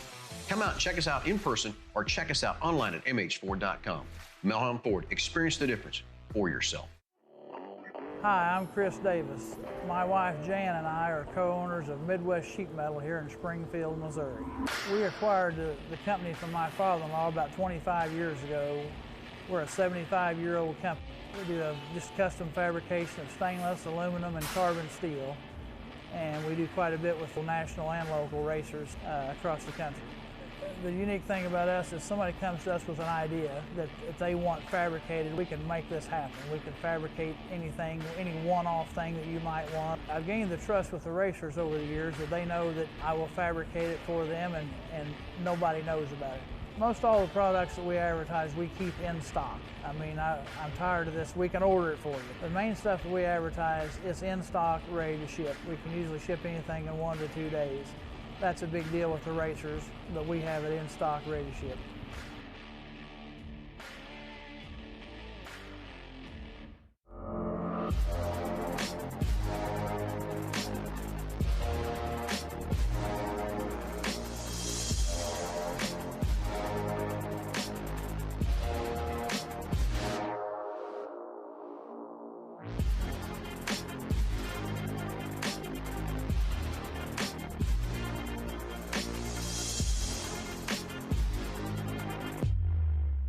Race fans, get ready to experience the action like never before with the free My Race Pass app.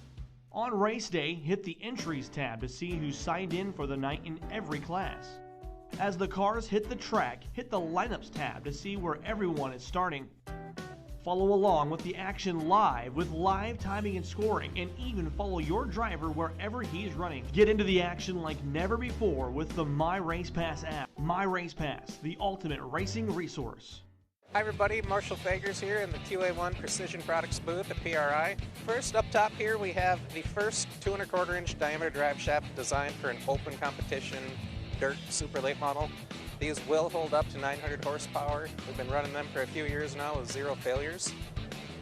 This is a little bit softer in torsion than your typical 3-inch diameter drive shaft. What that does is help keep the car hooked up coming out of the corner when the car's on the bars, bouncing up and down. On a rough tacky track, it helps smooth out the RPM curve a little bit. It takes your high RPMs, your low RPMs, and just smooths out that transition a little bit. It helps keep the car hooked up. Down below here we have the 3.2-inch diameter extreme misalignment angle drive shaft. What we've done here is actually done a little bit of CNC work on the tube yoke to let the rear U-joint articulate further before it binds up. And what that does is lets you run a little bit more left rear drop before you run into pinion angle bind. To learn more, check us out online at QA1.net or find us on Facebook.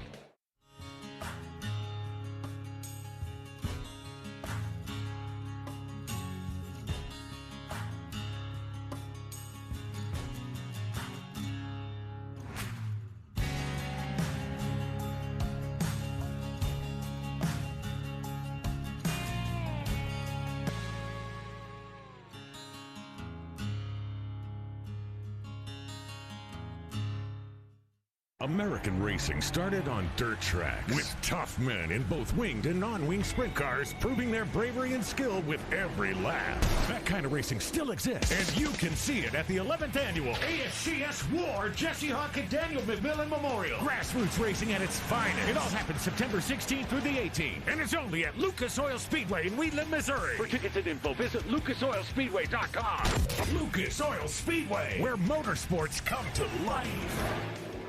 Harvest time means it's time to bring out the tractors. But not just any tractors. We're bringing out the wildest, fire-breathing 10,000 horsepower tractors on steroids. It's the Lucas Oil Pro Pulling National. This is loud, proud American family fun at its finest. It all happens September 24th and 25th, and it's only at Lucas Oil Speedway in Wheatland, Missouri. For tickets and info, visit lucasoilspeedway.com. lucasoilspeedway.com. Lucas Oil Speedway, where motorsports come to life.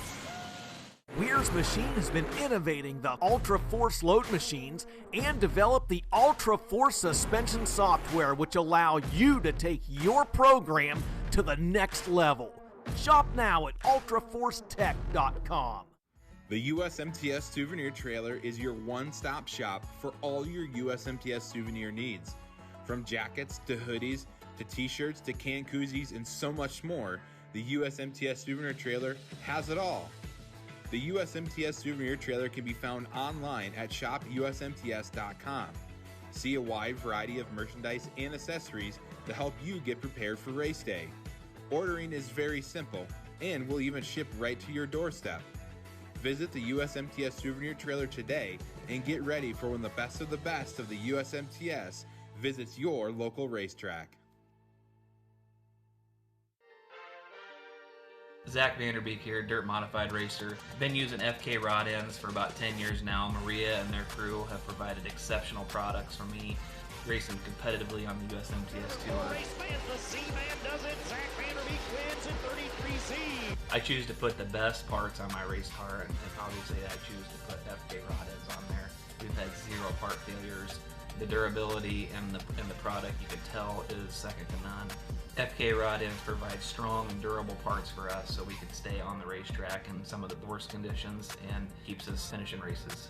I highly recommend their product. If you're looking for a really high quality rod end, go check those guys out, see what they got. They've got multiple options, and their product is awesome.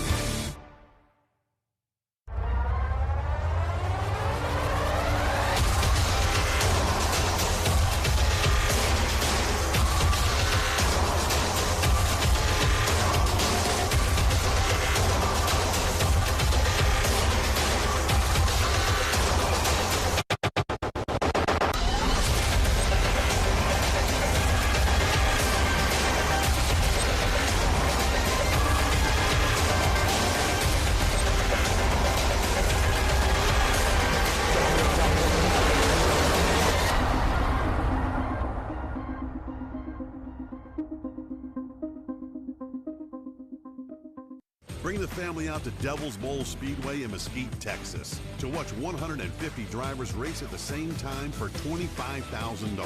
It's full of non-stop action, thrills, and spills. Adult tickets are just $15. Affordable family fun that your kids will love. Don't miss the 8th annual Lone Star 600, presented by FCA Motorsports. Get your tickets now at LoneStar600.com. CRS Suspension and Fabrication is your trusted source for premium dirt oval shocks. For dwarf cars to late models and everything in between. We also offer adjustable spoilers and adjustable shock mounts, upgrades, car setup services, and even professional tech support for your entire racing season. You either run CRS shocks or you get outran by them. Call us today, 254-933-CRS1.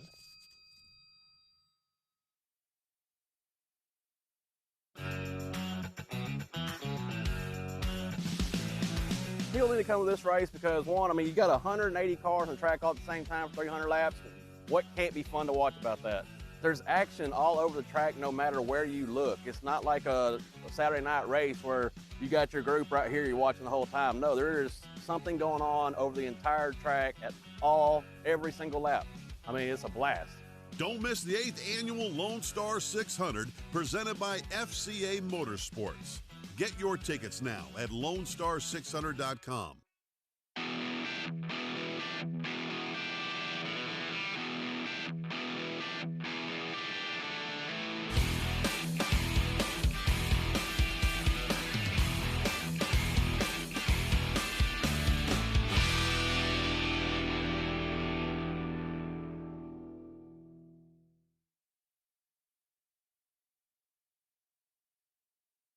For tonight's Summit Racing Equipment USMTS Modified A Main, ahead of tonight's 10,000 to win event, we will have a special presentation with the top 13 drivers to honor the 13 fallen soldiers in Afghanistan. We'll run through the lineup of the first 13 drivers. Before we do that, Kate Dillard out of Robeline, Louisiana is tonight's CBISMA Graphics Pole Award winner.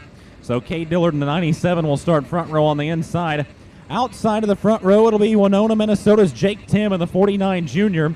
Row 2 to the inside, Rodney Sanders in a Happy Texas. Car 20 will start third alongside Tucson, Arizona's Jake O'Neill in the 0. Row 3 to the inside, Nathan Smith out of Anthony, New Mexico, the 88. Starting 6th tonight, the current national points leader, the 4R of Derek Ramirez out of Woodward, Oklahoma. Row 4 on the inside, Jake Gallardo out of Las Cruces, New Mexico, the J17, alongside Salina, Oklahoma's Jason Hughes in car 12. Row 5, Dustin Sorensen, the 19, out of Rochester, Minnesota, with Big Daddy Joe Duval to the outside of row number 5, the 91 from Claremore, Oklahoma. Row 6, Dan Ebert, the 60, out of Lakeshore, Minnesota, and Kenny Gaddis out of Diana, Texas in the 2G. And your 13th starter tonight will be Kurt Myers out of Cameron, Wisconsin.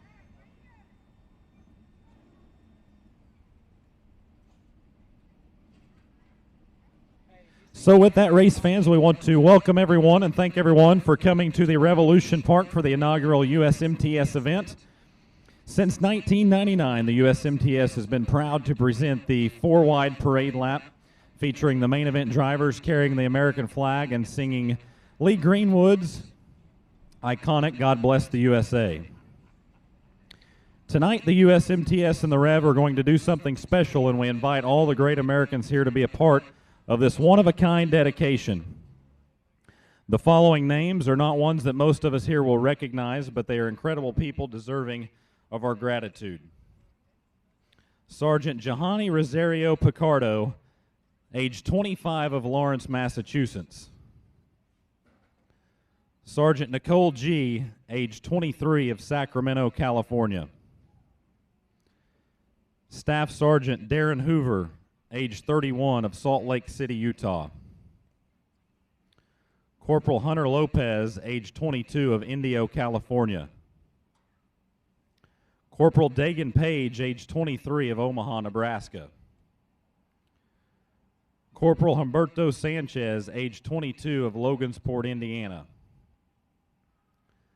Lance Corporal David Espinoza, age 20 of Rio Bravo, Texas. Lance Corporal Jared Schmitz, age 20 of St. Charles, Missouri. Lance Corporal Riley McCollum, age 20, of Jackson, Wyoming. Lance Corporal Dylan Marola, age 20, of Rancho Cucamonga, California. Lance Corporal Kareem Naku, age 20, of Norco, California. Navy Corpsman Maxton Soviak, age 22, of Berlin Heights, Ohio. Staff Sergeant Ryan Knaus, age 23, of Corryton, Tennessee. These 13 brave soldiers lost their lives in Afghanistan doing their duty and fighting for our liberties.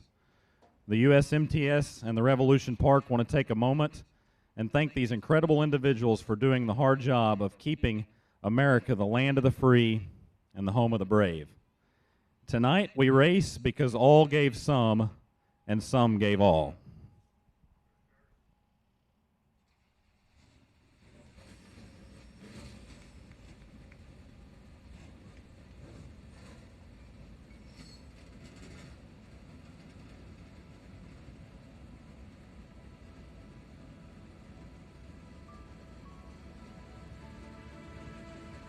I'm just trying to be a father, raise a daughter and a son, be a lover to their mother, everything to everyone, up and at 'em bright and early, I'm all business in my suit. Yeah, I'm dressed up for success, from my head down to my boots. I don't do it for the money, there's bills that I can't pay.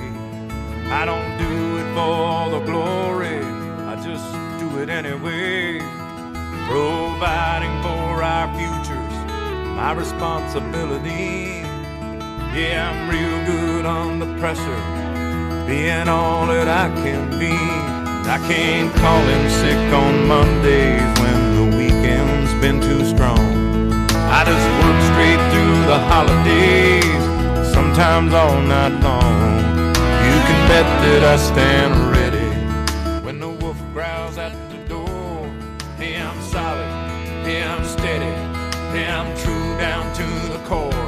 And I will always do my duty, no matter what the price.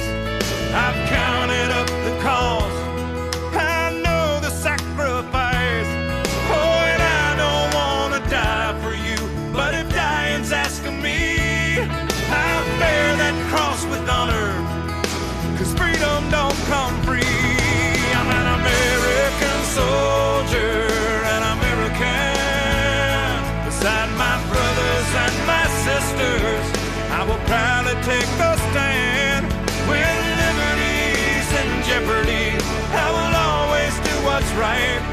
I'm out here on the front lines, sleep in peace tonight. American soldier, I'm an American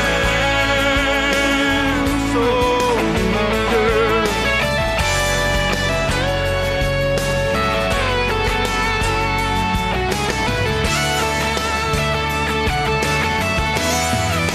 Yeah, an American soldier, an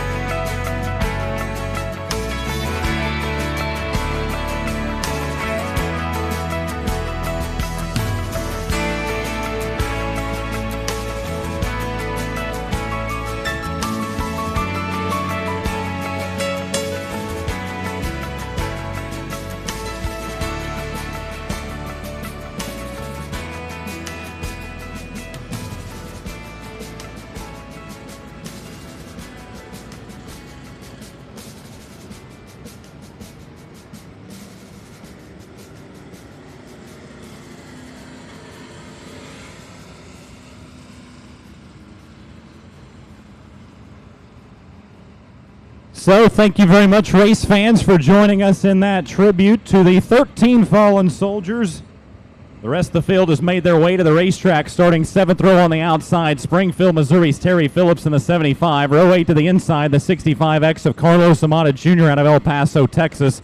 Outside row number 8, Tanner Mullins out of Wichita, Kansas in the 02. Row 9, JT Wasman, the 51W out of Pine Island, Minnesota, and the 2SS of Mark Smith from Anthony, New Mexico.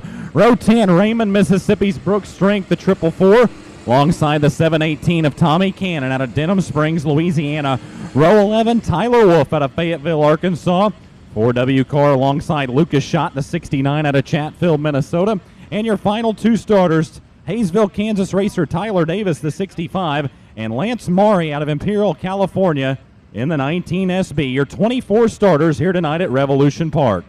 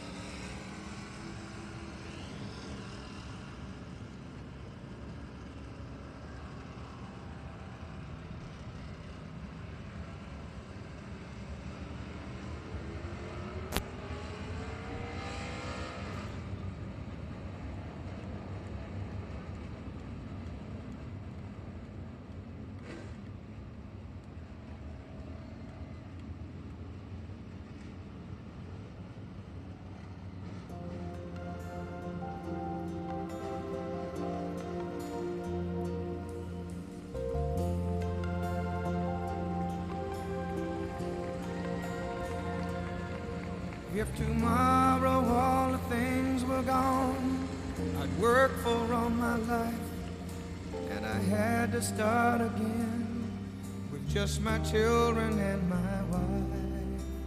I thank my lucky stars to be living here today, 'cause the flag still stands for freedom, and they can't take that away. And I'm proud to be an American, where at least I know I'm free.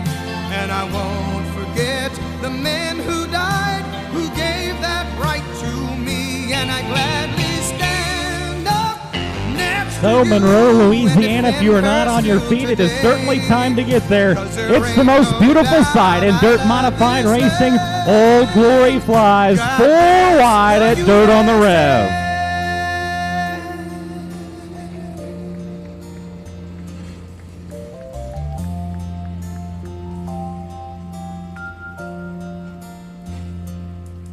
From the lakes of Minnesota to the hills of Tennessee, across the plains of Texas, from sea to shining sea, from Detroit down to Houston and New York to LA. Well, there's pride in every American heart, and it's time we stand and say that I'm proud to be an American, where at least I know I'm free. And I won't forget the men who died, who gave that right to me. And I gladly stand up next to you and defend her still today, 'cause there ain't no doubt I love this land. God bless the USA.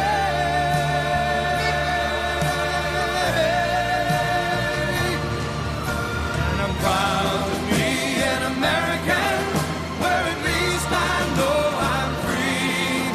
And I won't forget the men who died, who gave that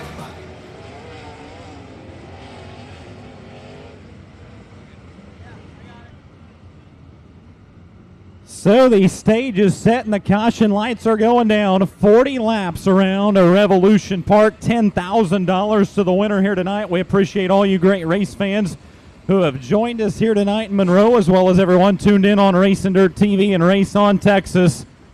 This should be a good one. The thriller, Cade Dillard out of Robeline, Louisiana, will set the pace alongside Winona, Minnesota's Jake Tim. Sanders and O'Neill on row 2, Smith and Ramirez row 3, Gallardo, Hughes. That's just the front 4 rows here tonight as we're 25 strong with Chris Clark added to the field with a provisional. Here we go, into 3 out of 4 to the green flag. We are underway here at Dirt on the Rev.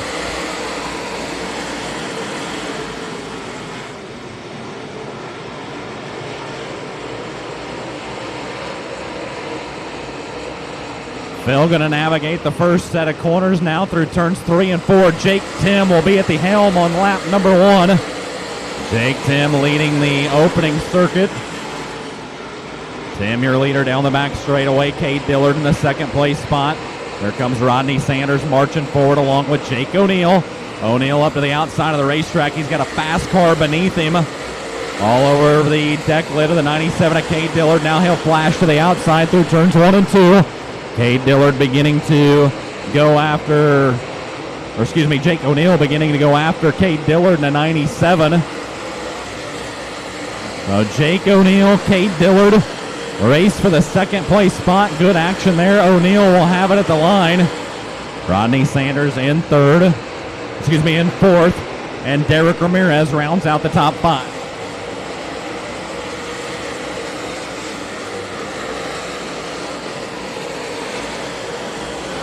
Jake Tim out in front of your field. That Herco Mind Over Medal 49 junior. Second runs Jake O'Neill. Race for third. Here comes Rodney Sanders. Down the inside of Cade Dillard now. Dillard with his hands full. The 4-time series champion through turns 1 and 2. Current national points leader Derek Ramirez back in the 5th place spot. Here in the early laps of tonight's 40-lap Summit Race Equipment USMTS Modified A main. Trouble down in turn number 2 will draw the caution. That's JT Wasmond. So JT Wasmond in the 51W around at the bottom side of turn 2. That will draw the caution here with 6 laps completed.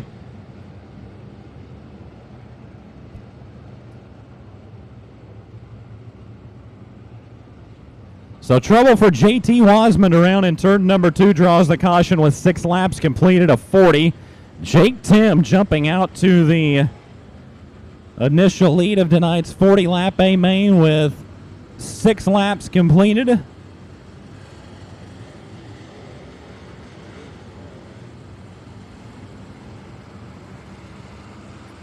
Jake O'Neill with the choice of line on row number 2. He's elected out. That sends Cade Dillard second row on the inside in this restart as the rest of the field take shape down the back straightaway. Caution lights will quickly go down around the Revolution Park, and we'll get back to it next time around. 6 laps completed of 40. O'Neill electing the outside, Dillard along the inside. Rodney Sanders had the choice of line as well. He's elected to go to the outside. That's put the 4R of Derek Ramirez, third row on the inside for the restart.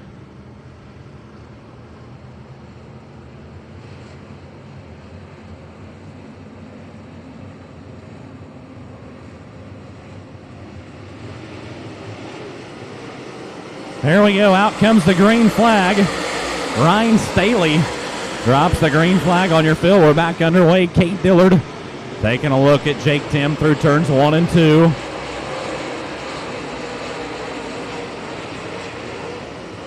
Not able to challenge for the top spot just yet. Jake O'Neill going to work back in the 3rd position. Derek Ramirez running in 4th. Rodney Sanders, pretty good battle with Dustin Sorensen. He's side by side in the race for 5th.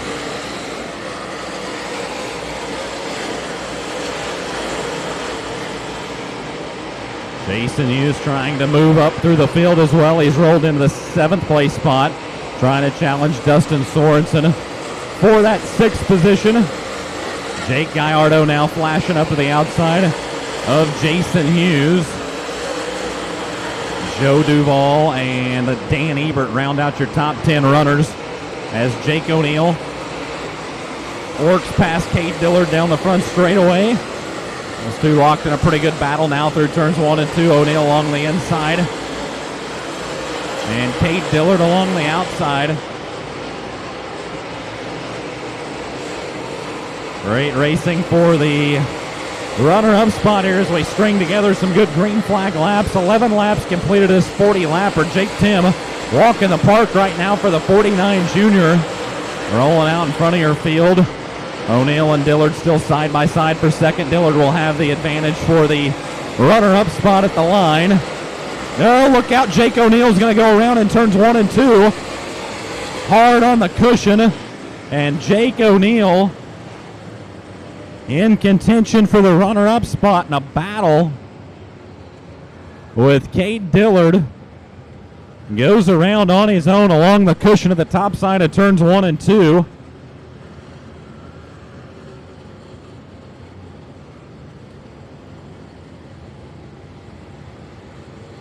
So getting word, Dylan Scott just finished up a show on the Luke Bryan Farm Tour in Chillicothe, Illinois as well. Happy to have him tuned in on Racing Dirt TV.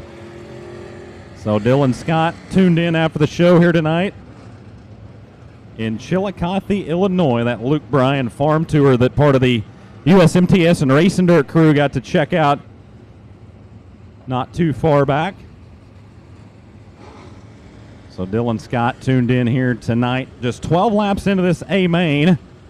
Jake Tim with control of the race. He's looked good since the drop of the green flag. Cade Dillard will have the second place spot now. He was in a pretty good battle with O'Neill before O'Neill's car snapped around along the top side of the racetrack in turns 1 and 2.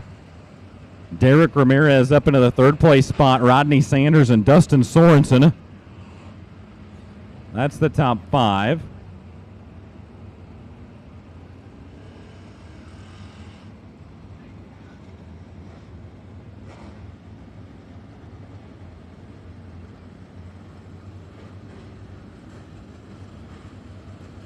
Official's going to take a look at the 97 of Cade Dillard's machine here on the front straightaway. See if there is any fluid coming out of the 97, as that is what the 0 of Jake O'Neill indicated on the front straightaway. That Dillard appeared to be leaking fluid, but they have deemed that not the case on the 97, so they have checked him out along the front straightaway. They'll send the 0 of Jake O'Neill to the tail of the field on the restart, so wanting to verify that along the front straightaway for the 97 of Cade Dillard. All good there for the thriller. 12 laps completed of 40. Jake Tim, Cade Dillard, Derek Ramirez, Rodney Sanders, and Dustin Sorensen in the top 5. Jake Gallardo in 6th, Jason Hughes 7th, Joe Duvall 8th, Lance Maury 9th, and Dan Ebert 10th.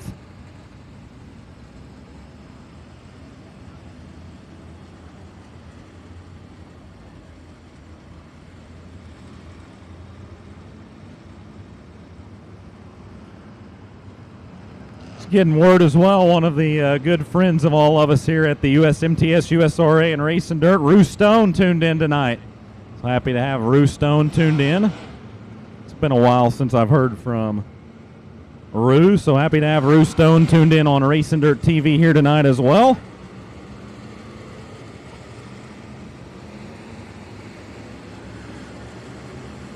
There we go, caution lights going down. 12 laps completed of 40 here tonight at the Revolution Park. Jake Tim looking for his first USMTS win since the 2017 racing season. He won at Ogilvie Raceway in Ogilvie, Minnesota. It's been 4 years since he's been to Victory Lane. Can he get it done here tonight in Monroe, Louisiana? He'll lead the field down through turns 1 and 2.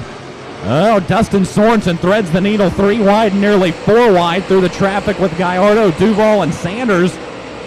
Joe Duvall's humming along the bottom as well, the 91. Joe Duvall takes it 3 wide down the front straightaway with Gallardo and Sanders. Duvall's found something along the bottom side of the racetrack. Gallardo through the middle. He's alongside Rodney Sanders. Good racing there. Just outside of those top three as Sorensen jumps up into third behind Ramirez. Tommy Cannon going through the infield. Took that start zone flag with him there for a moment, but stays off the racing surface. Clean and green there for the 718. We're able to stay fired up with now 15 laps in the books. 15 laps completed of 40. Jake Tim out in front. About 10 car lengths ahead of the 4R of Derek Ramirez, who's being challenged now by by Dustin Sorensen. Sorensen taking a peek down the inside of Derek Ramirez in that race for the second place spot. Rodney Sanders back in fourth, and Jake Gallardo, that's the top five. Look at Sorensen digging deep through turns 3 and 4. Can't quite clear by this time off of turn number 4. Ramirez fends him off at the line. Now Ramirez will dive to the inside of the racetrack through turns 1 and 2. Look out, Sanders. Sanders broke over in turn number 2, and that's going to draw the caution flag.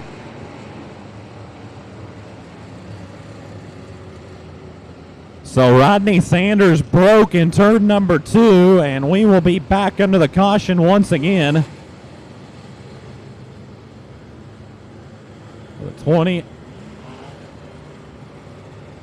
The 20 of Sanders. With a big trouble, he'll pull down to the assistance of the crew down in the infield, hearing that the 718 of Tommy Cannon has been requested in the infield by his crew as well. A little bit of debris over in turn number 3. A lot going on here as we bring the caution out with 17 laps completed. Mentioned there, coming to the green flag, Jake Tim's last and only USMTS victory came in the 2017 racing season at the Ogilvie Raceway in Ogilvie, Minnesota. He's had several good runs since then, but has not quite made it to USMTS victory lane.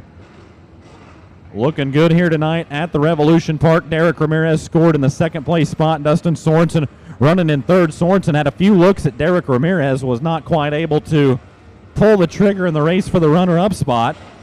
Jake Gallardo solid in the 4th position as Jason Hughes now works into 5th. 6th, the 91 of Joe Duval. 7th is Lance Maury. 8th is Brooks Strength. 9th is Terry Phillips, and Tyler Wolf rounds out the top 10 as they run here with 17 laps completed.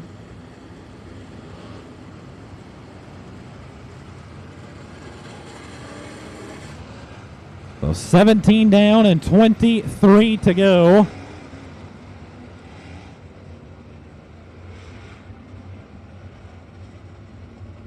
Jake Tim will have control of the restart the next time around as Sanders jumps back on track in his MB Customs number 20. So Sanders will rejoin the field here. Lights will go out. 17 in, 23 to go.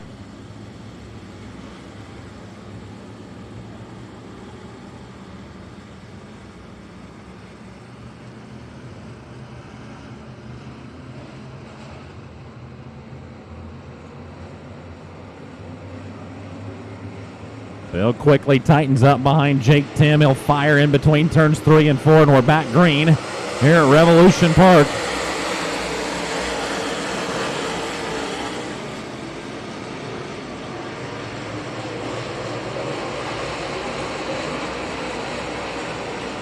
Jake Tim going to come around. He'll upset the car in turn number 4. Up the banking he goes. Dustin Sorensen ready to strike. Sorensen takes second. Now he'll take the lead in turn number 2. Slide job there. Jake Tim crosses him over. They'll go side by side into turns 3 and 4. Tim will slide back ahead of the 19. Side by side, but the caution is out for Chris Clark.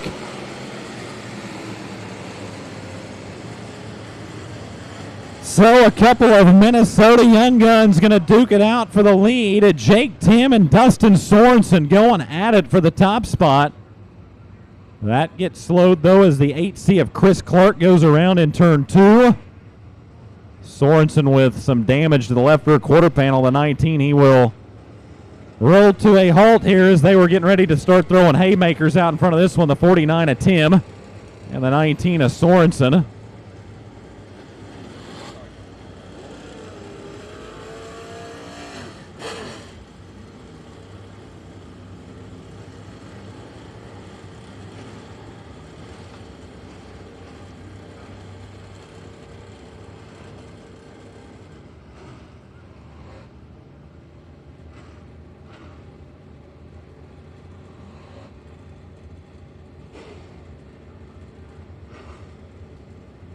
So 18 laps completed of 40. Jake Tim going to try to fend off challenges from Dustin Sorensen. Ramirez still well within the picture as well. He's in the third place spot. Sorensen will tuck in line here, and the caution lights will go down. Not even halfway through this one. Jake Tim will be ready to bring your field back up to speed this time in turn 4. Joe Duvall's quietly crept up into the top 5 as well. Jake Gallardo still in the 4th place spot. A lot going on in this one. 18 laps in, 22 remain as we're back green off of turn 4.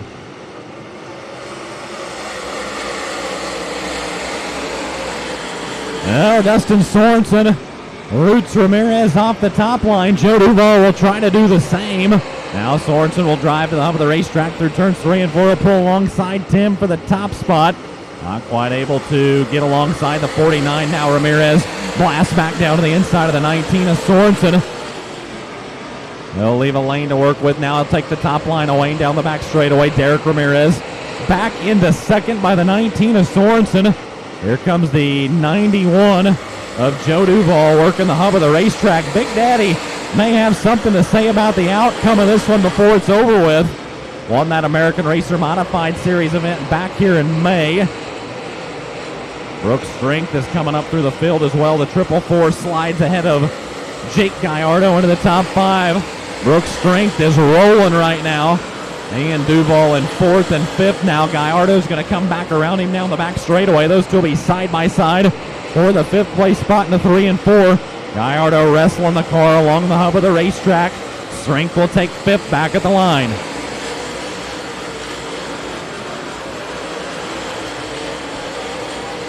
Started 19th here tonight. He's up into the top 5. So Strength, the big mover in this one. He slides across the racetrack that time on exit turn number 4 and jumps the cushion. That's going to allow Tanner Mullins to scoot on by there in the race for the 5th place spot. But now we got a race for the lead. Through turns 3 and 4, Derek Ramirez has now caught your leader, Jake Tim. 24 laps completed that time by 16 to go. Derek now in the picture with Jake Tim. Ramirez looking to stretch that points lead out over Jake O'Neill as O'Neill tries to make his way back up through the field after that early spin. And now Ramirez is going to lead on lap 25. Derek Ramirez to the lead with 25 laps in and 15 to go.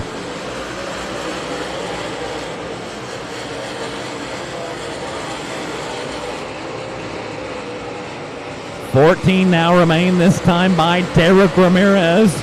Has assumed the lead from Jake Tim. Tim just grasping now back in the runner-up position. Runs in that 2nd place spot as Sorensen, Duvall, and Mullins round out your top 5 runners.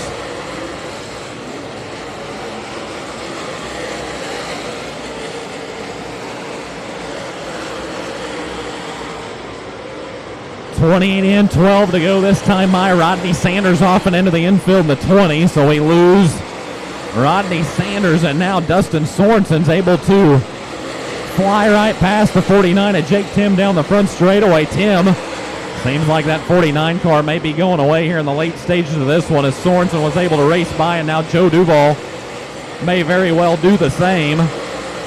So Joe Duvall trying to race by Jake Tim. Out of the inside he goes, side by side there for the 3rd place spot for a moment. Duvall's bringing Tanner Mullins with him as well. Mullins a nearby 5th place spot as Derek Ramirez works through lap traffic here with 10 to go. 30 in, 10 to go. Derek Ramirez working by some lap traffic. Not much more to really deal with. He had a race by Chris Clark. Kenny Gaddis ahead of him making laps as well, but not really heavy lap traffic as we've thinned quite a bit of the field. Here at the Revolution Park, working on the final 8 laps now. Ramirez with the lead. Sorensen in 2nd, Tim in 3rd. Duvall in 4th, Tanner Mullins. That's the top 5. Jake O'Neill now back up into the 6th place spot. He spun early, had to go to the back, and now Jake O'Neill has worked into 6th. 7th is Brooks Strength. 8th is Jason Hughes. 9th is Terry Phillips, with Tyler Wolf rounding out your top 10. Meanwhile, business has picked up for that third place spot. 3 cars raced there as Tanner Mullins has worked by both Joe Duvall and Jake Tim. Tim will drop to 5th as Tanner Mullins grabs the 3rd position away from Duvall. Now Tim trying to reclaim 4th from the 91. Good racing back there, and we look back to the front, though, down the front straightaway with 6 to go. Derek Ramirez may have company, but Sorensen's going to jump the cushion for a moment, 1 and 2. Just as Sorensen looked to be closing in on the 4R, Ramirez, that MB Customs, jumped the cushion last time around in 1 and 2. 5 to go this time by. Sorensen has only 5 laps to work with. The sand in the hourglass going to start running thin for the 19. Tanner Mullins is charging late in this one as well. 4 to go this time by. 4 to go, about a half a second lead that time for Ramirez. Sorensen blasting the top, but it's Tanner Mullins that's going to grab 2nd down the back straightaway. Sorensen going to take it back. Those two now going to be in a battle for the runner-up spot here in the closing laps. 37 in, 3 to go. 37 in, 3 to go. Dustin Sorensen edge Tanner Mullins at the line for 2nd as Derek Ramirez continues to hit his marks out in front of your field. Final 2 laps. Those two may be closing in on Ramirez as well. Just 2 more trips around Revolution Park. Sorensen has it humming once again along the top side of the racetrack. Mullins is rolling the bottom as well. Ramirez trying to hit his marks, but he may be a sitting duck as here comes Sorensen to the outside. He'll bobble along the top side of the racetrack. Tanner Mullins slides just to the inside of the 19 of Sorensen. Those two charging hard here on the final lap. White flag was in the air. Sorensen's going to throw all he's got at it. Mullins may do the same. Ramirez through the middle by the lap car. He'll bobble coming off of turn number 4. 3 wide to the checkers, and Sorensen takes it to the line. Unreal coming to the checkers. They get into lap traffic. Ramirez bobbles coming off of turn number 4. They go 3 wide to the checkers, and Dustin Sorensen picks up the win. My goodness, what a finish to that one. Run down your top 10 before we head to victory lane. Tyler Wolf in 10th, 9th Jason Hughes, 8th Terry Phillips, 7th Brooks Strength, 6th to Joe Duvall, 5th Jake O'Neill, 4th to Jake Tim. And in the 3 wide finish there, Tanner Mullins crosses in 3rd, 2nd to Derek Ramirez, and your feature winner, Dustin Sorensen, picks it up here tonight at Revolution Park.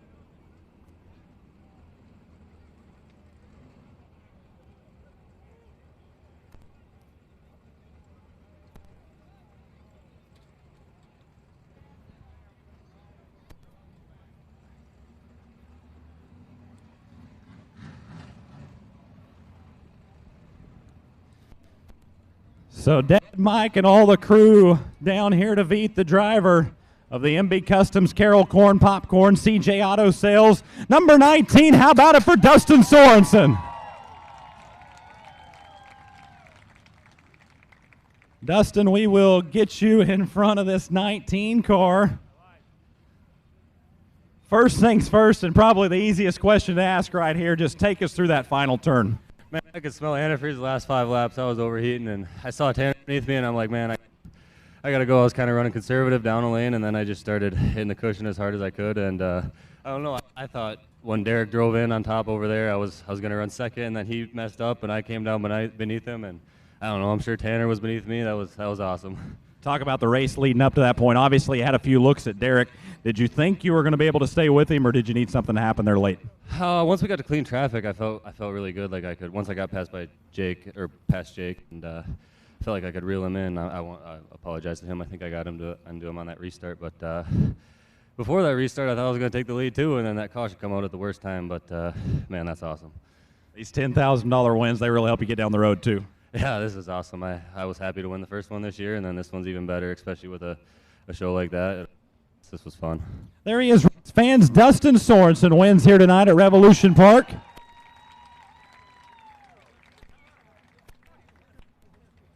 Grab a word here with tonight's runner-up, Derek Ramirez. I certainly know that's not the outcome you wanted there coming to the checkers. Just take us through that final turn. Yeah, I guess Jacob Orfito blew up down here in his oil on the racetrack, and that lap car went down there and hit it. I saw him push, and I got out of the gas, and it was a little too much, and they took advantage of it. That's what sucks about leading. But we got a good car and good points tonight for us, and sounds like Jake got back up there, so that's good. And we'll see what we can do at Deer Creek in a couple weeks. This thing is going to come down to these final 6 races. What's it going to take to hang on in this final stretch? Me not to have a heart attack from stress. But no, it's just being consistent and just doing what we got to do. We can only control what we can control, and if we keep doing top 5s here, we'll be in good shape. There he is, Derek Ramirez, tonight's a runner-up here at Revolution Park.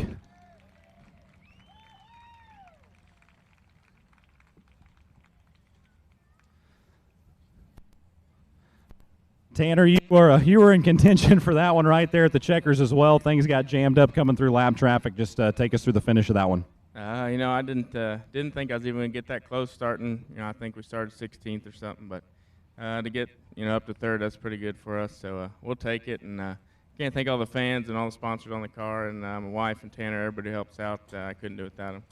There he is, Tanner Mullins, tonight's 3rd place finisher. We'll zig back over here and talk to the driver of the 49, Jake Tim.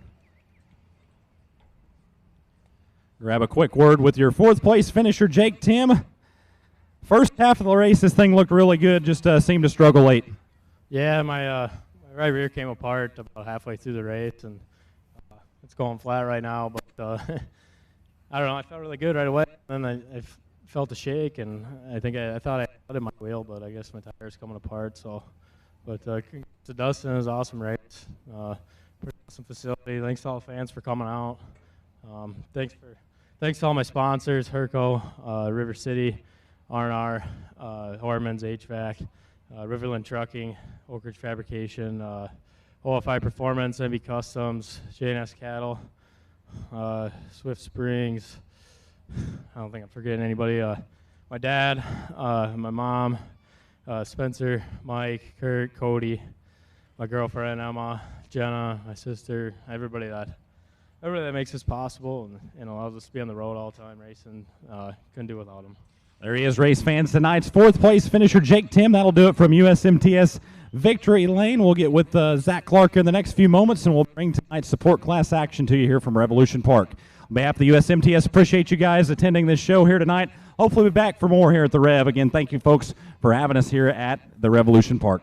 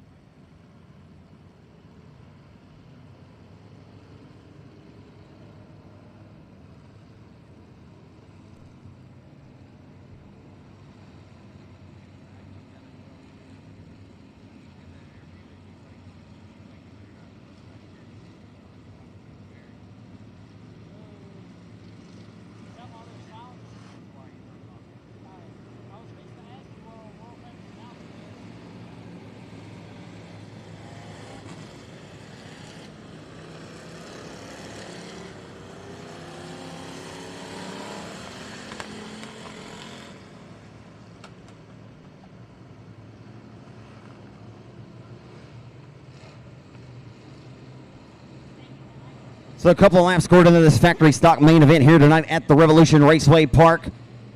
Looks like the majority of you folks have chose to stay and hang out with us because, hey, why not when this racetrack was as just money as it was for that 40-lap distance for that USMTS A feature. I'll tell you what, folks, I've seen quite a few USMTS modified races where I was at home watching courtesy of Racing Dirt, or let's just say modified racing in general. That was an absolute showcase if you just wanted to know my 2 cents. And I'm not so sure sitting at home does justice, but I hope that it looked good as good as it looked here from our vantage point for you folks sitting at home from the comfort of your homes or on the go on your smartphone. Wow, that was an absolute outstanding race. Nick Brown, I tip my cap. So we'll go back to factory stock action here tonight. Is out front with the race lead, working down the front stretch into 1. David Cotton has jumped out front of the race lead, and he's got left rear damage, missing the left side of that rear bumper. But nonetheless, it's not halting his progress any, as now Parker going to sidestep Caston Parker. And the Parker family right now running 2 and 3 as here comes the number 12. Looking to go back to back to back at 3 different racetracks.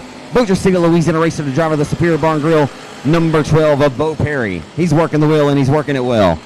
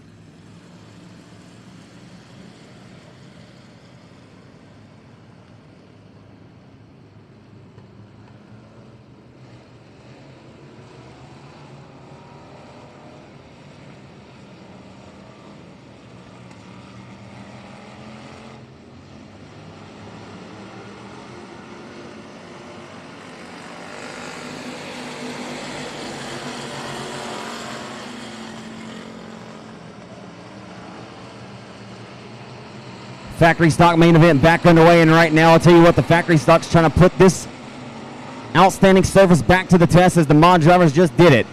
USMTS puts on a great display each and every time, no matter the track or state that they're visiting, but tonight may have very well been one of the best I've ever seen. And a final quarter showcase of the checkers with Dustin Sorensen, Nip and Derek Ramirez. And yikes, Jeff Lewis. I knew that was about to get hairy there. He and Perry make a little bit of contact, got squeezed, did Lewis, and it is not going to help the number 12's chances here. But he's back on the wick here as he tries to dial back up the number 40 of Lewis as he sits third. It's still Parker and Parker out front 1 and 2 right now as we exit corner number 4 and put one more lap into the history books in their factory stock feature event. Here at the Revolution Raceway Park, just off the frontage road in Monroe, Louisiana.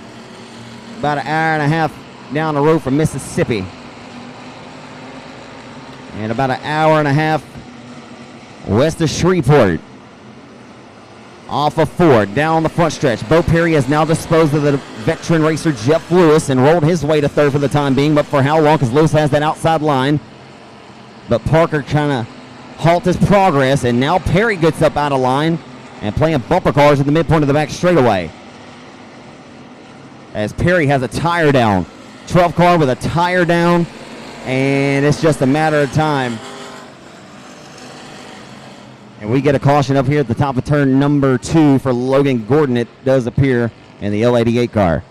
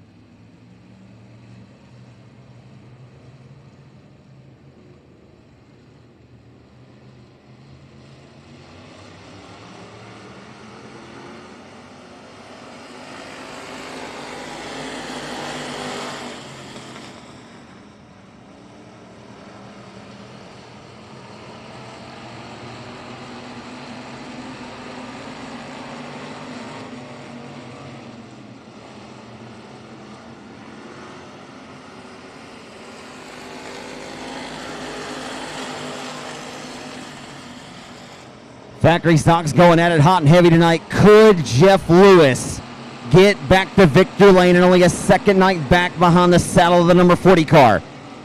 Oh, look out, Jeff. He nearly lost the handle. He corrals it. He had to put both hands and both feet up on the wheel. Sorry for hollering. As J. Lou. Again, if you didn't hear me earlier this evening, folks, just recovered from a quadruple bypass surgery. Jeff Lewis, long-time, very well-respected driver in and outside of the race car. If you know Jeff Lewis, then you know to love Jeff Lewis.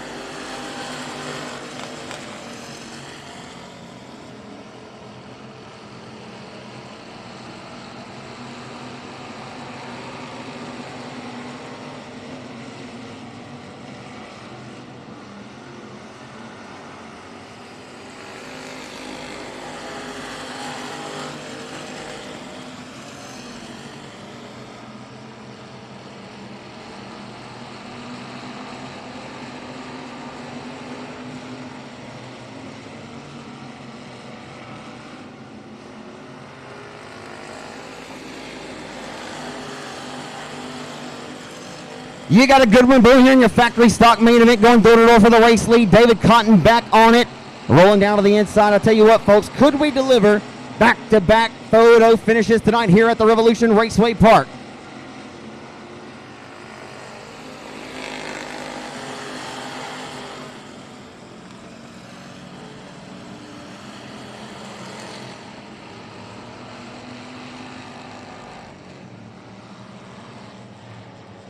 So just worked lap number 14. We just worked lap number 14 of this 20-lap affair here tonight.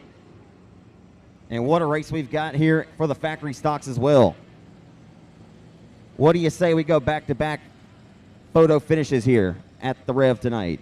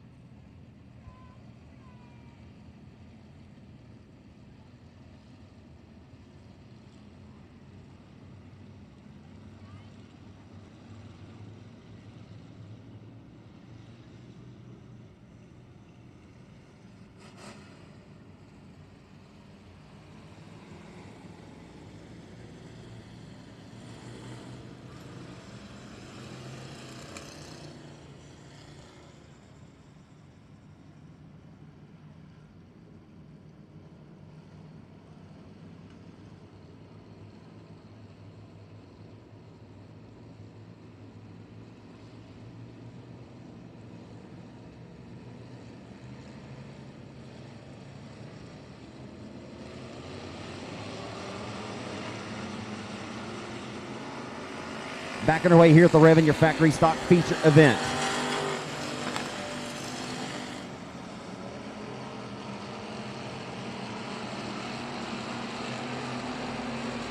Jeff Lewis now in the clutches of the 54 Outlaw chassis. A Clint Shirtliff, the Falk Arkansas racer, has another hot rod tonight as he is tired of finishing second. As Shirtliff, though, he's up on the ball tonight. Hustling down into 1 and 2. David Cotton has a run to the back of the number 9 of Parker for the race lead. Working down to it. Working down to it here as they work into turn number 3.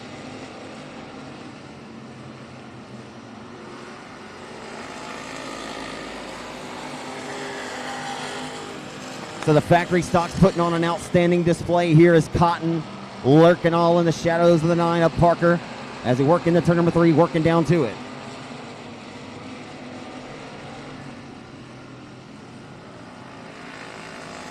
This will be lap number 17 of 20, and tough break for Jeff Lewis. J. Lou to the infield. Tough break for Jeff Lewis with a right rear flat tire on the number 40 machine. And the caution flag will come out.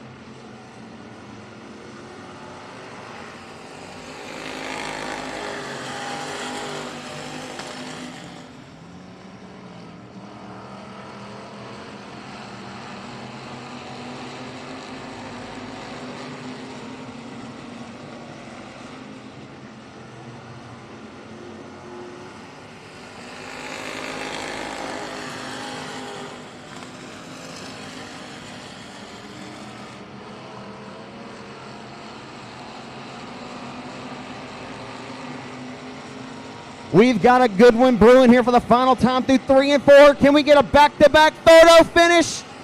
And Parker's going to take your factory stock dub tonight. But I tell you what, every single lap of this one was earned, not given.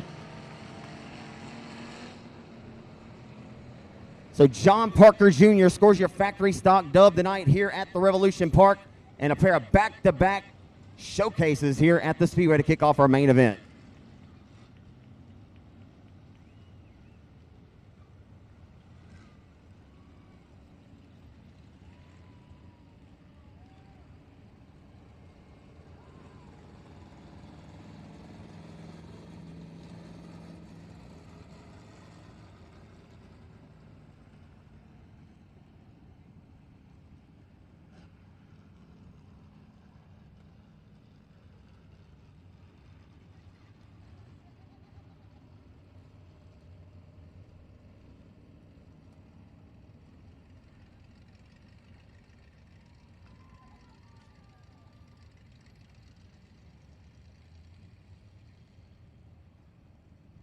Race fans, y'all do me a big round of applause and give John Parker Jr. a big round.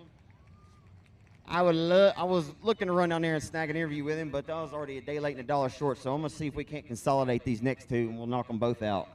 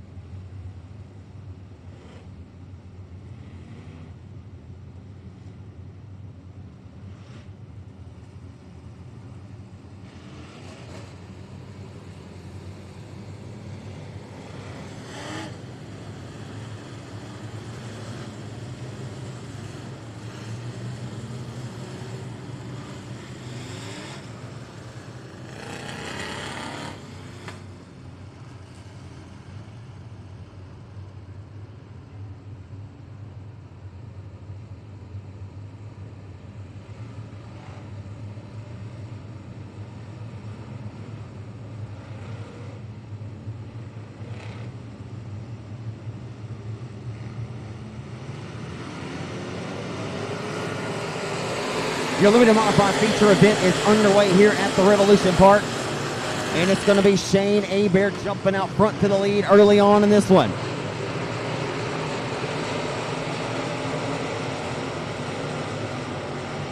Oh boy, it's about to get a little hairy here. And off of turn number 4, around goes Waylon Ball. We'll go in an original restart, re-racked and stacked here in just a few moments as Waylon Ball in the B75 car. The reason for the caution down here off the Exeter corner number 4.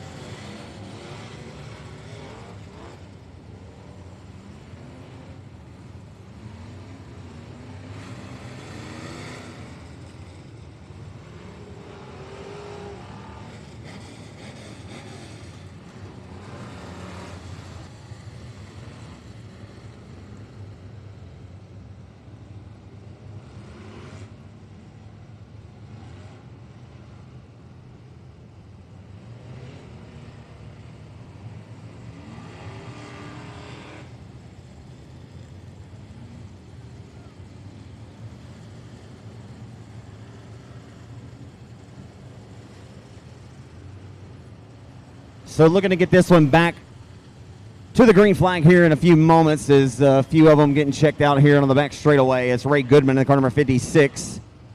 Has had a little bit of a tough time getting this one under the green flag here. Hopefully we can get it under those conditions here in just a few moments. We do want to thank each and every one of you great diehard fans that are still hanging out with us at this juncture, as the factory stocks just delivered a great finish as well, just behind the USMTS mods, as USMTS more oftentimes than not delivers, and they delivered an absolute showcase tonight, as well documented at this point. Looking to get some more racing into the history books tonight, and I believe the limited mods are going to put on a great show as well, as these guys tonight racing for $1,500. It does hang in the balance here.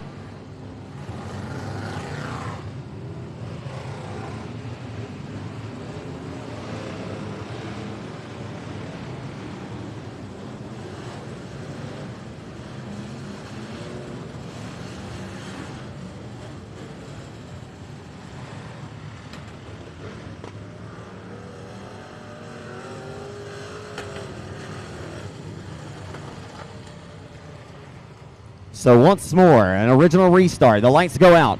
The owner fabricator of Express Racing Chassis. How's this for you, Justin Whitehead? A-Bear going to lead us back to the green flag this time off the exit of corner number 4 with Neil the wheel. Neil standing for along the outside. An Express and an IRP Effect Series chassis, 2 of the hot commodities. And Arclitex Area Racing, look out, Jacob Burke. That was a wild start. Goes all the way from the top, all the way across the nose of the 9 of A-Bear. Not sure what I just saw sling across the track, and Birch is going to go around. I don't think A-Bear appreciated it too much, and now we have a Walmart in the Target parking lot. Yowza Hooza.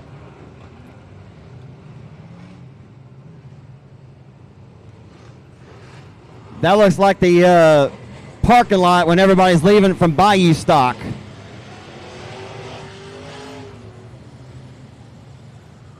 Well, we got an Eckert's parking lot over here at the top of turn 2.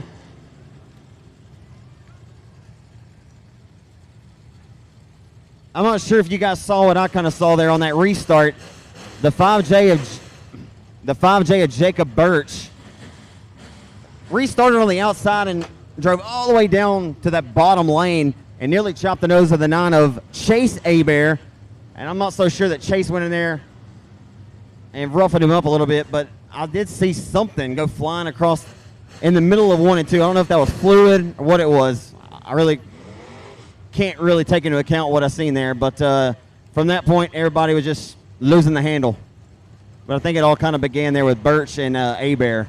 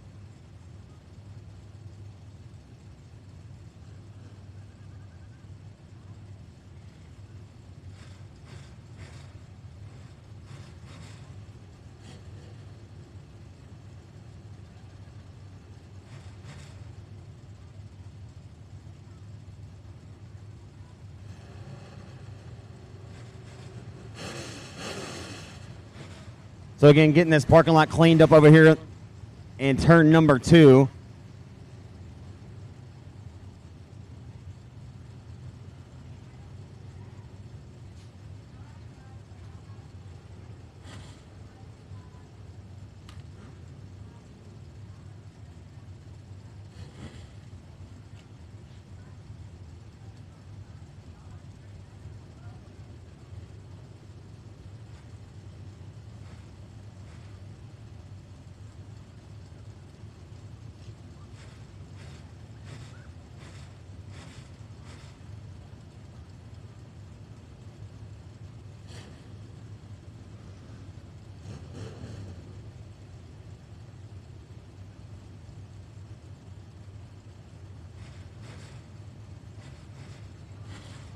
been a tough uphill road here since acquiring this car for Christopher Freeland. You'll see the Freelands out here. You got Ronnie and the pair of Chris's, Christopher and then Chris. They were racing out here when this place was concrete. Yeah. Thought it was concrete. You got to be careful. You don't want to tell the asphalt person that it was concrete if it was asphalt and vice versa. They take that seriously. But nonetheless, the Freelands had much success out here at this racetrack and the Bandolero division, or the legend cars, and have had their shares of trips to victory lane here at the Revolution Park.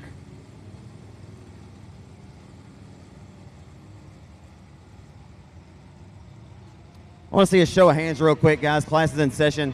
Raise your hand if that was your first ever USMTS modified show you've been to tonight. Was that anyone's first time ever to see the USMTS mods here? All right. Well, I guess everybody's seen them, or you just can't hear me too well. But all right, so that's why I'll know if you can really hear me. Keep your hand raised if that was not the first one you've ever seen. All right, see. Yeah. I'm glad you folks at home can hear decently well anyway. Got to give much props to Heather there and Trenton, I'm sure, controlling some switches back there from Bolivar, Missouri. You got Austin Wilkes behind the lens. You got Fetters over here hitting the switches. Michael Jackson, one of the best in the business. It's a tough uphill road out here in these stands for these folks. I just asked all these people in the stands. I just stepped back inside. So I'm speaking to Michael now as we get ready to go back green here. I asked the fans if, of course, they could hear me. I assumed that they couldn't after I asked class in session, raise your hand if that was your first ever USMTS feature you've ever seen. Nobody raised their hand. So I said, okay, well, here's how we'll find out. So we asked them, that was your repeat time to see them. Anyway, everybody else already heard me say this, so I just sound like a dummy. Yeah. Sometimes I'm a good storyteller, sometimes I'm not. I'm just trying to pass the time here as we're trying to get back to the green flag. We're having a hard time getting this one going. But anyway, we found out the result there, Fetters, is nobody seen a USMTS race before tonight.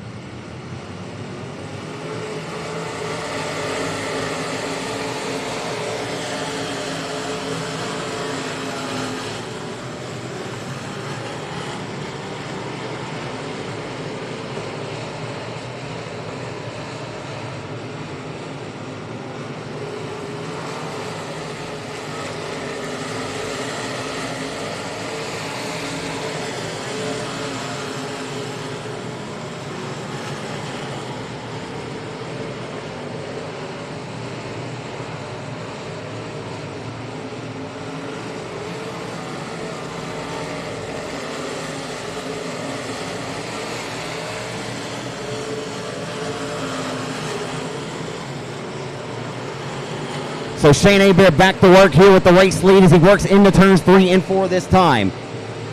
As we'll see if business is going to pick up. I'll tell you what, Neil Stanford, he holds on to the second spot here as beginning to start separating himself, but not without the number 12 giving him the business. TJ Bond got into the tail tank a few laps ago at the stand, and the caution flag waves once more here tonight at the Revolution Park. But TJ Bond about served up a little too much business, and you can see that right rear quarter for the 11S of Neil the Wheel kind of, can't say it's crunched in, but kind of crumpled just a little bit there and nearly put him into that concrete on the front straightaway. But Will felt the pressure and was able to hold on to that wheel and hold her steady.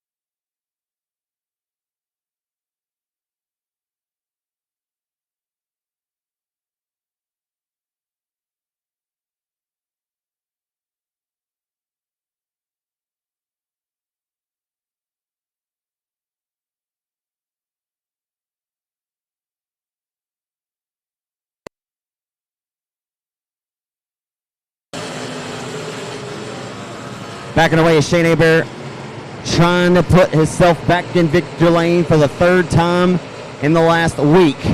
Won last Friday and Saturday night, as I told you a little bit earlier this evening in the broadcast, when he won his first limited heat. And then he followed it up by winning the Crate Late Model heat as well. Oh, and Shane Hebert just blew a motor. Pop goes the Weasel in 1 and 2. And that one caught me by surprise, folks. If you just dozed off sitting on the couch, you doze no longer. Sorry for hollering. But Hebert just gave up the ghost there. One of those AARE power plants supplying the power underneath the hood will power no more. Tough break for Hebert.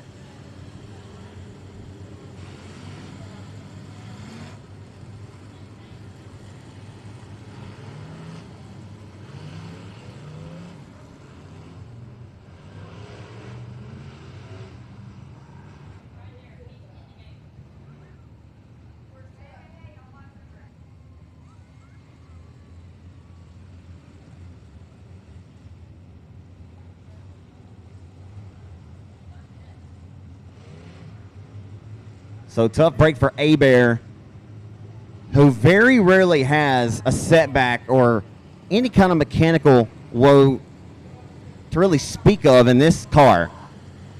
In this limited modified class in which he's been so dominant, obviously building and putting out his version of the Express Racing chassis, which he created all the way back in the early 2000s.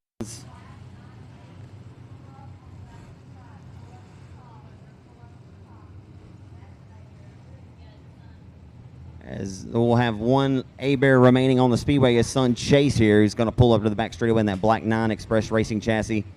And we'll see what.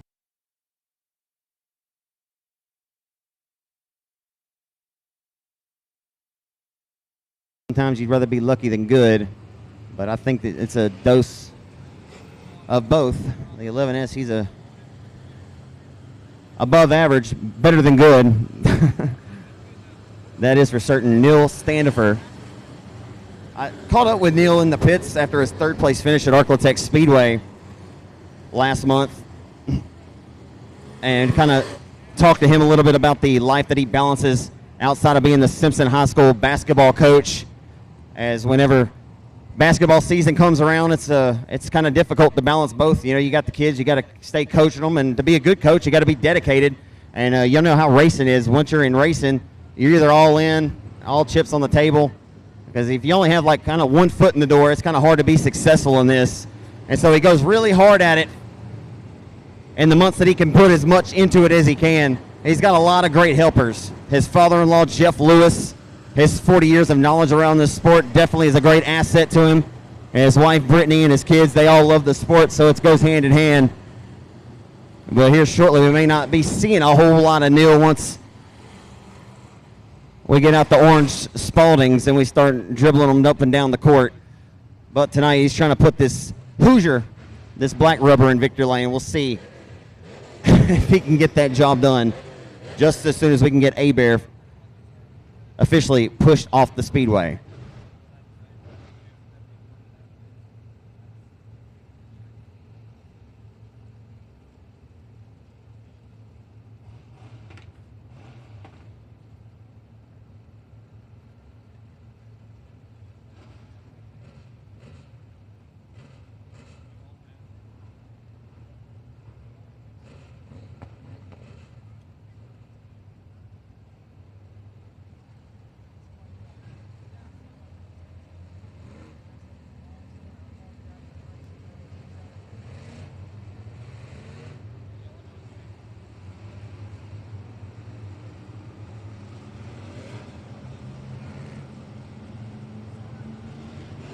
If you've enjoyed tonight's broadcast courtesy of RacingDirt.com, or if you're watching it on Race on Texas via Racing Dirt, if y'all don't like Racing Dirt already, be sure to go like their Facebook page and give them a like, give them a share, give them a good review.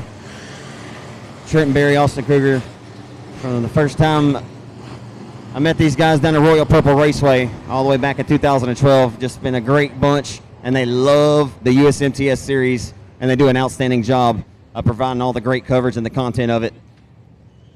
And once more, another great show here tonight. Hope you guys are enjoying it.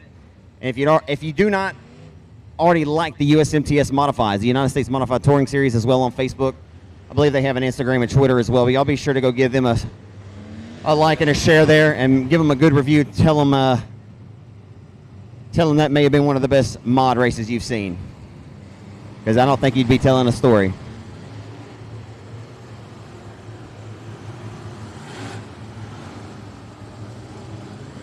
If you did like what you see tonight, you can catch more of the action live on racingdirt.com as they travel up and down the roads, as Jeff Nunn calls them, the tireless touring titans.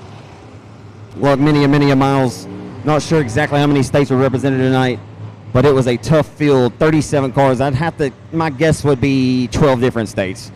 But we're going to go back to green in the limited modified feature event. Oh wow, Ray Goodman just jumped the gun. Wow. I was a little nervous there that Ray Goodman was going to wash up and not be too nice to a few guys, but nonetheless he was able to keep that thing corralled and keep her nice down into the ballpark. So we continue to stroll and we'll roll down the front stretch. After all the adversity that this driver in car number 32 has been faced tonight, Austin Storm and the 3 wide back here for 6th at the midpoint of the back straightaway, still continue to go 3 wide. How about Waylon Ball? Just as I was going to mention the adversity faced for the driver trying to snag second from the 90 of Jody Davidson, car number 32 of Austin Storm trying to brew a little bit of his last name, and he is going to roll to second and relegate Jody D to third. And look at the 3 wide battle back here for 5th. Nick Brown, I'm going to tip my cap to you one more time, my friend. An absolute flawless surface you have prepared here tonight, as these drivers are using every single inch of real estate. And Stanford just got all kind of out of sorts there at the bottom of the exit of 2. What happened to Neil? Isn't a... Oh, wow, something not right with the 11. I think he may have broke a rear end. He may make a liar of me. Something not right with it. Oh. It's a shame the caution continues to come out, because the race in action is... it's above average whenever the green's out. Racing's great. We're 3 wide back here for 4th, 5th, 6th. And Austin Storm, who'd have thunk it?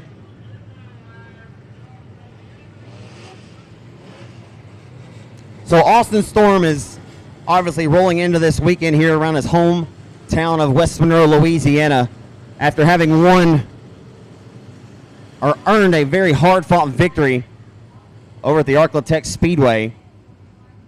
Had a little tussle with Josh Bockham over there, the Benton Bullet. But Storm, if you can get over to Arklatex and you can pick off a limited modified win, and obviously they're always earned, never given. But Storm rolling into this weekend with some confidence on his behalf, and it just was not going to his liking. And has faced many a storms tonight of his own. But he'll try to brew the good kind here, and he'll try to get a checkered flag for those efforts. And boy, that would be a sweet victory for him, because I'm not sure he would have expected it after all the adversity faced here. Not sure if I was overanalyzing it, but boy, something just did not look right with Neil Standifer's rear end. Something. He did break a rear end last weekend. Thanks to his great father-in-law, Jeff Lewis, is over there last Sunday already repairing it and fixing him back up the race this weekend. Something didn't look right, but I could maybe just, I'm not sure. We'll keep an eye on it. We're back underway. You certainly do not hope for any misfortune for any of these competitors right now as they continue to wage the war.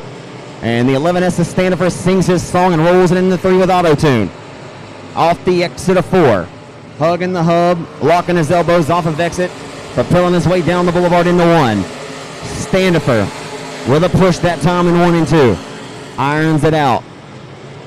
Hits the crease down the back straightaway into turn number 3. Neil the wheel. Rocking and rolling, holding a steady wheel tonight. Neil Standifer.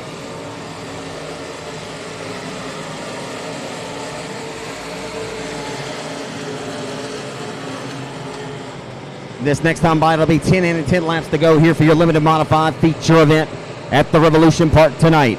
Cross your fingers and toes, as James Zesick would say, the voice of the Lucas Oil Series. PSG is what we need. A little bit of please stay green, baby. So hoping we can keep this green flag, stay put on the speedway here, and we can settle it. Oh, man. Ugh.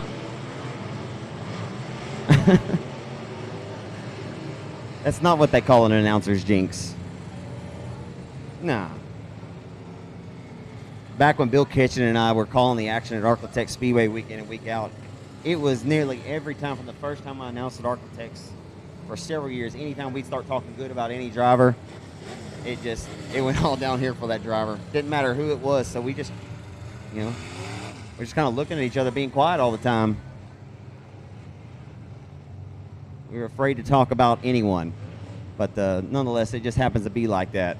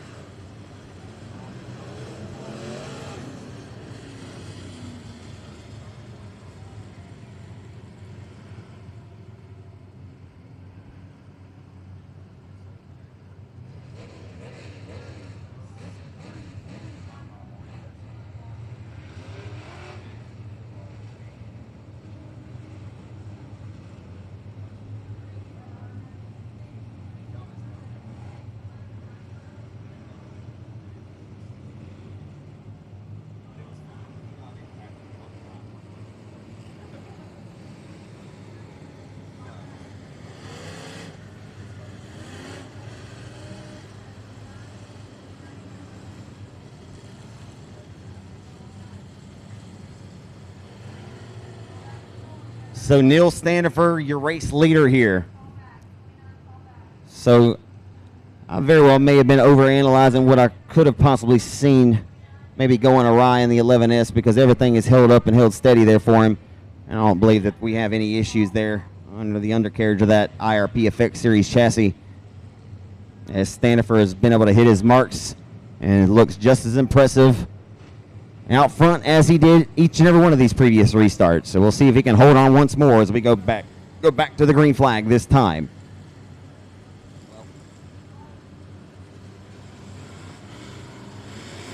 So we're 50% into this one.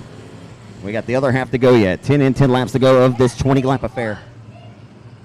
What happened?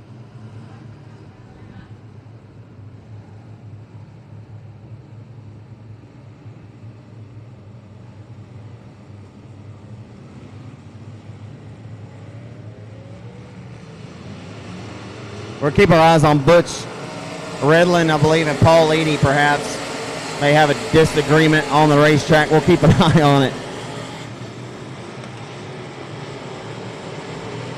It's never a good combination when you serve up a driver hot underneath the collar, trying to look to serve some misfortune and spoil some parties. All the while, we'll keep our eyes on the battle going on here for the third spot, as well as Austin Storm throwing all caution to the wind, going up top, and Chase Abear's going to loop, and he'll hold on to it. Send Chase Abear straight to promoter school. He'll keep us under the green flag. PSG, baby, is what we need. Off of fourth. Here comes Austin Storm. There's a storm brewing in West Monroe, Louisiana tonight. And this driver says, dag nabbit, I've done, and the caution is out.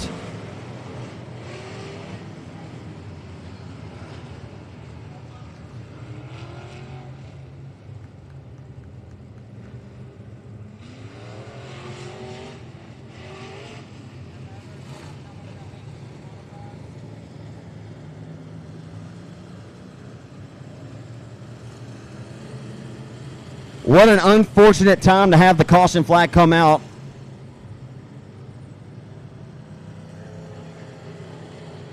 Sometimes when you're really rooting for a caution, you'll get one. Most of the times, you're not really rooting for a caution. Every now and then, when you really would like to see one, maybe to tighten the field up, maybe just to see if that guy in second, who's showing speed but lost ground on the leader up there, just want to see maybe what he's got on a late race restart. Doesn't always work out that way, but we're going to get one more restart here at the Rev in your limited modified feature event. And I wanted that one to stay green because Austin Storm was about to put on a race. or he and Stanford were about to put on a race as he was putting his car up there on the top shelf of the racetrack, letting it eat. And then we'll see if it comes to fruition for him. So whenever we have been under the green flag during this race, it's been exciting nonetheless. Just has had a hard time keeping the green silks out over this 3/8 mile high bank.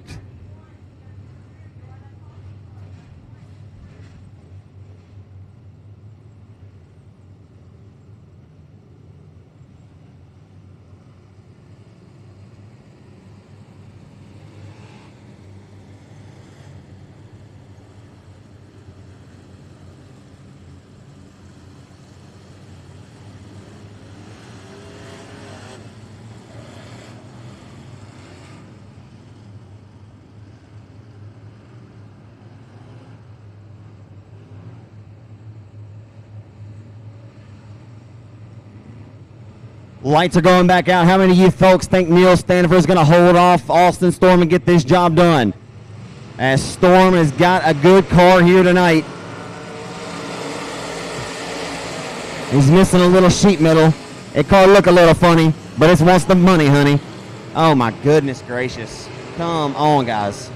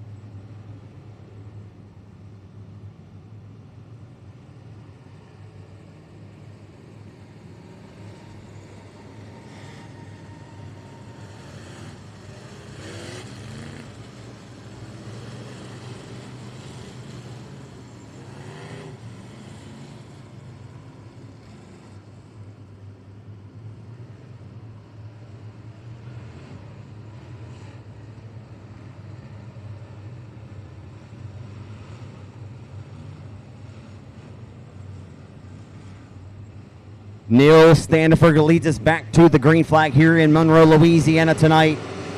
Cross your fingers and cross your toes that we can stay under the green flag here.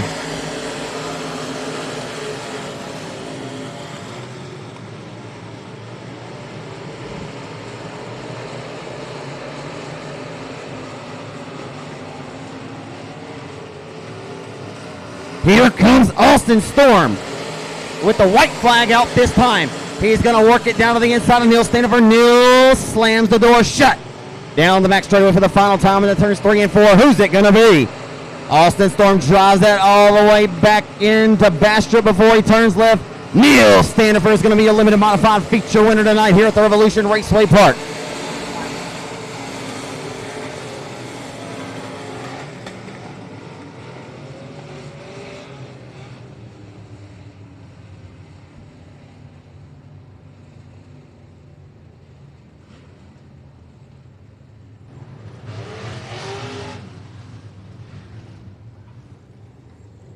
Well, folks, that was a good race. It was a good finish. We had a few more cautions than we would have liked to seen.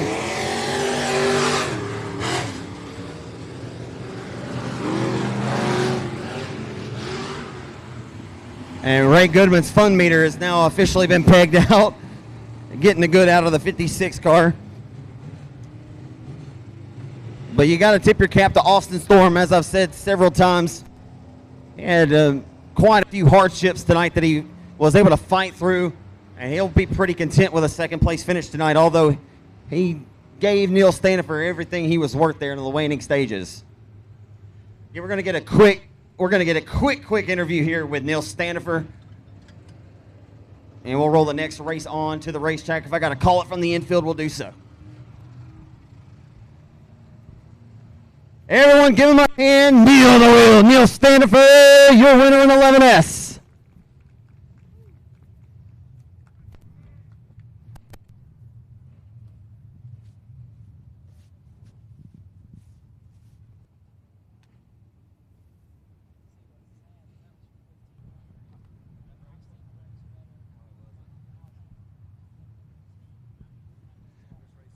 Neil just said longest race ever, man. I'd have to concur. You know, it's got to be frustrating knowing that, Austin Storm's coming. He's faced much adversity tonight, man. You guys really waged a war there in the late stages, but how frustrating is that to kind of get in a rhythm as a racer? It is frustrating, and my car was pushing terrible on me the whole night, or when I got in the lead and started leading the race. My car was terrible, or I say terrible, it was pushing bad, coming off the corner, and I just knew somebody was going to slip up under me, and I saw Austin's nose there on the white flag lap, but I'm glad he raced me clean to the end. The old saying is you better be lucky than good, than lucky than good any day. I know you hate it for Shane Hebert's misfortune, but, you'll take it. Yeah, definitely. Shane had that one in the bag in my book. He had done stretched out. I didn't have anything for him, so it's unfortunate for him, but I'm glad to be able to finally pick up a win here. Always a family affair. Jeff Lewis gets out to come out here to congratulate your father-in-law. If not for him being out there last Sunday helping you putting this rear end back in, you probably wouldn't be here. Right, yeah, he puts a lot of other work in, especially all my family, my dad and brother-in-law and my wife and my father-in-law, just everybody helps out. Said I was going to make this one quick, but I do want to give you an opportunity to thank all the folks that help you out in this race car. Yeah, first of all, I'd like to thank God for a wonderful night for us to be able to come out and race. I'd also like to thank Standifer Consulting, Ignite Nutrition, IRP Race Cars, Delton Edwards Trucking, JRP Racing Products, Henry's Auto Salvage, Racing Engines by CB, Parker Racing Transmissions, War Shocks by K. Dillard Racing, and TNT Welding. Outstanding job tonight, Neil. You got up on the wheel and earned that one. Thank you. Here he is, folks, out of Simpson, Louisiana. Neil the Wheel, Neil Standifer, your winner tonight in 11S.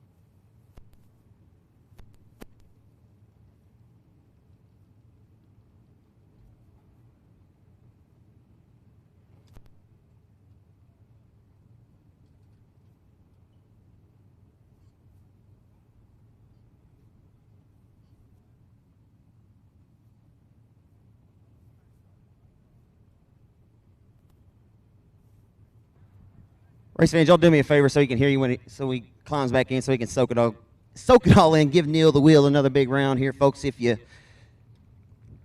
Oh, come on now.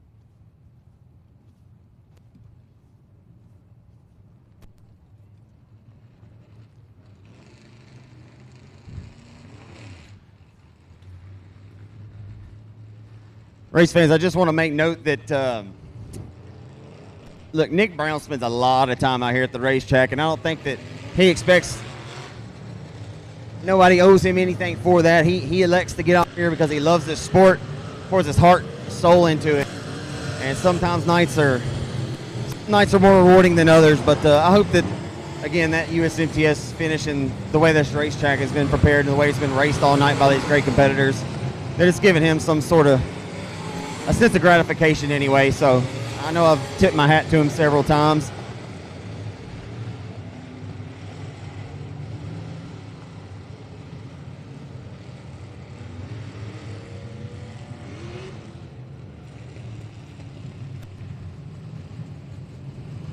Yeah, y'all have to. Oh, look out now. Woo.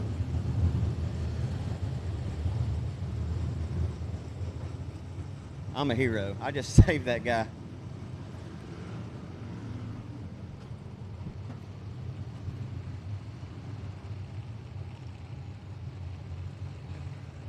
How about a little pro mod racing here, folks? Toomey on the front row in the number B99 car. 15 laps in distance tonight, maybe 20. I'm going to say 15. We're on the way off of 4.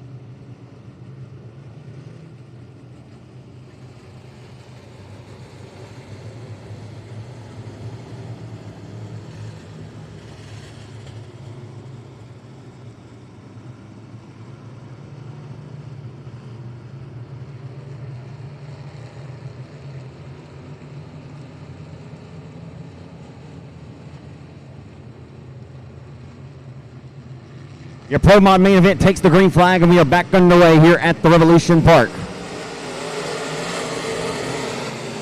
Hustling and rolling into turn number 1 on this restart. We'll see if we can keep the green flag out. Look out, Humphrey got in there a little hot and heavy. As a 257 tonight, the higher gun for Mike Jones, Andy Richards behind the wheel. As Richards using those veteran moves tonight, he's worked his way up to 4th and 257.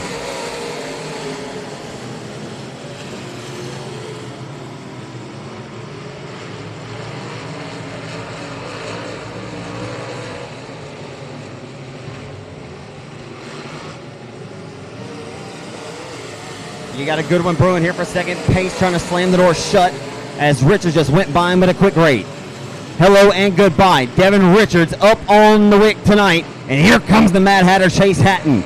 Chase Hatton quickly relegates the 257's advances, and he'll sit down and take a seat off of turn number 4, Justin Cook. Nope, Cook says no. He'll stay along for a fight here for a moment. We'll see how long he can hang as Hatton is rolling that middle to high line in that L8, and it's about to be a hello and a goodbye situation.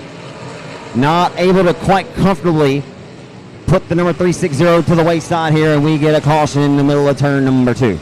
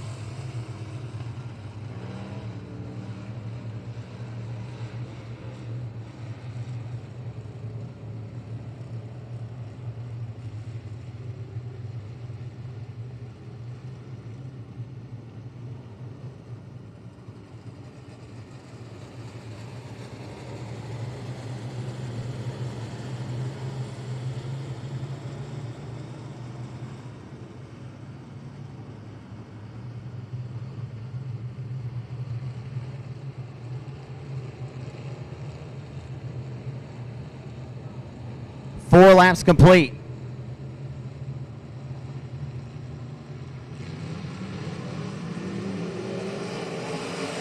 Four laps score to this one as we're back underway. As Cook and Hatton in that second row. Is Hatton now going to be on the bottom? He'll try to work his way back towards that top where it was working so well for him. He'll put Cook to the wayside. He rolls up the 4th, trying to join this trio up in front as they roll through 3 and 4. Off of 4, dominating off the exit of 4 goes Bastrop, Louisiana's Devin Richards. And that Dylan Scott Curbreaker's number 4 car, the former factory stock transplanted Chase Hatton just makes a very rare mistake. And Paul Pace Jr. gets, I don't know exactly how Paul Pace evaded that, but evaded a disaster he did. That was some quick hands and quick feet there. That was impressive.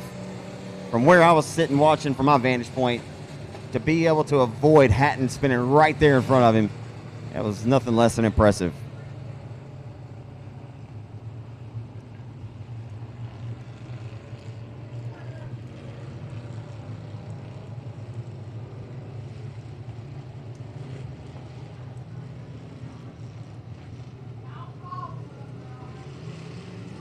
It may not seem that close from the folks that are watching at home if the cameras were on that particular deal there, but if any of you folks in the stands saw, did y'all see what I saw there? That was close.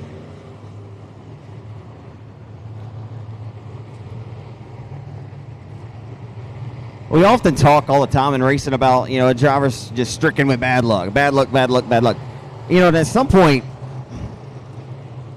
you come to the realization that oftentimes drivers make their own luck. Sure, they get put in bad situations, but some are able to get out of those sticky situations a little bit better and get better results than others. And that's kind of what separates, but that's what makes the sport fun.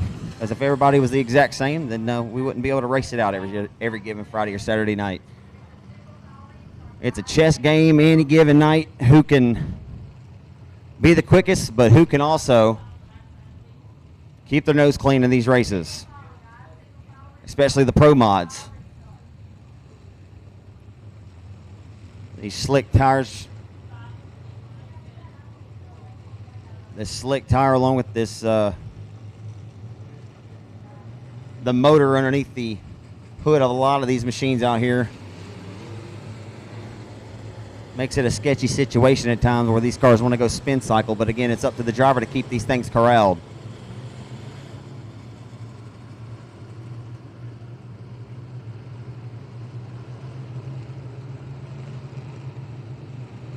Five laps are scored, so 1 lap into the history books after that last restart.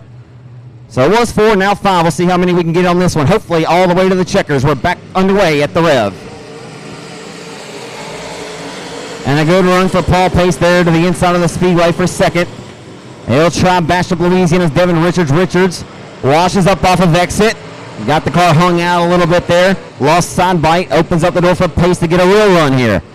Off the exit of corner 4, they come down Main Street into turn number 1 they go.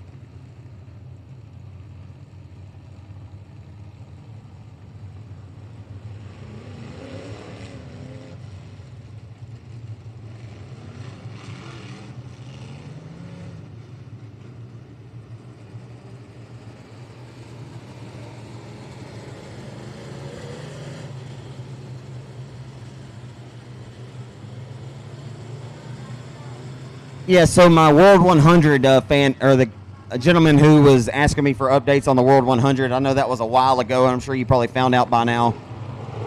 But Jonathan Davenport won his 4th World 100, his 4th in 6 years. So Brandon Overton won it last night. Davenport wins it tonight. We're underway at the Rev.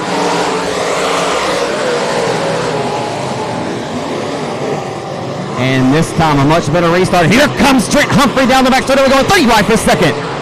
Oh baby, it's heating up for second as Humphrey just fired out of a cannon. Just 3 wide here at the midpoint of the front stretch into turn number 1. That Tilly's Mobile Homes, ABC Auto Parts, Johnny's Pizza House 515. Humphrey is digging tonight. Down to the inside of the number 4. Some heavyweights right here. The Outwire. Out front with the lead of the B99 car.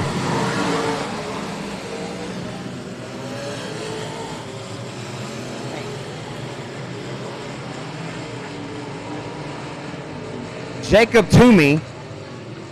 I'll tell you what, folks, it's not many times that a racer around the Arklatex, it just gets by me.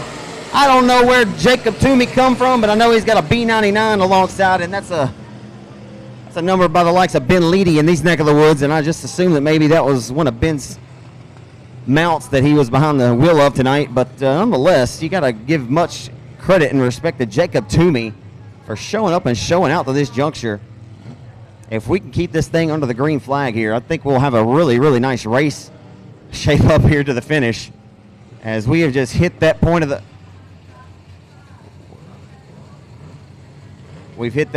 program where what can you do?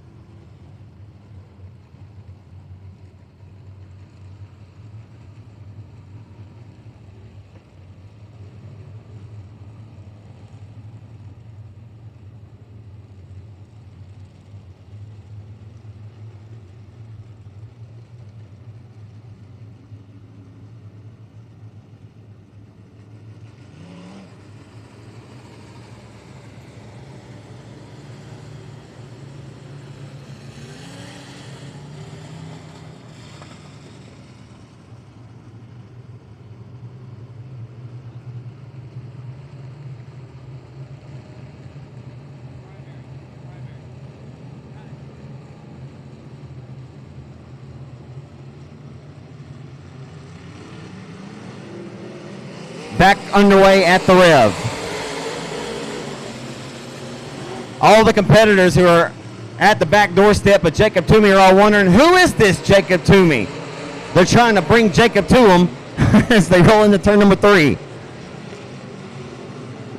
I'll tell you what, business is picking up here, and it's anybody's guess who's going to win this race tonight, because here comes Richards, here comes Humphrey, and here comes Hatton back from the tail. The Mad Hatter driving a little hot underneath the collar now. He'll put the number 515 into the hip pocket. He'll gobble him up. He'll set his sights. He'll throw a bone to the number 4, Devin Richards, this time off of 4. Hello, Devin, how you doing? He'll show him the nose, and Richards will propel his way once more down into 1 and 2. By about a car length, he'll make up that time lost as they exit 2. Putting that right front to the left quarter of the 4 of Richards as they continue to sell him in deep, nothing cheap about it. And here comes the Mad Hatter, Chase Hatton for the lead, and here comes Richards. Wow. And he'll slide up in front for the race lead, and he'll bring Hatton along with him. Look at this, and what just happened? Jacob Toomey's great effort just went to the wayside, and he'll spin her down to the infield, Dukes of Hazzard style. Hey, don't worry. We still got a great battle going on for the race lead off of 4. Just enough room for the taking to squirt by on the outside, taking just enough real estate and launching him into 1 and 2, and he'll propel his way on the top shelf of 2 into 3. It's Devin Richards holding back the advances of Chase Hatton. The Mad Hatter is driving back from the tail to the front after losing the handle all by his lonesome. He is out here to prove that, hey, I made a mistake, but I will give no more. He's got to run off the exit as he went down the back straightaway. Like I said, folks, many times tonight, I'm like a broken record. Trust me, I'm tired of hearing me talk at this juncture. But Chase Hatton, the dominant force in this class over the last couple years, what I was going to say is when the green is out, the guns are out, and we have got great racing going on. If we could just keep her out. And a slight jump for the race lead off of 4. Yeah, baby. I like it, I love it, and I want some more of it. One slider deserves another. We'll see if he can return the favor, and Richards cannot. He will not. Off the exit of 2, they'll head and set their crosshairs, but that may be about all she wrote.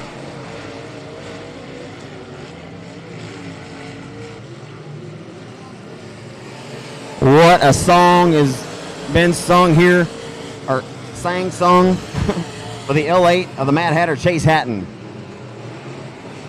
An impressive drive back towards the front. Granted, it wasn't a full field of cars, but it was a tough task to accomplish for sure. And nonetheless, Chase Hatton doing what he does and what he does so well, and he has worked his way to the race lead. As I mentioned earlier, folks, 20 wins in this division 2 years ago. A season ago, 17 dubs. This year, this will be 16 tonight if he can get this, and we'll get a caution in turn 1 and 2 with 2 laps to go. Caution will come out with 2 to go.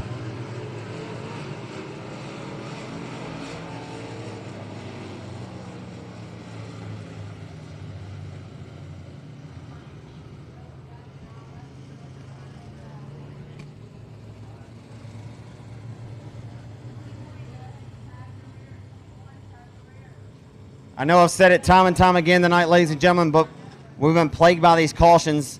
When we have had the green flag stay out for at least just a decent run, the racing has been phenomenal, and that's what you just got right there. The Pro Mods putting on a great display as Chase Hatton, all caution to the wind, being thrown out the window, and went and picked the pocket of every single one of his competitors and worked his way to the point after that early race mishap when he lost the handle all by his lonesome over there in turn number 2. What a drive back to the front, and what a hell of an effort for Chase Hatton.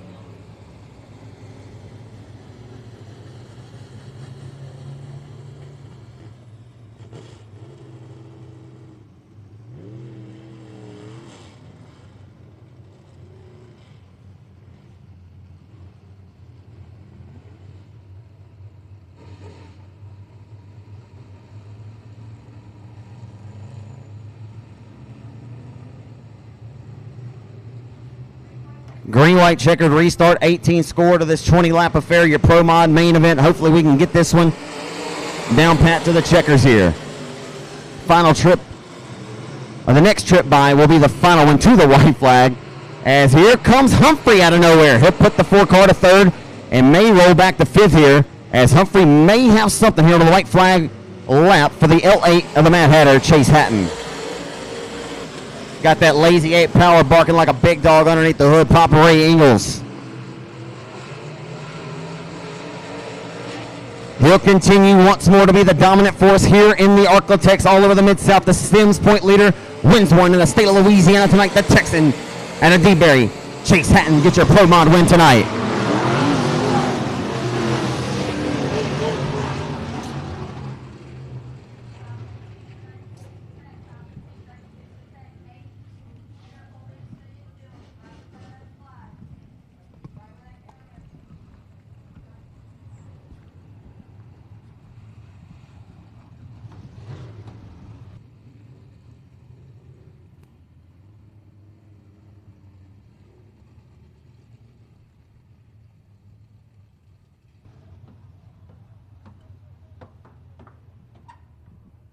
That was a really good Pro Mod race.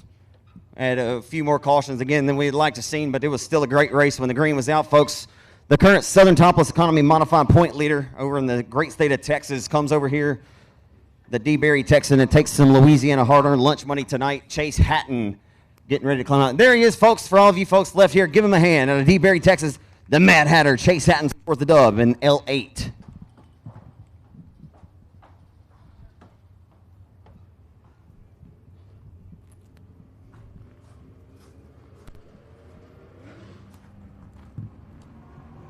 Yeah, I got to get a head start on these things. It's a long trip down there. I don't want to hold up the show anymore. Hey, Chase, congratulations, brother. You hang out down there, brother. I'll get you an interview in a minute so you can thank all your sponsors and supporters. We'll get this last show and get these great race fans home to the crib. So if any of them are looking to get up and go to church in the morning, they can get out of here as quickly as possible.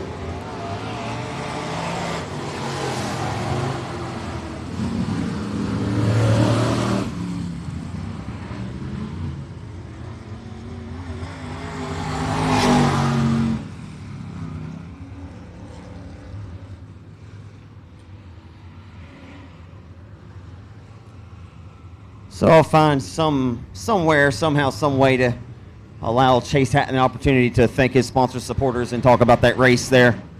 I did not mean to leave him hanging. I got a late start. So your crate late model main event is on the racetrack, and here's how they're going to line up tonight. Heartbreak Hotel earlier in his limited modified from the front row, and leading that one, Shane Hebert out of Lafayette, Louisiana, will try to put this one in victory lane and turn that bad fortune around. So Hebert behind the wheel of that Rocket XR1 chassis. B&D Motorsports 8 Performance Power number 9. Outside of the front row, it'll be Jeremy Item in car number 18. Inside of row number 2 in DP21, that'll be Dalton Patrick. He's out of West Monroe, Louisiana.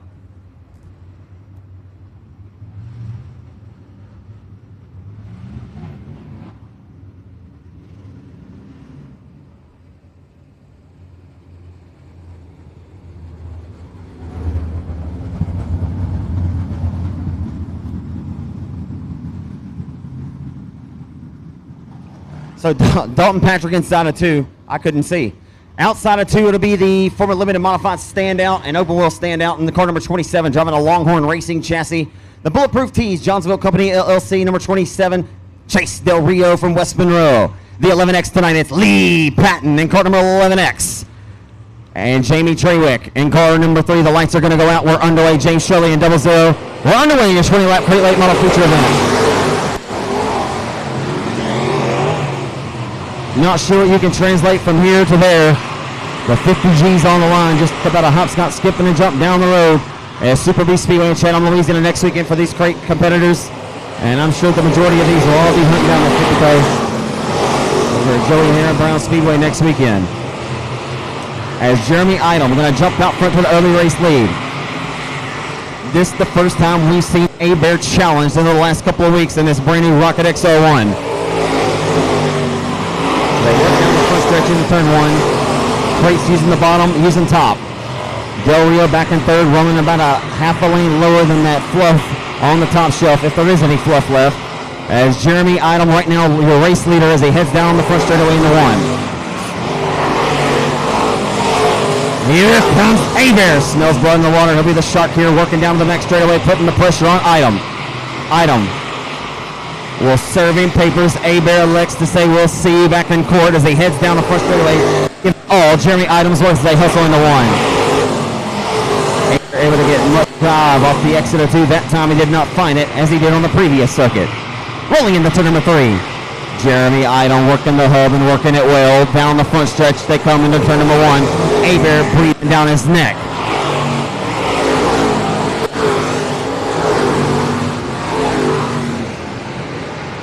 Abear, well accomplished in anything that has 4 tires and a steering wheel. A very decorated career, one of the more accomplished racers we've had out of the state of Louisiana. As we work down the back straightaway. Into turn number 3. It's heating up for the race lead. Here comes Shady Bear. Trying to sneak up on him. Here he comes. They'll swing off into 1 and 2. Rolling with that moment on that 8 power underneath the hood. Screaming like a scalding ape. Down the back straightaway. Advanced Performance Engines barking underneath the hood. And a 604 cubic inch crate power. Back into 1. Abear's trying to forge his way by. Idle leaves it over for the taking. They're side by side at the midpoint down the back straightaway. Into turn number 3. Abear going to sing it up top once more. He'll carry a tune off the exit of 4. Side by side for the race lead. And a great one blowing the night. What an absolute racetrack we've had all night long. What more do you want, race fans? As Shane Abear has officially put Jeremy out onto the wayside. Hello and goodbye. And the caution comes out.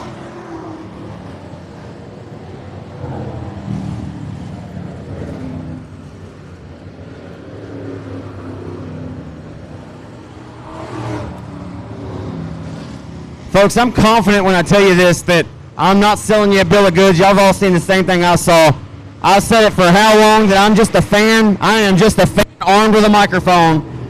And if you haven't liked what you've seen tonight here at the Rev, I don't know what we can do for you. I have to say, as a whole, all things considered, even if the USMTS modified race wasn't so great, this may be the best racing I've ever seen here at the Rev. You have to tip your cap to Nick Brown. I don't believe I'm being overzealous with that statement. Racing has really been phenomenal. What a display that was between Shane Abear laying it on the line with Jeremy Idle in the 18. These two waging a war. As just as Abear was starting to get a little bit of clearance there using that outside line, the caution flag comes out and it puts him back to second. So guess what, folks? We get to watch him do it all over again. That's the real treat. But he may not be able to get it done this time. We'll see what happens. We're back underway.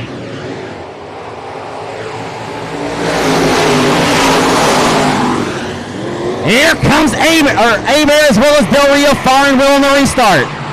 Rolling into turn number 3. Oh, baby, it's heating up at the Revolution Raceway Park.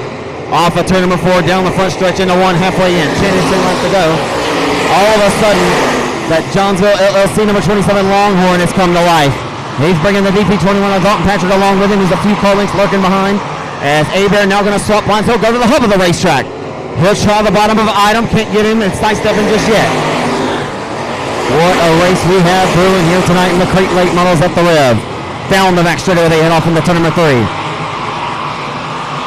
Abear says, okay, you'll take the top, I'll take the bottom. As not able to muster up enough momentum right now to squirt by him on the bottom as they step on the catch-up packet off the exit of turn number 2. This time, Item. Smooth as butter, baby. Item's driving a very smooth, a very smart race here. A pair of heavyweights working off the 2 and down the back straightaway. Shane Abear trying to win his 3rd consecutive Creek Lake Model Feature event. Since just driving all the way up to West Virginia last weekend. Abear's got a run. He'll fire him this one down to the bottom for the race lead. Can't sidestep him just yet. Item says no. What a race tonight, Revolution Park. If you don't like this, you don't like dirt track racing, as I've said multiple times. Into turn number 1, that's Super B Speedway sponsor number 9. Abear's got a run. He can't hold enough grip off the exit, loses side bite. Item goes right back by to the lead. What a race tonight, folks. If you don't like it, Abear can't fit it down to the bottom. What more can you say? Abear will fire another bullet off the exit or 2, allows the 18 to get out front by about a car length and a half. As we work down to it, the center of the proverbial hourglass is evaporating right now. If Abel wants to get this win, he's got to go, and he's got to go now. He'll go now. And Idom tries to iron that number 18 back down the back straightaway. And Abel slight job for the race lead off the exit of 4 with 2 to go. Idom returning the papers and electing to see him back in court. Idom and Abel waging the war tonight. Abel using his killer instinct. You're born with it. As this driver, using all the talents that he was blessed with, is going to relegate the 18 of Idom and use that killer instinct when he needed it the most. And so for the final time in the turns 3 and 4, look out, lap traffic. And a flawless night of racing action. Tip your captain, Nick Brown. Shane Hebert was your Crate Lake Model main event tonight at the Rev.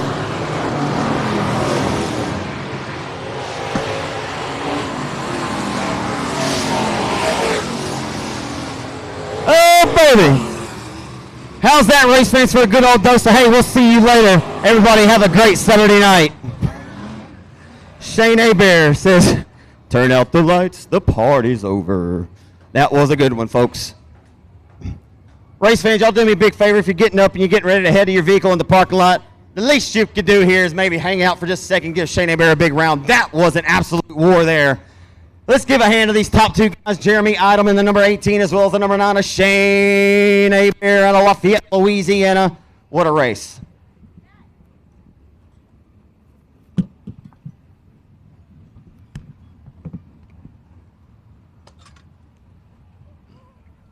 Like Jimmy Owens once said, if that don't light your fire, your woods are wet right yonder. That's what he said. Race fans, if you agree with me, you really enjoyed that one, y'all please give Shane a round of applause. He deserves it. Give him a hand from Lafayette, Louisiana, Shane Hebert, your winner in 9.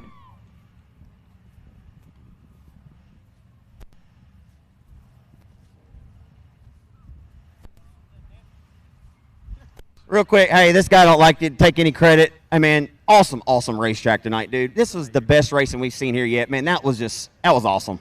Good race, man. I don't know. I was worried early, but it come together. I just wanted to tell you, Nick, I know you don't like the limelight here, but I know you put a lot of your heart, your blood, sweat, and tears into this place. I know a lot of folks may not tell you all the time, but we do appreciate you giving us a good place to race. Awesome racetrack tonight. So if you get any kind of sense of gratification out of it, you earned it and you deserve it, my friend. Here he is, folks, for all the 4 or 5 of you left in the house. Wow, your 3rd consecutive back-to-back here between Super B last weekend. I mean, that was a fun one to call from my vantage point. That had to have been a hell of a lot of fun from where you were sitting, my friend. That was an absolute Donnybrook. Yeah, it was awesome. I knew he was going to hold me tight and run me hard. So and I thought I had him on that lap, and then the caution came out, and I showed him the line, and he did his right move. You know, he protected his line and did what he needed to do.